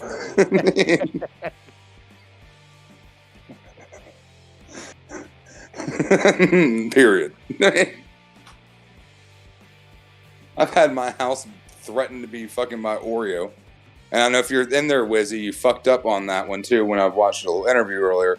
I didn't threaten Santa, I threatened Oreo because Oreo, I have multiple accounts of him threatening to come to my house, and I have the fucking evidence, and I'll send it to you anytime that you want. So it wasn't Santa, it was Oreo that I threatened. And I have Castle Doctrine in Maryland. Since you want to move to Maryland now, you get Castle Doctrine. So when someone fucking jumps in your fucking door, you can do that. Period. So there you go. Welcome to Maryland Law. Hi, everyone. Who's on here? Hey, it's Elisa. Hey, Telescope. My favorite person. Lisa, how you doing? Hello. Hey, good, thanks. She saved my life. She saved my life at a bar. Oh, yeah, they were totally going to kill. Why does that not surprise me? Seriously, fucking lie. She saved my life. He was inciting a riot. That sounds like Telescope. They actually. Lisa, I finished watching all of your videos on YouTube tonight. I'd seen a couple of them, but I watched the rest of them from when you were talking with David. And it's just they're all so great. I just wanted to say I love them. I rarely like videos, and I liked all of them. Oh, you don't like Finding Xfoot? That's fucked up. That's the best series ever. You should also like all the Finding Xfoot series, though, because he definitely does not exist, and I don't think Telescope's going to find him. Oh yeah, I've seen them too, but yours are just so unique. I just love them. Yeah. Well, just to be clear, like when these videos are all in service because of it's not just a cult-like mentality. I mean, 1776 is most definitely a cult, but they promote so much hate speech and bigotry. Like, it's very important that, there's a good history trained for any of these people when they try to do other things. Oh yeah, it's not just them. Yeah, I get it.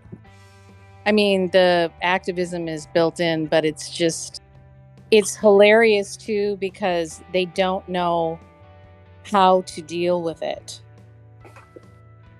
Yeah. And it's just funny to watch. Oh yeah. I do remember when I met such characters such as WYSIWYG and Oreo Double Stuffed. Yeah. And just the amount of rage they both showed, and utter contempt for the local citizens of everywhere. These live streamers just ranting. It's kind Their of inability. Sorry, go ahead. No, I can barely hear you. Sorry. Oh, sorry. Yeah, no, you go first. Oh, I was just. It's just. Dang it! I forgot what I was gonna say.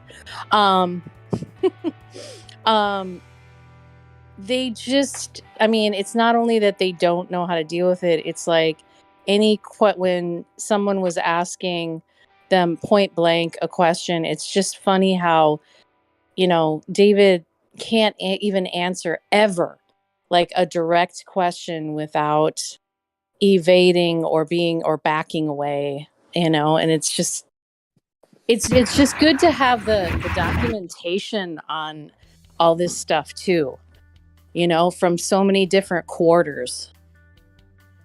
So oh yeah, 100%. Also, I think when we were talking on the Capitol steps, he went so far to tell my friend that he doesn't support anybody in 1776. Yes, not even be bothered.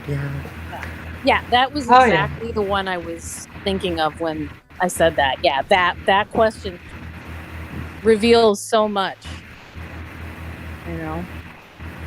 Mm-hmm.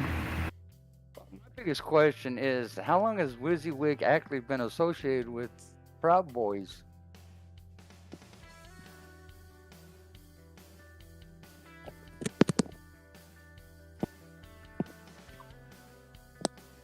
Probably forever.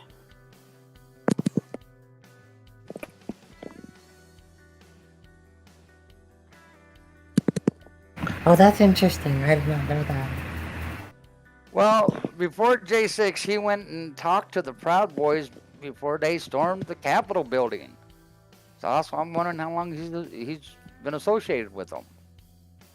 Oh, I thought you meant how long will he be associated? Okay. Well, you just don't walk up to the Proud Boys without having some kind of an association.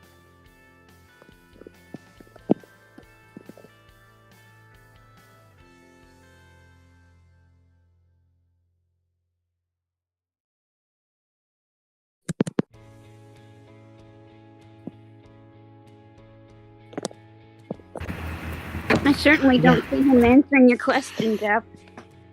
Either. That's what I'm waiting for.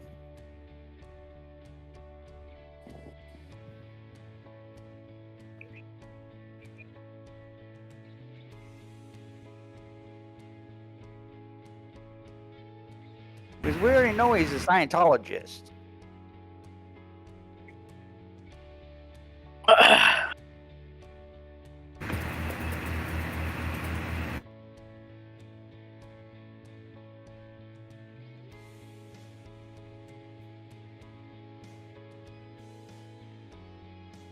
The silence. Wizzy, you went and talked to the Proud Boys. He Plural, not one. He says, Jeff, are you talking about me having an interaction with another live streamer? So he's deflecting. I know he's deflecting. He knows which video I'm talking about. Because in his video, he even says, I have a meeting with the Proud Boys. Plural. Not one individual. I believe it is number 4. Yeah, I said which one? Video number 4, I believe you said you had to go have a meeting with the Proud Boys. But that conversation and that meeting never was streamed.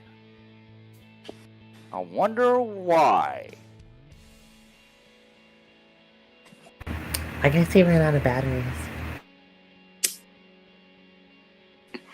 Well, it was kind of cold that day. Everybody was wrapped up and bundled up because they were freezing. You talking about January 6th? Yeah. Okay. I just want to clarify. Yeah, before they stormed the Capitol, he made a comment that he was going to go have a meeting with the Proud Boys. But that meeting was never streamed. He knows what I'm talking about, Quincy and Eddie. Is that like the Joe Biggs crew or something? That's what he said. He's like Quincy and Eddie. Talking about yes. And then after you had that meeting, then you went back over to the Capitol, and before it was done over with by video 13, you were at the front door taking pictures of everybody walking in. Standing right at the door. He thinks it's funny what happened. He wrote lol. I see that. Most people don't think it was funny. Well, I know Eddie Block is a Proud Boy. And because of what Oreo did to Eddie Block, Oreo's got some problems on his hands.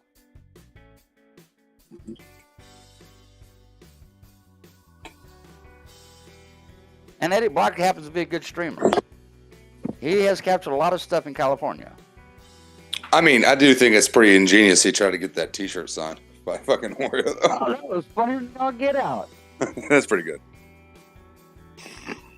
I don't think Oreo liked that t-shirt. I really don't. I thought like we were trying to grift some from what was it, like Steve Oakley or whatever, when we were all down there together to wear them, to kind of get us all there at one point to kind of protest.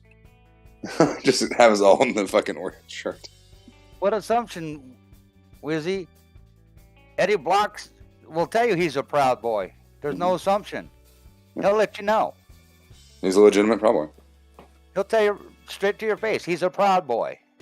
What level are you, Wizzy? What degree? You know who else is a Proud Boy? Fucking Santa. Santa's a Proud Boy. Yep. So's D.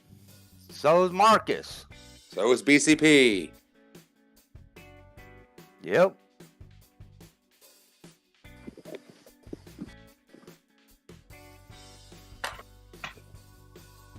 I mean, I question Oreo. I mean, I think he kind of doesn't want to come out and say He's a wannabe.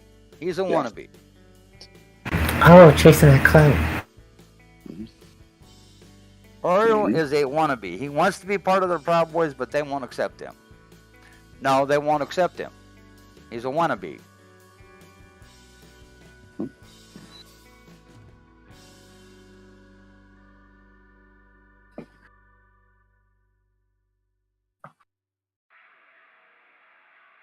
He talked to him because he was a live streamer, not because he was a Proud Boy. Well, I'll give him credit. Eddie Block's a damn good streamer. He always has been. I've been watching Eddie Block for years. He's a damn good streamer.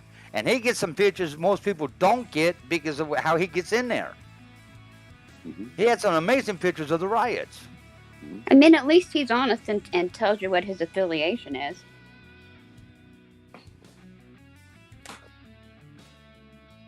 I don't understand what the appeal is of like wanting to be in this group or not being in this group. It's a gang, like they all are. Yeah, it's all of this gang. Proud Boys are like Antifa, like Black Lives Matters. No, I'm not talking about the Proud Boys. I wasn't calling. I actually had nothing to do with Proud Boys. It had very much to do with like 1776 and kind of Wizzy's role of like, why do you want to like support all these people who are fucking Proud Boys? Okay, you don't support Proud Boys. You don't have that philosophy. That's fine. Okay, whatever. But you willingly want to stick up for Santa. Santa's a fucking Proud Boy. And D's double tapping. He's Freedom Outlaws, and he works with the Proud Boys. He's double tapping. I mean, I don't understand that. He's trying deflection now. He's doing the deflection thing again. I mean, I was explaining this to my old boss. I went out to lunch with her and her husband yesterday. She's a wonderful woman. She works for Johns Hopkins University and does a bunch of research for like public health. She's incredible. I've thought about bringing her on the Discord chat, once in a while, just to say hi, and do a Q&A with her because she does a lot of amazing work. She's doing right now. She's doing stuff in India with health and stuff over there. But like, and I was explaining, all this, the whole story of all this shit to her, within a 2-hour period, which is absolutely impossible. And she kind of brought up, she's like, are you afraid that like you might be considered, even though you're counter protesting, that you'd be considered affiliated with a group like this? And I was like, oh, I've gotten some criticism. Here's the funny part. But you hang out with a bunch of Proud Boys, you're going to be considered a fucking Proud Boy. You hang out with a bunch of fucking white nationalists, you're going to be considered a white nationalist. That's just that'll be interesting to watch. No, but here's the funny part, Telescope. Wizzy Wig's in here in BTM, and what's BTM always say? We're a cult. And we're no. About people who come into BTM. It's a freedom of speech chat. No. If you come into BTM, what are you? You're BTM. Exactly. So guess what, Chris? You're BTM. You came into BTM chat. That makes you BTM. Bet you can't handle that concept. He's recording the conversation. It's not like we aren't doing this out on the open. He was BTM the whole time. Because here's the funny part. Now that he's moved to Hagerstown, recording's not a good thing.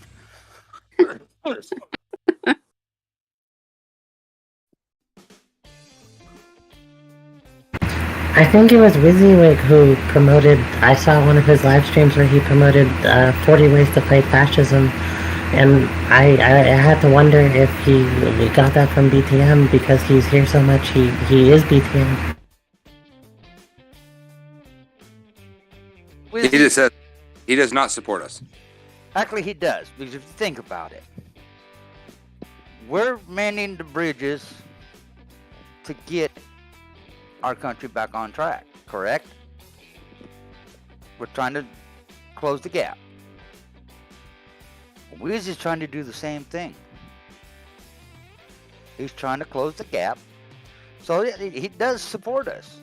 Because we're both after the same thing. Getting our government taken care of. Making sure our rights are left alone. and everybody has a good life. So we're both on the same team, just going at it 2 different ways. Okay, he may be one of us, but he's not getting my T-shirt. He's not getting mine either. Is he even on the T-shirt? No. No. We should have put him on the T-shirt. I don't know if you give a club. He chases the club too much. You don't want to give him him. You know. I can't down Wizzy too much because he does do amazing video work, but that's from his profession. He knows where to get what he needs. Well, is it because he's been really lazy on his research lately? Because, like I said, he was saying I was threatening Santa, and I was like, no, I was threatening Oreo.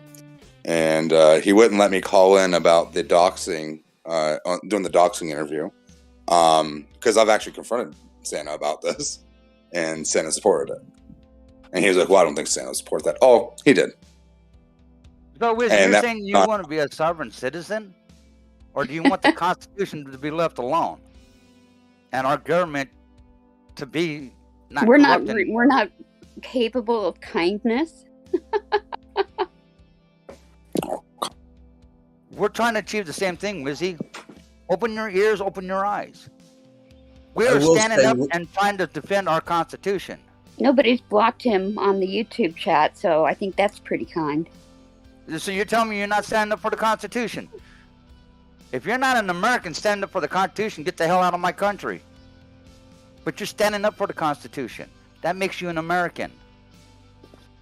We're standing up for the Constitution as well. Granted, we're not going at the same direction, but we're trying to get the same job done. Mm-hmm. Yeah, I don't know if filming people like break into your own capital is standing up for the Constitution, though. No. I just don't know. I think you're being kind in your description, Jeff. When you're trying to overthrow the government, you're saying never have. You're going, I don't like the results of an election. Yeah. We're going to overthrow like the voting, and like that's not sticking up for the Constitution. That's saying you're against it. That means you're an ultimate snowflake. Yeah. We wanted Team B to win the Super Bowl, not Team A. Wizzy, when it comes to streaming, Wizzy gets good shots, and I've never had a problem with Wizzy. Even when he tried telling me about PTSD, I've always had respect for Wizzy until today. I agree, Jeff. Wizzy was by far the best journalist. Even though he was biased, even though it wasn't, true middle of the road journalism like we like to try to do, he was absolutely the best they had going as far as professionalism and getting the shots and caring about what the people saw. He was getting the right shots. He was getting the shots that people needed to see to follow what his channel says. What you see is what you get. Make your own opinion. But obviously, he's not trying to stick up for the Constitution, and for that alone, I lose respect for the man. And I hate to repeat something I said. No, Wizzy, I did not threaten to shoot Santa in the face. I threatened to shoot Oreo because he threatened to come to my fucking home, and I live in Maryland. Now you're also now a Maryland resident. That means you have castle doctrine.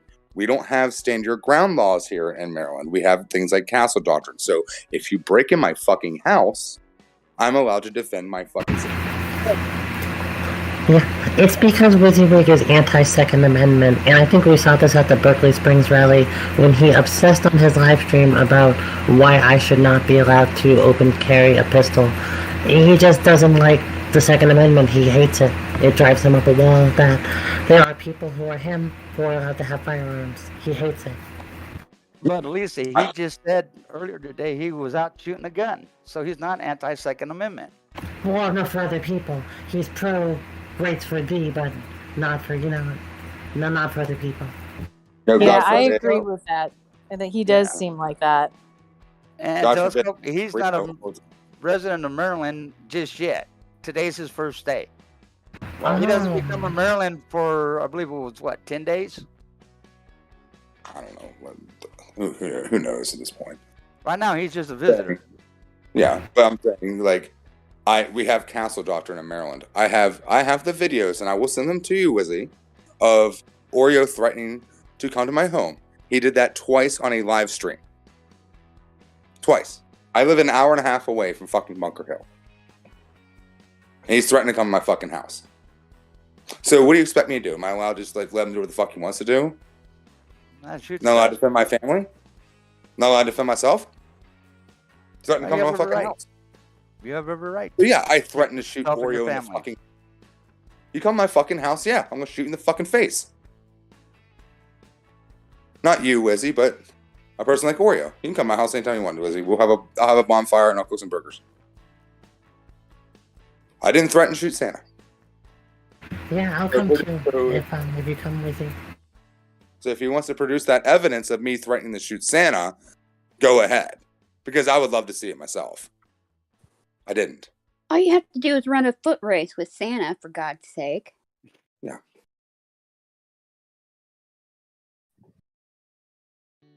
I went to a fucking protest. They're protesting. I also went to a protest to counter-protest their protest. That's what happened. I know you have a hard time understanding that because you fucking followed Elisa home. We all get to leave fucking safe and happy. We all get to do what we want to do. You went there, got your fucking content. Everyone got to go home safely. And you wanted to go fucking chase someone down the road to prove something that I already proved on a fucking live stream a half hour before then. Damn right. And not caught once, but caught twice.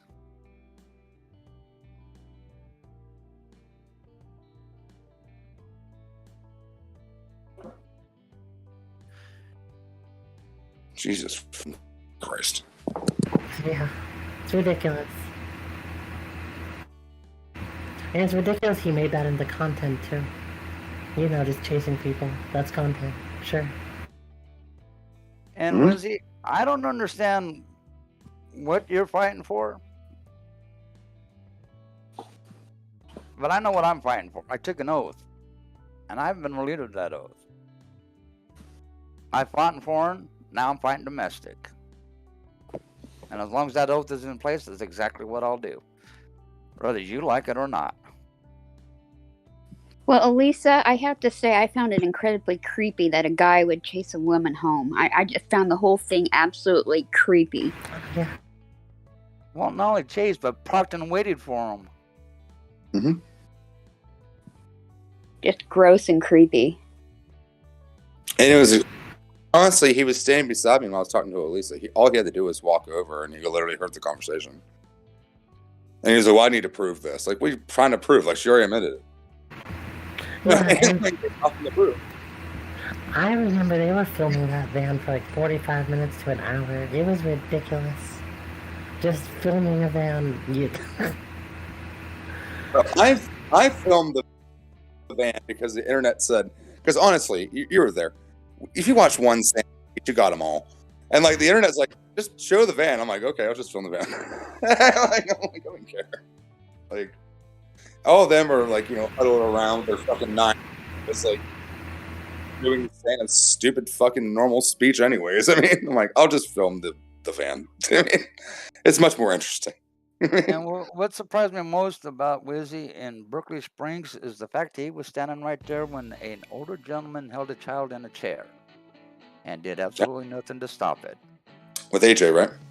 Yep. And he got it on video. Oh, that was really jacked up. I have that on video too. It was really disturbing to watch. I didn't post it because of how disturbing it was. So I didn't get to see that because I was there. It was Eric and I were joking around, and I was like, is it Eric and Polish and I? And then Eric was like, he ran over and got that on his footage, and I sat there and just talked to Polish. So I didn't get to see any of that. I honestly mostly pointed my camera down. It went on uncomfortably too long, and I was kind of like getting to the point where I was like, are you guys serious right now? Like, is this what we're doing? Okay. Mm-hmm. Yeah, and the kids there were in, like, they were all, I don't even want to talk about it, but the kids at the rally were, let's just say, you could tell they had been living without without parental supervision for some time. Oh yeah, no, they've when Go they ahead, held AJ in that chair, when he finally came out of that chair, that boy was in tears. Yeah, and every single adult standing there thought it was funnier than hell instead of stepping up and doing the right thing and saying, "Hey, let him out," which they should have done. Well, now they have them. Funny. Now they have him grifting. He's a grifter now. Yeah. But you know who almost got in a fight over that? I think because they accidentally got AJ on camera, and they wanted to fight him. I forget which streamer it was. Maybe was it Wyckoff? They were all mad at Wyckoff was there. There was someone who accidentally got AJ on film, and they got mad at them and wanted to fight him over it. Well, I know Wizzy got him on film. So did Eric. No. Because I was watching both streams when it happened. And when I watched that gentleman hold that kid in that chair to the point that kid was in tears, pissed me off to no end. And all these adults standing around there laughing should have stepped up and said, "Hey, let him go." But not Who was one the guy that? forward. Who was the guy that did that? I forget. I don't remember. He was an older gentleman with gray hair. Yeah. Was he? You know who it was? You were there. I don't know. Like I said, I was busy talking to Polish. So Yeah, he was a heavy set guy. Yeah. And when AJ finally came out of that dunk tank, he was crying. Yeah, that whole day was disturbing. Yeah, and I just want to say, I remember there was someone like holding the door shut or something. It was. Yeah. Yeah. Well, no, he was holding him down on the chair. He wouldn't let him get up.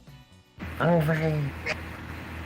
It was surreal. And I honestly, like, I had the vibe that, like, there were enough adults invested in the situation that Yeah. I felt like I personally couldn't say anything. I mean, first of all, these people are super pissed at me at this point. So, you know, but it was heartbreaking. Yeah, When it's like AJ a bunch of fascists anyway, and then on top of that, they're holding a kid down. And yeah, there was some separately from the kid being held down. There was a point where the kid tried to open the door and somebody stopped it. It may have been the older man, but I remember there was somebody stopping him from getting out too. Yes. With the door. I remember that. Was it Teddy Bear? No. And when I he don't know, finally but the did whole come thing out, was so he ran off terrifying. crying. It was just all of this that day was disturbing. When he finally did get out, he ran out of the tank and away from everybody crying. I mean, who wouldn't when you're, that age and all these adults allow that to happen? But the thing is, and you're probably a mama bear too, is no one's ever. No, I'm not. but no one's No. ever cared about. No one's ever cared about those children. I know, Those that's what I'm children, saying. They don't get They an just, education. they just sit there and watch. We've been watching that with Crystal for months. The mother, she doesn't care. Remember in DC, another example was when the toddler was running out into the street and the older son is the one that had to grab him. She barely looked at the little kid, the toddler running. This is par for the course, but just seeing him in that dunk tank and with some guy holding him down was such almost with an anger to him. Like, how dare you try to get out of this? Yeah. And the thing is those children running around in 1776. I saw them in the middle of March in Hagerstown. So they've been living like this for months. Oh yeah, of course. We've seen that for months. Yeah. It's just, this is another example. And I think the public display of it too had to be another level of humiliation for AJ. Yeah. Crazy Ivan, if Oreo happened to look at Wizzy's van, he'd instantly go to his stream and start grieving for money to get one like what Wizzy has. He's got the same kind of van that Saznak had before he brought his truck back to the convoy. It's a conversion van that is used for camping, fully loaded.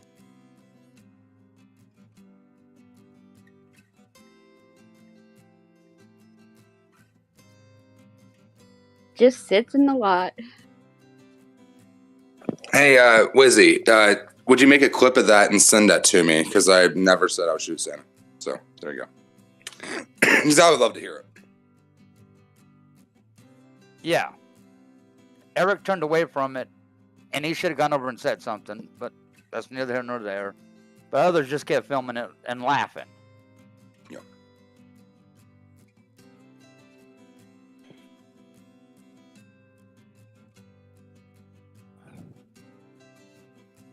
Wizzy, nobody said anything about family towards you. No. We've now been avoiding that Mother subject. of the Year crystal meth. That's great. Bravo. But you can't deny what was shown on video to thousands of people, Wizzy. He wants to whine about this shooting video, this shooting thing I said. That's about taking care of my family. There, Wizzy. I'm not going to live in fear over fucking double stuff. Yeah, nor should you. I have a fucking stepson. I'm not fucking dealing with this shit. Double stuff. It's true. You shouldn't have to. Seriously, Wizzy, get the fuck off Santa's candy cane. Like, it is fucking pathetic. It really is. It is. He's probably already left because he can't handle the heat. Get the fuck off his fucking candy cane. You didn't even show up to DC. Could have had really good content. Yeah, he was scared of a bunch of women. What you see is what you get. As usual. Nothing. You got nothing. You hid in the fucking apartment in Hagerstown. Well, he can't even hide his own video where it was showing it happening. Fucking Santa defends doxing to me, and you make this whole thing about doxing on your fucking page. And I'm like, let me call in because I've actually confronted Santa about this. And you were like, well, I don't think Santa would defend that. Oh, he totally fucking defended it. Oh, we all heard him defend it. Just like he defends the pedophiles. Yeah. Yeah. And you know what you did, Wizzy? You went, yeah, there's pedophiles out in the world, and they're probably in my lodge and my church. That's okay. But kids are not sleeping in the same location they are every night. Yeah, but, that's okay if they said that they didn't do it. Yeah. Yeah. Well, they said they were set up. Well, if you're set up, you don't plead guilty. You fight it. He probably did have a vindictive ex-wife, and we don't know anything about that guy with neck tattoos, but yeah, if he said that happened, it's okay. No matter what it is, he'll try and turn it into an intellectual, really deep discussion, multifaceted, some way to let them off the hook, just any which way. He'll go in circles.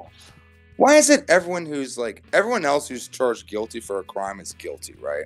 But all the people who want to join until they want to join 1776, and then it's like, that wasn't true. Yeah, nothing is. Then nothing is straightforward. Yeah, then it's like, they said they were innocent, so they're innocent. But everyone else is guilty of their crimes. Well, look what they're doing every day now. They're idolizing people who are in jail because they insurrected the government. Yeah. I mean, come on. How pathetic. Here's the funny thing, though, Crazy Ivan. This incident happened in 2009. We're in 2022. She still hasn't come forward and said it wasn't a thing. And in 2009, she was 13.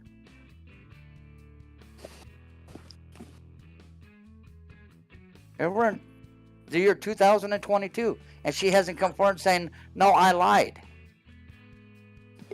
So who's lying? Mm-hmm. If she was lying and she was supposed to come forward at 18, she would have done it. She Just hasn't like done it.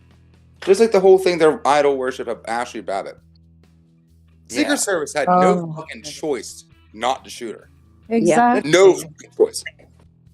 And She whatever had- happened she to put herself in that position. whatever happened to, of course, they should have complied. Everybody else BLM has to comply. Everybody else has to comply, but not the insurrectionist who's climbing through the fucking window.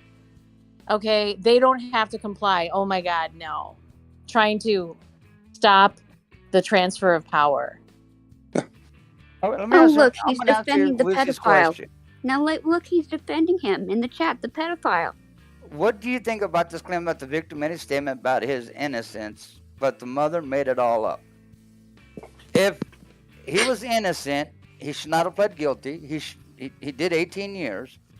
If it was made up, and they filed a paperwork stating it was made up, they would have dropped the charges, which they didn't do. He's still in a lifetime registry. Absolutely. Level Absolutely 3. right. But let's believe the pedophile who is known to manipulate people. Believe him because he's in business with Big D. That makes a lot of sense. So Wizzy, what you see is what you get. What happens if a person pleads guilty to a crime? Because, I mean, we all probably had speeding tickets at some point in our life. They're not slapping us with fucking pedophile charges. There's evidence there. It has to be pretty strong evidence. I think we as a society agree that, like, we're just not going to throw those charges out. And the person goes, I plead guilty to that.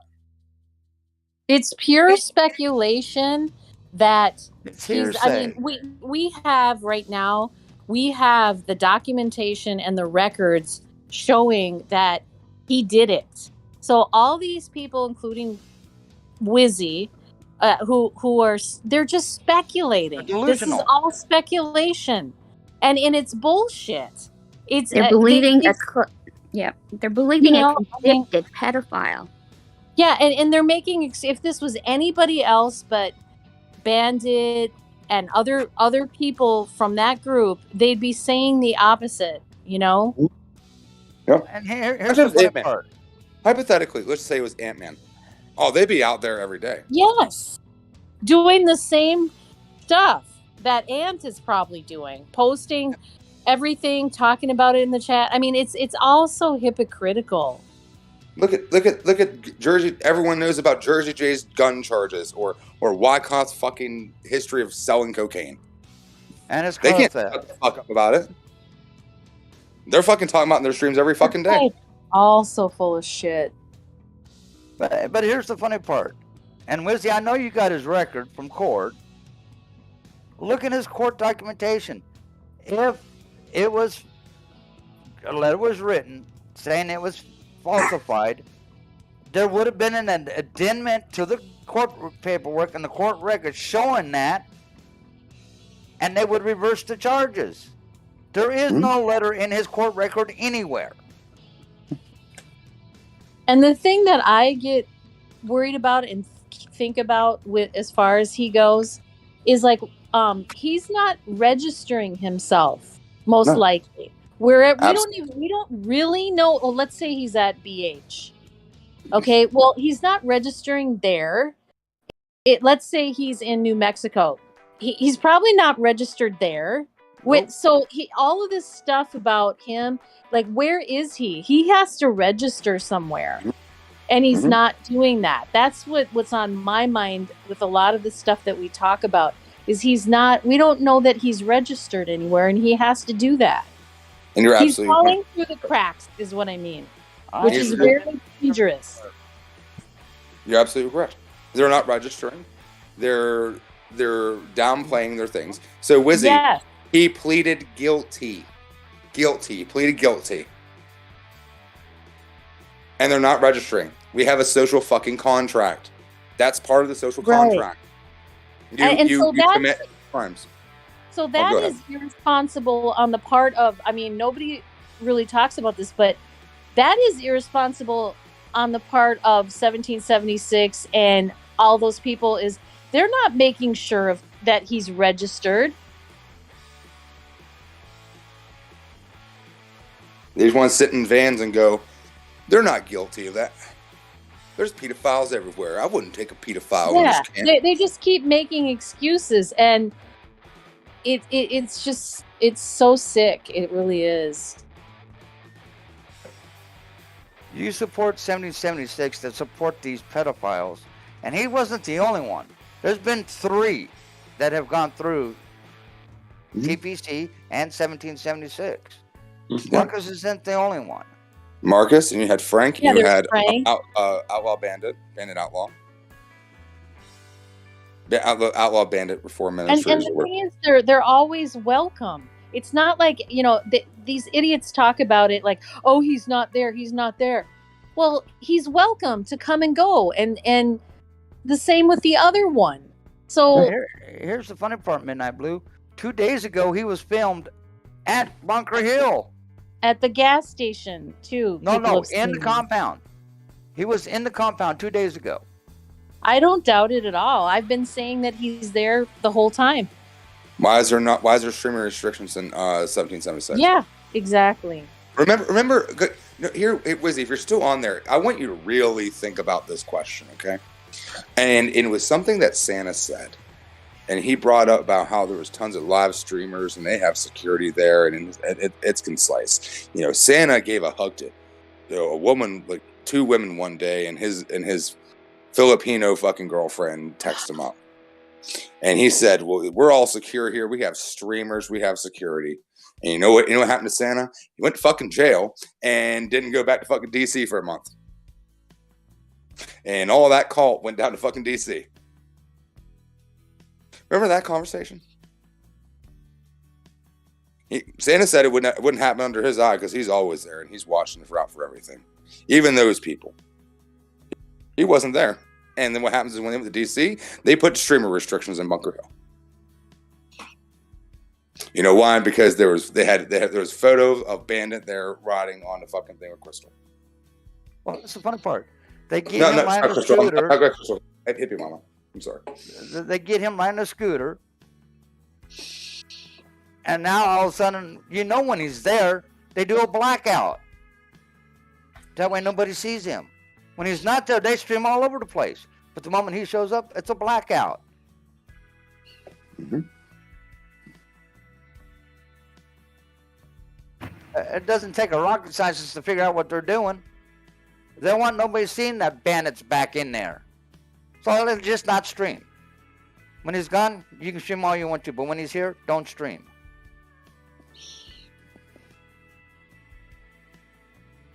I think it's one of the reasons, too, that they're so driven crazy.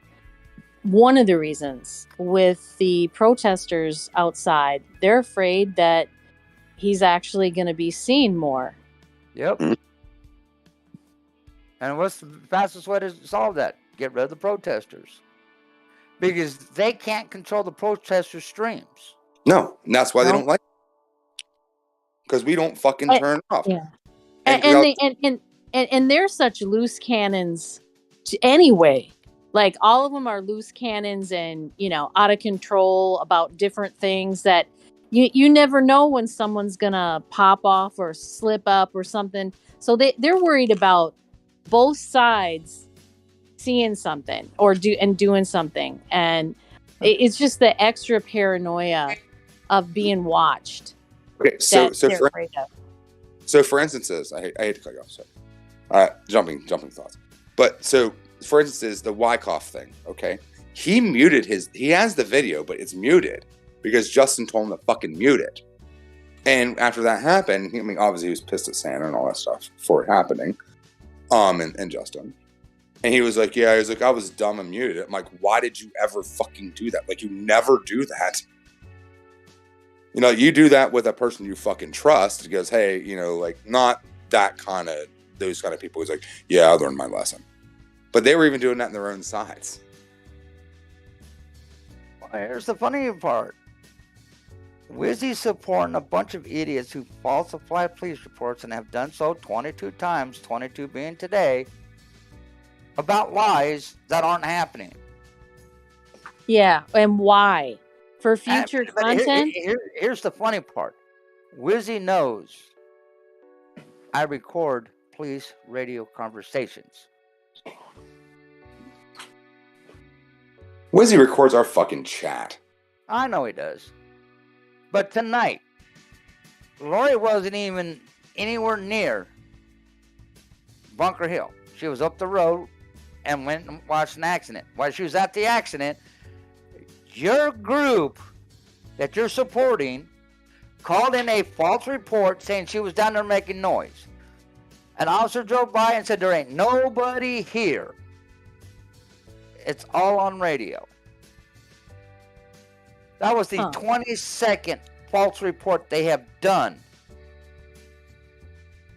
since they left D.C. 22. And the only acts of violence that happened came from 1776. 76. And why they make such a big deal out of Ant being arrested is laughable when 5 of their members have been arrested in the last month. And like that's not even a thing. It doesn't even enter their mind. It's like, oh my God, this finally happened and Brian is this big hero. They've had 5 fucking people arrested. To your statement, Wizzy, yes, I know what his truck looks like. I also know that Big D, his half brother, will go get him and bring him back so his truck is not seen on site. He's been staying in Santa's truck. That's why Santa was staying in the camper with Ma and Pa. And the thing is, Blue, actually you're wrong, and I'll tell you why you're wrong. It does cross their mind how many times they were arrested when Santa brings up that's what they did for freedom. That's what it costs.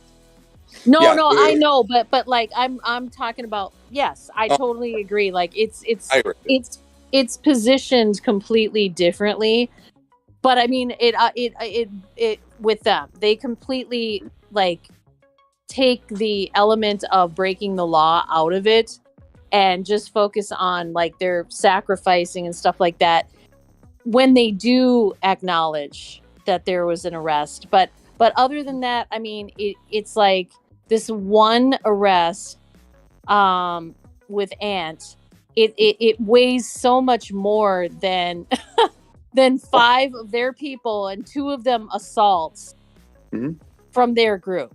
But here's the funny part. One thing. And they also threatened us with guns. Yeah. When they were in DC, they threatened. They said, "Hey, we're gonna come back. We have stand your ground laws, and we'll fucking shoot you." I mean, they threw rocks at Lori. They blasted her ears. I mean, it's just they did that, so backwards. They used those drill horns in DC. Yes. That one I don't know, Wizzy, because I'm not going to say on local, but there's something I know about you that I'm not going to put out there. And if you do support that, I would be totally shocked because of the position you're in. Well, and here's another thing. If Bandit was not at BH, why wouldn't somebody prove that? Why wouldn't he show that? Hey, I'm in New Mexico. I mean, wouldn't you really want to prove that if as a leader of a group or some, a team of leaders that no, we really don't have him here, instead of just saying it? Like, none of this makes sense. So we know they're lying. They lied about Frank. They lie about everything. They lied and said Frank wasn't there, and then put him on a fucking stage 2 days later. Yes, and it was a slip up from Oreo that we saw Frank, and then they had to say, "Oh, we back him 100%." Frank. when he was discovered. I mean, these guys are so sick. And then, I mean, and the thing is, Wizzy, you're too. I mean, you're smart enough to understand this. You're not a fucking idiot. Yeah, he's just trying to deflect. I'm like, I don't understand what you're getting out of this. Like, you're gonna go down with the ship with them, and like, I kind of don't want to see you do that. Can't you go, hey, this is wrong? Like, I don't support this, and this is wrong. Is that how difficult is that to fucking say?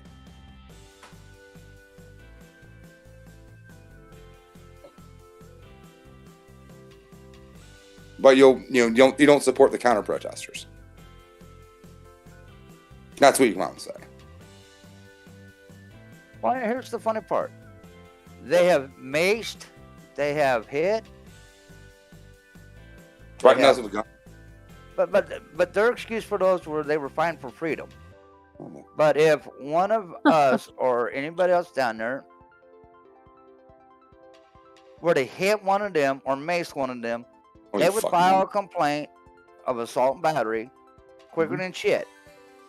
Even though we're fighting for freedom. Yeah. Even if they were to say we're fighting for freedom, they would not be able to grasp that. I mean, they would only see it from their point of view. Yep. And Wizzy, I'm not assuming anything because I think you're better than that. And I know the type of person you are. And like I said, if you support what they're doing, having a pedophile in that organization, I would be shocked. You know, it was bullshit. The first time I ever met Wizzy, he and I had about an hour and a half conversation. Now, he didn't want it on camera. I wish he did, because it was actually a really good conversation. But he got mad and defensive against me, got in my face. And we were talking about the state regulations over the mandates and all that kind of stuff. And but when he had that when he had a conversation with pedophiles with Santa, he didn't push back at all. Yeah. Oh, I know. You mean the one that when they were in the truck? Yeah. Yes, I know. He came up with every excuse under the sun. Mm-hmm. You went, yeah. But he got in my face when I was down there and we're talking about mandates. Oh, he was so deferential to Santa, to David. It was pathetic. And Wizzy, I know you and me don't see eye to eye, but I'll give you credit on one thing. Since they went to Bunker Hill, and towards the end of them being in D.C. at the National Mall, you did distance yourself, which is a good thing. He did. I'll give him credit for that. But then he comes on the chat and still fucking defends him like he's fucking down there living in double sus fucking van. Yeah. It makes He can't completely burn that bridge. I know it's for the future. You know what I mean? Future content. What content? They're all we're the ones creating... He keeps his avenues open. There's no content. We're the ones who were giving him content the last month. Listen, there might be something in the future. He's not going to burn that bridge. Why else would you hang in there? Do you think he's getting paid? Like, seriously, why else would Wizzy hang in there? It just doesn't make sense. Wizzy, you don't think Oreo's going to get that content first anyways? I mean, like, you're not going to get it. I did watch that video. But why else would he be defending them? What do they have against Sparrow? I mean, he doesn't really talk, but I mean, what do they have against Sparrow? And in that video, you made a comment, you don't understand why people are going against 1776 when they're trying to fight for freedoms. It wasn't the fact that they were fighting for freedoms, was why we were attacking them. It was the fact that they were supporting a pedophile. Well, I attacked him for other things, but yeah, we'll go with that Hey, one. you guys, I want to address a comment Wizzy just made to a person who stated that she was a survivor of sexual assault when she was young, and how he made fun of her, saying that nobody else has experienced that by themselves either. So I'm sorry that happened to you. That was just disgusting. How dare you talk to somebody like that? The fuck? So me and Wizzy had a long conversation about PTSD already. And hopefully he learned from that conversation.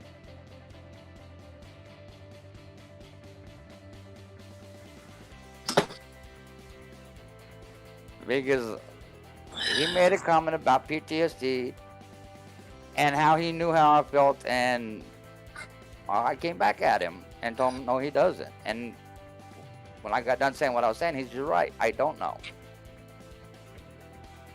Because the thing about this whole pedophile thing, I don't think not a lot of people have ever talked about it. I talked about it with Jennifer from the People's Porch.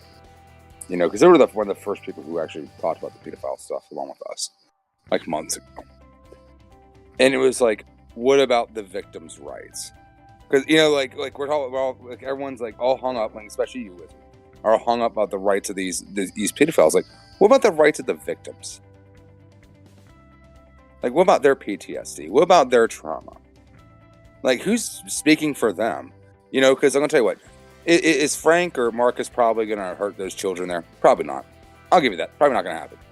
But eventually, when they make that, yeah, but when you make that the precedence of the fucking goddamn group, and eventually you invite more pedophiles in, eventually something's going to happen to children. And is what about their rights? And is that entire group worth the fucking trauma of one fucking child? And I don't think it is. No. And also, yeah, that's really one of the worst things is the precedent that it sets. But also, it welcomes other.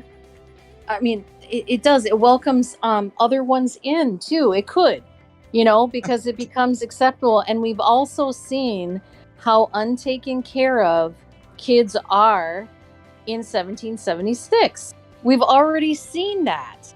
They're not looked after. They've lost kids as they're traveling and had to go back and get them.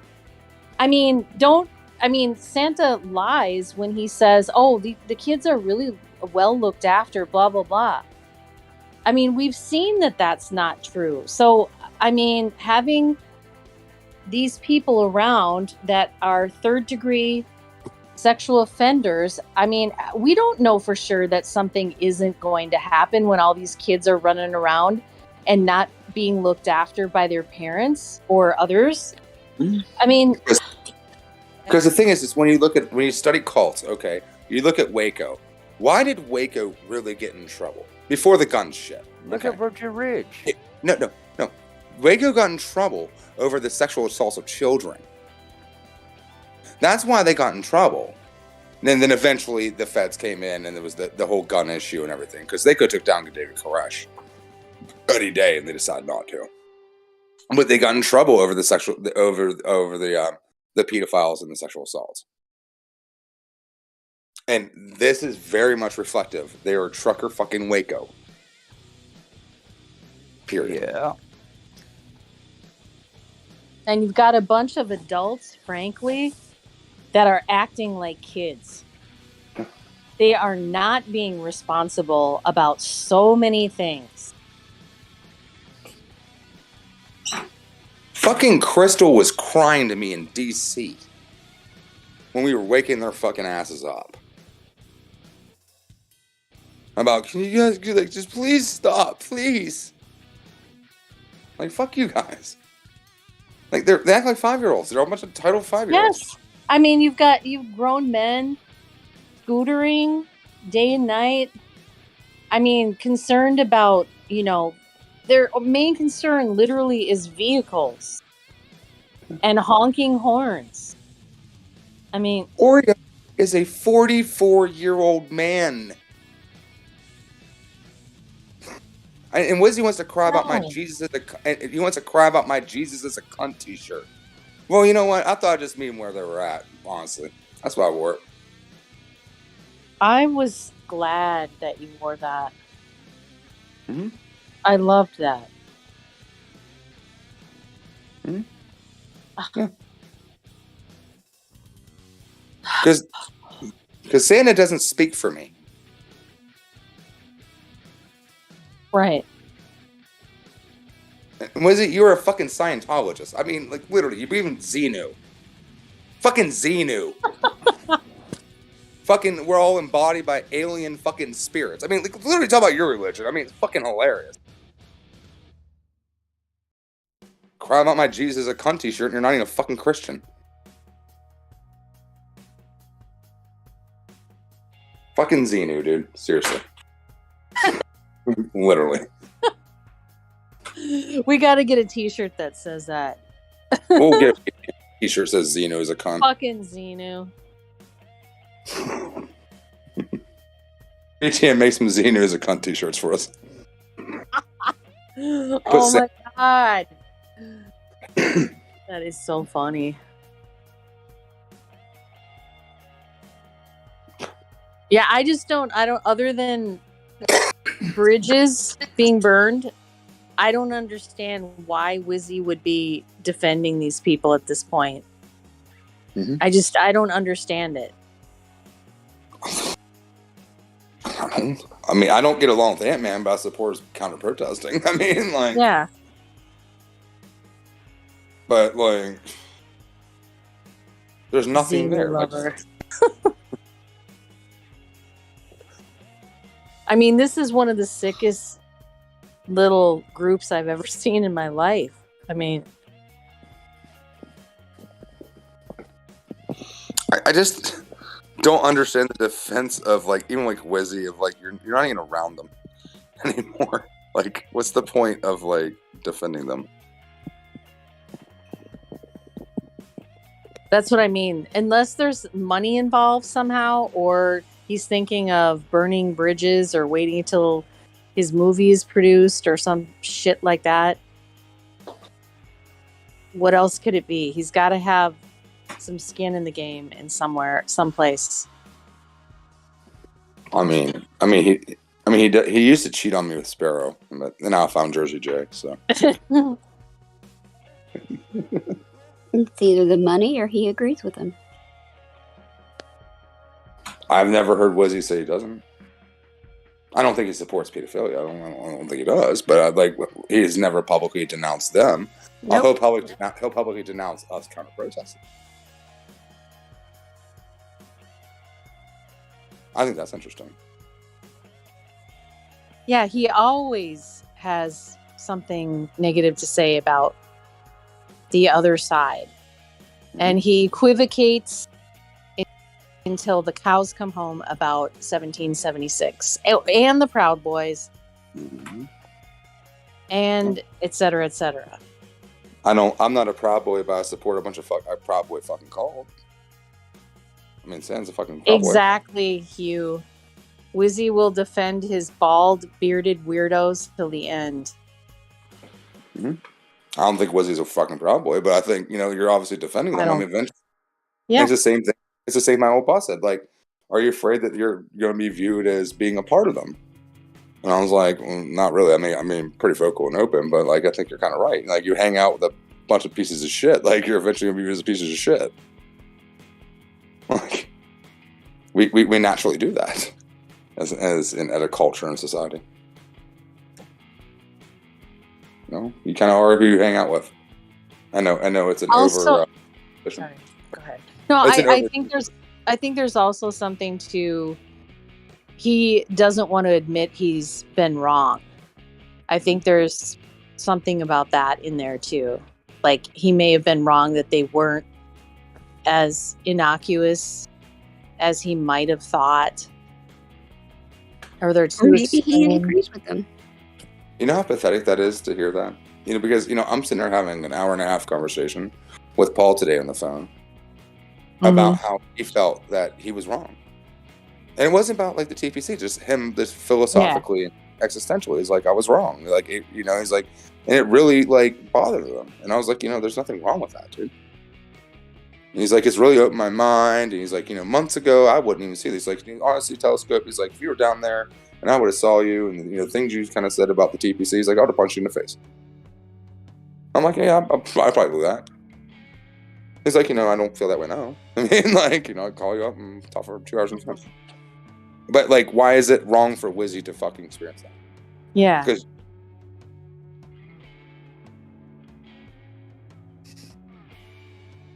makes no fucking sense to me. I mean, So whoever has the best answer, go ahead with that one, because I'm lost for words.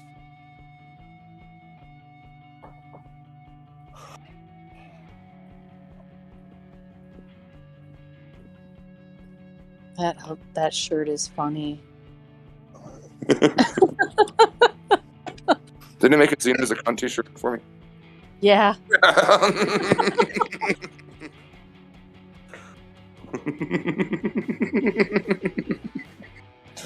I love it. We gotta get some BTM Xeno as a cunt t-shirts. That is hilarious. Oh my god, I'm dying. Seriously.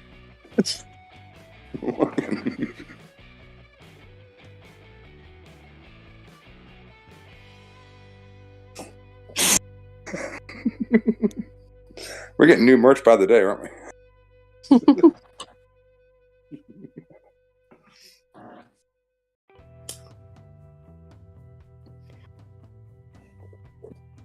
You know, I always do. You know what though? Is like I still try to watch Battlefield Earth like once a year. It's so bad. It's fucking terrible. Like, it's so horrible, but it's so badly good at the same time. Yeah. Do you know, like, all of L. Ron Hubbard's texts are considered, like, religious texts? All of them. Even all the science fiction ones. Really? Yeah. All of them are considered religious texts. Like, I've read Dianetics. Like, the shit's fucking hilarious. There's ads in it. There's ads in it. Yeah, and they're like of different paper, right? Yeah. Like they're different. Yeah, I've seen that book. It's weird. I didn't read it, but I saw those ads in there. It's just, it's so whacked. Did you see that movie with Joaquin Phoenix in it about Which one? About L. Ron Hubbard and how he started? Oh no! I mean, I know the entire story, but no. Right. Did you see it? Oh my God! It is so well. It's really well done. It's very, very hard to watch because he is such a mind fucker. You know, like back in the 50s. You know, when he started all this stuff and like how they go to the people's homes, you know, and have these like crazy little cult circles and stuff, and it's just you can feel it after you leave, you know, after you watch it. You know what I mean? I'll definitely watch it. I have not seen it, but like, oh I know really? Yeah, watch it. I know the entire story though. You know, right. I don't know if it would be as interesting if you didn't know. I mean, I think it would be because Joaquin does a really good job of, you know, playing the character, and all the supporting characters are really good. And they create the environment so well. It's yeah. I see. The thing is, they started because L. Ron Hubbard wrote Dianetics, and he didn't want to pay taxes. And then, then he tried to, like, you know, then he started it sold enough books and had followers. So it's kind of like The Secret at the time, you know, like when it was published. And then, you know, obviously they sued up like 2,500 fucking individual lawsuits against congressmen to make themselves a religion. God. So and then that's sorry, go ahead. But that's how they became a religion, because they had those individual file, like, just load up the course of litigation because they were denied religious status. You know, and then you know, they welcome, you know, LA and Clearwater, Florida. Like, there's no way, like, I don't, like, I guess I understand the appeal of a person who's never studied, like, psychology or anything at all. You know, and then, you know, you get to the Xenu stuff. So I'm like, you know, if he wants to deny Xenu about the story of Xenu, I mean, that's fine. But every person who ever got to that Thetan level flat out said, oh, yeah, they bring you in a fucking room and you read the story about Xenu. Yeah. Crazy. And then they're like, oh shit, you know, like, 'cause we used to hear this critique, and we're finally seeing this for ourselves. They were right. I always love this South Park episode about Scientology and the story and stuff. What was that? You love what? It was the Scientology episode from South Park. You ever seen it? Oh, was that with Tom Cruise in it? Yeah. Yeah. Oh my God, that was so funny. I think they said they had to hire like 20 fucking lawyers to do that. Oh, really? Well, he must have been just furious because it was so effing funny. Yeah. It was. Oh my God. Actually, when I did a presentation one time in college in my comparative religion course, I actually I did it on Scientology and everything. And I actually played that like 2-minute clip of the story of Scientology from South Park. And the teacher loved it. I bet. Who's putting up the pictures? It's funny. Probably. Oh, okay. That's funny.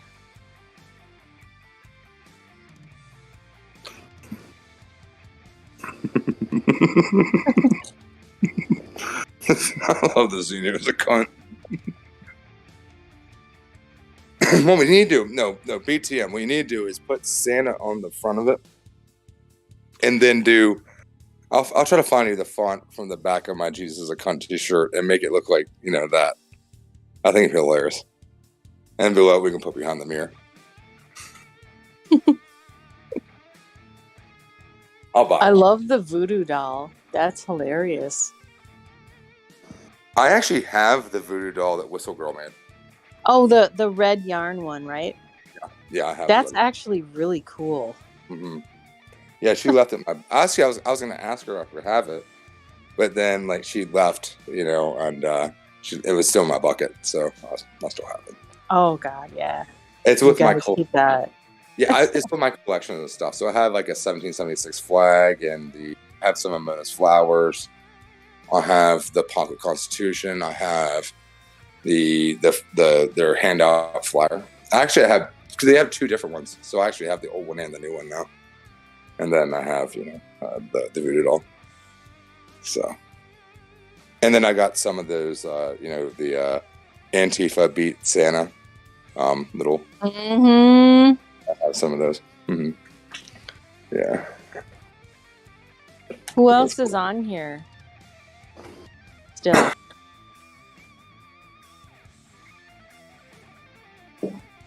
Anyone? I'm still here. I'm ready to go, though. Going twice? No, I'm still here. I'm still here. Real Talk was still on here. Yeah, I'm just enjoying the conversation. Oh, okay. That's cool. But I'm ready to go, though. You all have a good evening. Me too, pretty soon. Mm-hmm. You too. I'm having my late night beer, so I get a little chatty. What kind of beer do you like? PBR. What's that? Past Blue Ribbon. Oh, that's the one you always have, right? Yeah, I'll do. I went out with Alyssa. We had some Yinglings. I'll drink a Yingling once in a while. Oh, okay. I'm not really a fan of IPAs or anything like that. I do like sour ales though. So. Yeah. So if place is good sour. Like. Have you ever had? I have one in my refrigerator. It's not new, but have you ever had Icelandic beer before? No. Oh my God. I don't like this particular one. It's a winter ale. It's called Einstock Lager, Icelandic Winter Ale. But this brand of beer, and I don't even really like beer, but that brand and their other kinds are really good. It's like clean, really clean tasting. Yeah, I like summer shandy every once in a while. I'll get those in the summertime. Okay. I like Sam Adams summer ale. So I'll get those like when I'm out to eat or whatever. But if I'm sitting at the house and drinking, I'll just have a beer. I always have PBR. So Okay. that's kind of my go-to. Yeah, I think my dad likes those growing up once in a while. Yeah, it's not heavy. I hate Bud Light. Like I fucking hate it. Like I despise it. But I like BR, Old German, and Natural Bohemian. All right. Well, I'm gonna get going. I'll probably stop by tomorrow. Awesome. Talk to you later. Talk It's to good you time. later. Bye-bye. Bye. So who's all on here? I'm still here for a few more minutes. Okay. You got anything to chime in on or anything? No, not really. I just been listening. I'm kind of blown away by the $30,000 donation to the sheriff's department. Had no idea anything about that. Yeah, that's a Jeff thing. So if so he does all that kind of stuff. So yeah. I mean, there definitely is ties with that sheriff's department down there. I mean, you can tell from their behavior and everything. Yeah, there's more than enough evidence for them to do something, and they don't ever do anything. I mean, it's the same with the park police stuff. I'm like, there's something about this park police issue. Because I was like, if all of us had a permit and we acted the way they did, like, we wouldn't have a fucking permit anymore. No. Like, there's no fucking way. We were saved because we didn't need a permit because our group was under 25 people. But, like, just, how we were treated in DC and all that kind of stuff, and then throw us around, like I said, we have one hell of a fucking lawsuit against the city, but like we had $60,000 to sue the fucking city of DC over this shit. It's too much. Yeah. It's just good to just get it on display and you can go, hey, look at this. Look at their behaviors. Because we all got the cops' badges and names and stuff. So it wasn't anything new. And there was some major suppression as far as what words you could say. At one point they said that, I think it was Lori or Squirrel, they said that they couldn't say pedophile because it was offensive. Yeah, because it was offensive. And yet it's a pedophile cult. Yeah. Like, well, it's offensive because it's pretty offensive. Because I told them when they told me that, I'm like, I would literally have told the cop, like, can I say child rape? I mean, like, can I say child rape then? Just put it out there. Sounds bad because it is bad. Yeah.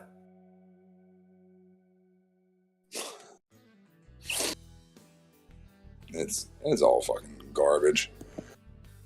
Those cops down there in DC were just... I've never seen a police department act like that.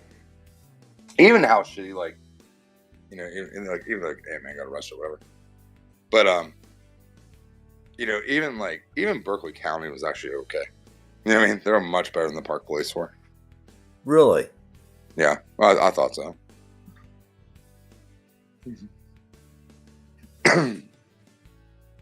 I haven't been there. I mean, I was only there for 3 days. So, but yeah, but it was an incredibly effective 3 days, and there was a bunch of content generated. Oh yeah, exactly. Yeah, that's what when I went down there. I was yelling on about their signs, like off screen. I was like, you need to work on your signs. And I understand the humor that you're doing to make them, but like, if we're gonna do sign protests, like, you gotta get your message across. I'm like, just put like 76 RM as a pedo cult.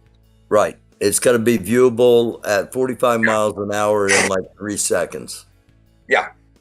And they're like, okay. And then, we made it. And, and then people read it and then would like look at us and then like look and give like the look of disgust over at 1776. Right. Like, you have to do. You know what I mean? You gotta get that message out. And now the other stuff, you can have some fun, join the cult or whatever. But like, you gotta get, some serious signs here. So I kind of helped him with that. Like, make it short and sweet. Like, don't make it 3 sentences long. Right. You know what I mean? Like, it's too much. It is too much to read. The person's not going to read it. Short, sweet, honest. They'll get like 6 or 7 words. Yeah. There was a lot of that kind of stuff. And then, I've seen, like, even after I left, Lori kept using it. So I'm like, and I think the one got destroyed and she made a new one. I thought, well, that's a good idea. You know what I mean? That's a great sign. And it really pissed off Santa. Yeah, he got fucking mad for that sign. And that's what the fact that you guys used humor against them, and it triggered them so much. Well, you gotta have fun. I know.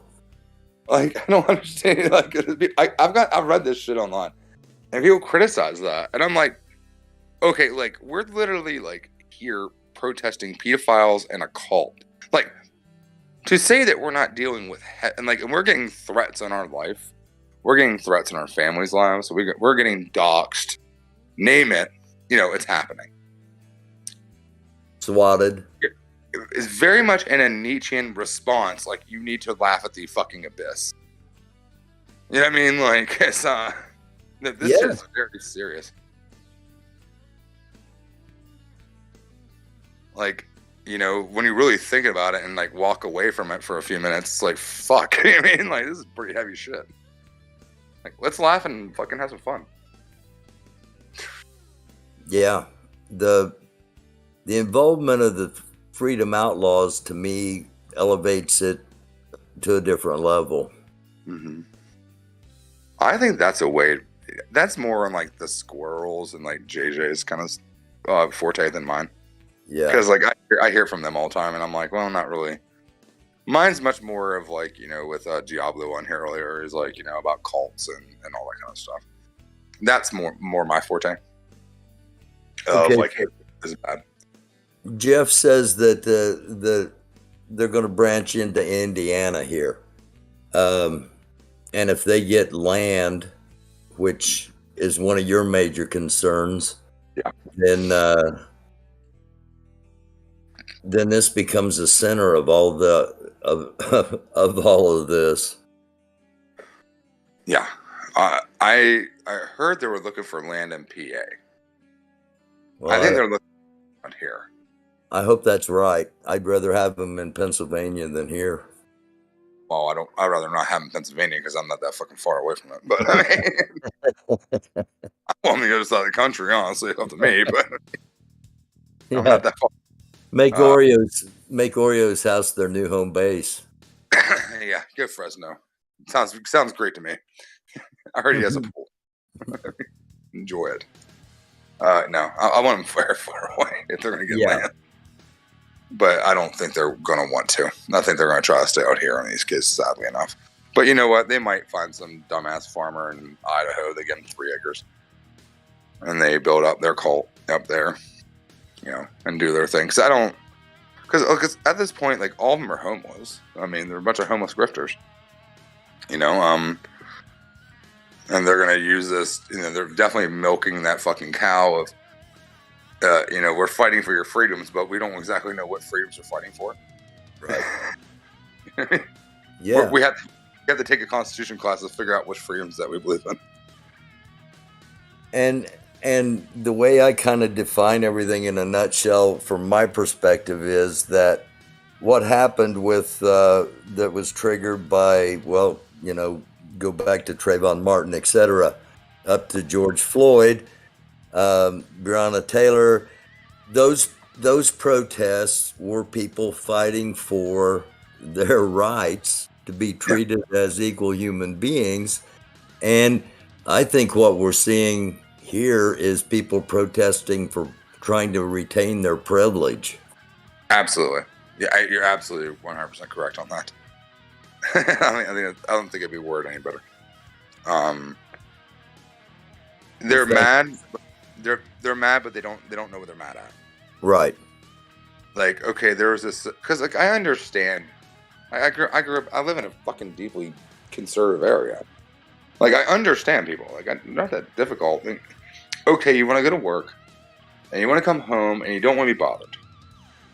You know, you want to enjoy your family and live your life in peace. You know, you watch Andy Griffith, and you know, the deputy he gets one bullet that he's not even allowed to fucking use, and you know, like they pick up the town drunk and they put him in an unlocked fucking cell, and then he leaves in the morning. Hey, We all want on Barney Fife. Yeah, I know, but we all want that life. You know what I mean? Like, yeah, we do. It's not that difficult. But at the same time, is they don't know how to achieve that, because their view is, you know, the Andy Griffith Show is filmed in black and white, and they view the world in black and white. They view that we need to exclude people, that giving a person equal rights means you take away rights from another person, and that's not true. And it's sad, and like, and because the thing is I was talking to Ant-Man when he was starting to do this in DC, and he was like, well, you know, I'm just trying to get him on camera and talking. I was like, well, honestly, like, the people who are left down there have nothing to say. I'm like, all those people who had something to say fucking left.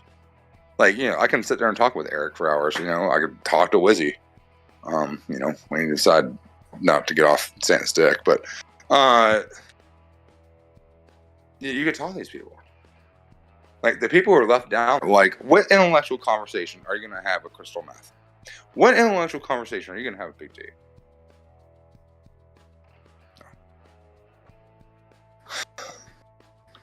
So, like, you know, you have to kind of... Does alcohol count? What? Does alcohol count? Well, I mean, I'll drink. Oh, you want a conversation with Big D, you supply the beer. Yeah, honestly, you have to be drunk to be around these fucking people to begin with anyway, so I don't give a shit. It says. Well, if you show up with beer, BD will sit down and talk with you as long as he can drink that beer. I met Big D. I had 3 moments with Big D. So the first time I met him, I was at the second rally at Bunker Hill, and I walked in the gate, and he was walking by me, and I went, hey, like, my name's Telescope, like, it's gonna be a big deal that I'm here, blah blah blah. He's like, okay. And then he walked away, and then Oreo is in his ear trying to get me kicked out. And he comes back. He's like, what's your name again? I was like, well, my name's Telescope. And I'm like, dude, I've been here before. Like, I'm not causing any problems. You know, I'm just going to live stream and just kind of hang out. He's like, well, don't put your camera up in people's faces and, you know, like, kind of do whatever. I'm like, well, I'm not going to. And he's like, okay, we're fine. Well, actually, I had 4. And then the third time was in DC, and I was asking him about the truck, and he got real mad about it. And he was holding my own fucking business, and I was like, "Well, what's the business of the people who donated you money for your fucking lawyer fees?" And you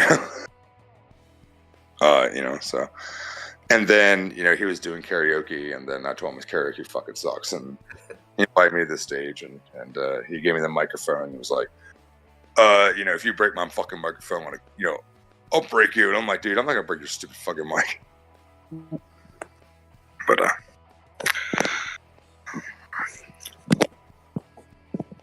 But yeah, no, like Big D's a weird guy. And they're all weird in their own way. No, they all fucking are.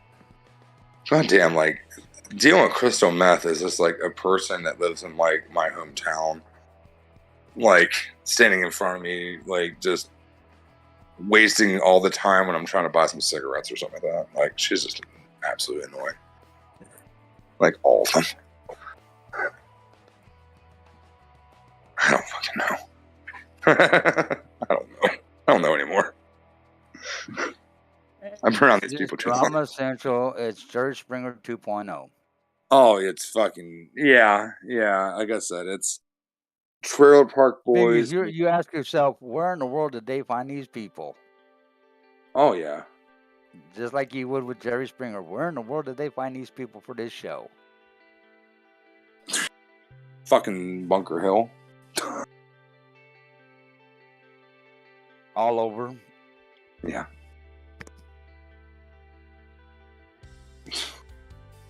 Aren't they kind of the remnants of the aren't they kind of the remnants of the like the very last of the convoy thing? Yeah. They're strikers of TPC. Mm-hmm. When TPC said they were done with, these guys were the strikers, everybody else packed up and went home. Mm-hmm. Yep. Well, then, I mean, the remnants of technically the full remnants of TPC was AFC. They were the ones that were left in Hagerstown. And then these are the ones who kind of went on the road with TPC. So when they got back to Hagerstown and found out that there was no more TPC, they had nowhere to go, so they had to keep it going. Yeah. Santa stepped up and started a cult. Now, technically, they could have went to AFC. Honestly, that's why Nicole started it. And then Santa decided, no, she's a little bossy of a girl. You know what I mean? He can't be the boss over there. No, and that's what it was. Because towards the end, right before Eric left, he was trying to bridge that gap between AFC and TV and 1776. He spent about a good week doing it, I think. Jeff probably knows a little more details, but it was about a good week. About a week and a half. Yeah. Because he would go to both camps. And I think Wyckoff would go to both camps. Then that kind of just fell through. And it just, then obviously, as we know, AFC broke up. There was a few members from AFC who went and joined 1776. The rest of them just went home. Eric lived up to the agreements that were made with some people that donated stuff for the convoy to use and made sure they were returned. Yeah. Yeah. Technically, he wanted to be out of it, but I guess his truck was broke down. Well, the convoy promised people that they would return their stuff if the convoy ended. Mm-hmm. They weren't going to return it. They were going to keep it. Eric said, no, we made an agreement. I'll make sure it gets back. Mm-hmm. That's the right thing to do. So he did. Yep. And he did the right thing. I mean, Eric's a good guy. They did, in order for them to get that stuff donated, there was an agreement made. And they needed to live up to it. But they didn't want to. Eric's a good guy. That's why I used to tease him about that ambulance so much. Now, bear in mind, this is before what's her name passed away. I'm like, dude, that was my favorite vehicle. Like, that damn thing just broke down like every fucking day. I'm like, if you had like the Hot Wheels line, like that's the one I would buy. Is the broken down ambulance. But yeah, no, and I know you and him worked very hard and diligently on that. But I don't even recall how many parts I found for all the vehicles. But you also had the thing is like, look at 1776. Santa gave up a mechanic for a streamer. Yeah. Because Eric was worried about repairing vehicles. Their thing was, if you break down, you're just SOL. You're going to be sitting on the side of the road. Mm-hmm. And it started showing out that color coming back into Hagerstown. I mean, look at the map. A lot of people on the side of the road that Eric was fixing and bringing in. Well, Eric was done with them about, at the end of California. His thing was, hey, these are my friends, and I'm not going to let them be stuck in, like, bumfuck nowhere. That's why I did it. That's why he did it. But,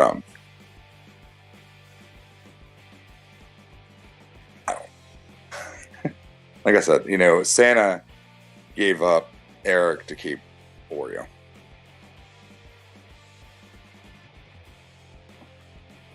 You think Santa's getting kickbacks from Oreo? Yeah. I brought it up to him in DC when I was chasing through the streets at 4 o'clock in the morning. If he's not, I'd be surprised. Well, his math... Just because the amount of money Oreo's got coming in. His math on how much money they've raised doesn't make sense to me.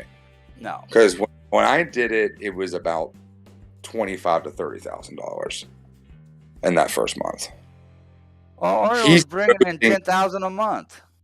And then he started boasting $73,000. I'm like, I don't know where you got that money. Because when they rolled in there, they got $14,000 the first day. Mom and Paul gave him 10. And I think online they gave him, what, 4,000, I think. And then they did the karaoke for the 2 days, and they got like 10 grand in karaoke money. So that's what, 24,000? And then I just started adding just some random donations, just to throw those numbers on. But that still was only giving me like $25,000 to $30,000. And they're boasting, oh, we had 73,000.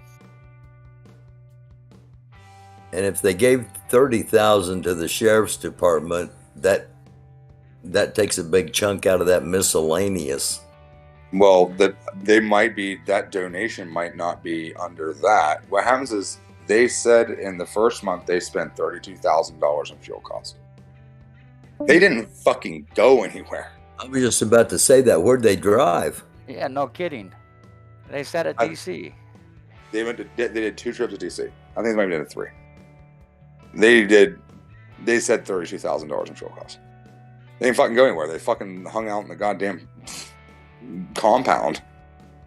And then they drove to DC and hung out at the National Mall. Huh.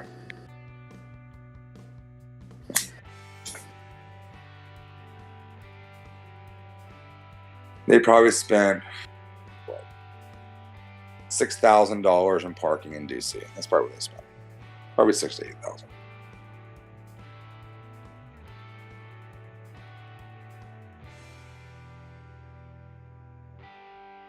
And they were using people's food stamps.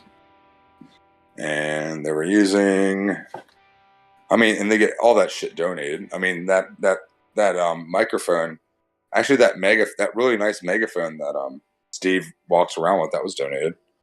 That's a $150 megaphone. That black one. It's an Uzi.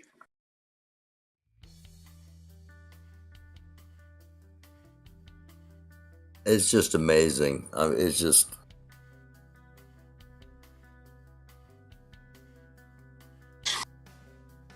Well, look at you want to know what's amazing?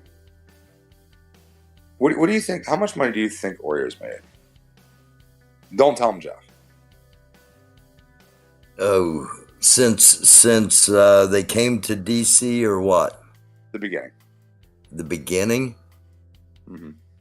Oh my gosh. Well, I can't even make an educated guess because I didn't follow that far back, but I'd say he might have made $60,000 to $100,000 since probably they went from Bunker Hill into DC.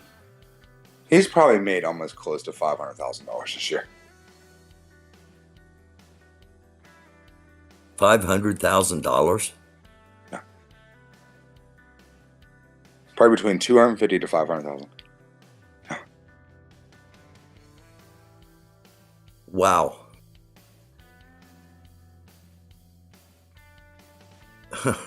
It's very normal for him to get $250 donations. I did hear the $900 so he could fly home the one time. Right. And I heard $6,500 in one day or in like 1 2-hour period or something. Totally. Mm-hmm. Taco Joe got $6,000 in a day when he went back to DC. I'll give you an idea. Just on his Gifts and Go, he's made over $30,557. Wow. Wow. That's just Gifts and Go. That does not include his coffee, super chats,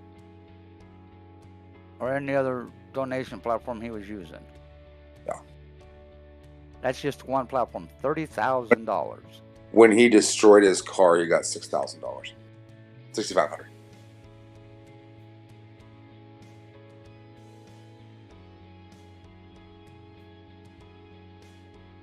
There's a lot of hate in this country. Hey, Eric. Yeah, there is. Yeah, he destroyed his card. He got 6,500. Like I said, just off his Ginsid Go was over 30,000. Because he uses that like a bank account. Because he'll go like these 10,000, then when he gets it built up, he'll take the money out. Yeah, once it hits 10,000, he'll dump it and let it build up again. And he averages about 10,000 a month on it. Mm-hmm. Yeah. Just on that one account. Just on that one account. And that place is fucking garbage. That fundraising platform's garbage. I mean, it's practically it's a practically like impossible to get shut down. There's no phone number for them, so you can't call them. There's an email address, and they won't respond. Nope. But you figure, since he's been using Gibson Go, it's been about 4 months, 5 months. Yeah. And he's violated the terms of service multiple times over. So you figure if he's averaging 10,000 a month, that's $50,000. Yeah. Just off of one platform. Mm-hmm. And especially when he first started doing the streaming stuff, it was very normal for him to get $500 to $1,000 a day. Yeah.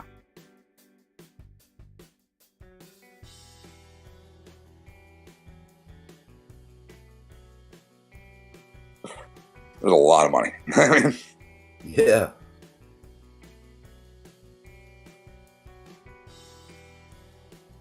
Well, I can look at myself in the mirror at night and feel good about who I am on the inside and what I do, even though I'm not making 10 grand a month doing it. But just knowing I'm on the right side, you know what I'm saying? Oh, dude, I feel the same way. You know, because when I first started going down there, and I was like, you know what? I could go down there and be like a left-wing Oreo. And I'd rack in the donos. Yeah. But I was like, I like to sleep at night. I mean, I don't want to be that person. So I never did it. I mean, the appeal's always there. I mean, you can see it. It's not that difficult. No. But then, at the same time, it's like, do I really want to be a piece of shit? No. No. And that's the route I always took. Keep taking it, man.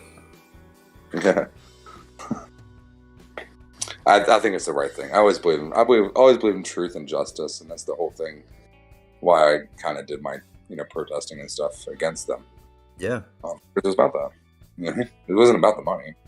I'm like, I've spent hundreds of dollars dealing with this shit. Like my DC trip cost me about $600. Well, if they set up a new base in Indiana, then I'll organize like a BTM convention for those that want to come in person and do one big protest against them. I'm down. I'll fly out to Indiana, I guess. I haven't been out there in a long time. All right, man. With that, I'm going to get off here. All right, it's 1 o'clock in the morning, East Coast time, as you know. Yeah, that's where I'm at now, too. So. There you go, doofus. Take care, Jeff. Look at your DM. All right, man. See you later. See you, doofus.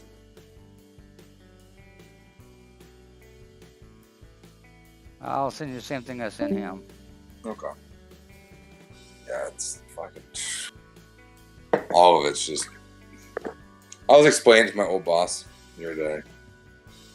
Because when he first started explaining... It breaks down every time he's restarted it. And how much he made each time. It's high. It's at least $250,000 a day. Well, like I said, just off of Gibson Go was $30,557. And I'm talking about during those Doge Day eras when he was on fucking YouTube. I saw those fucking super chats that that Oreo was getting every fucking day. Oh yeah, so was I. $200, $300, $400 on top of what he was getting on Gibson Go. Plus there was his cup of coffee. Plus his PayPal. Plus whatever platform he was on, Twitch. He was getting money on Twitch. Rumble. Facebook. It was all adding up. real fast. Mm-hmm. Well, like I said, that's just give, send, go. 30 grand. Yeah, I believe it. I have no doubt. Because I've seen him pull out money. I've seen him pull money out of it. Because he'll pull like $7 grand out of it, and then like he'll drop to 3. Yeah. His lowest day or his lowest pull was 680. Everything else was 5, 6, 7,000. Yeah. 8,000, I believe, is his highest. It's all hate content. Yeah, his highest was, other than the 10,000s when he cleared it, was 8312. I think he does have a backdoor dealing with Santa, though. Oh yeah. Like there's no fucking way when I'm looking at their figures that they were posting out, like that 1776 raised that money. Yeah. I saw the donation bucket when I put my 26 cents in. There wasn't that much money in it. It was just change in like a $5 bill. We all thought it was a for that. If none of us made that kind of money. Nope. And then when they were putting out, hey, we raised this much money, I'm like, well, first of all, I never even saw you raise that money. And then second of all, it's like, you're spending 30 grand on gas, you didn't go anywhere. Oh, let's check on something. I think what they're doing with the Freedom Outlaw thing, I think it's a way for them to siphon money. There's something going on with that money. Because I brought it up to Santa and he wouldn't answer that question to me. I was like, how much is Warrior paying you? He wouldn't answer it. Oh. Oh, let's see, 440.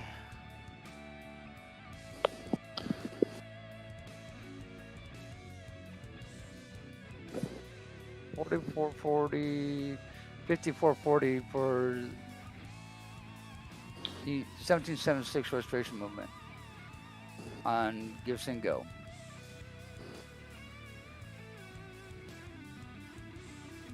Mm-hmm.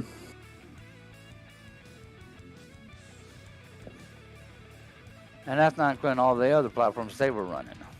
Mm-hmm. I wonder if he had one.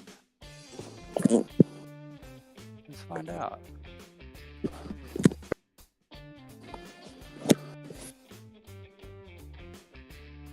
Who fucking knows? I might hop off here, Jeff. It's like 4 o'clock here. I'm going to go to bed. Decompress a little bit. It's 3 o'clock here, so I know how you feel. Yeah, I'm gonna be. Honestly, I've been on the phone like all fucking day. Like, and I want to go swimming tomorrow. I was like, ugh. As soon as I woke up, like, the fucking 5 messages from Jersey J, and then like 2 missed calls from fucking Freedom Squirrel, and like, oh god. And then call Wyckoff up and fucking talk to you, and then everybody else. So it's been like, ugh, kind of just tired. Yeah, I'm gonna call it a night as well. Yeah. All right. Have a good night, Jeff. Yeah. Talk to you later. If you find it interesting, send it over.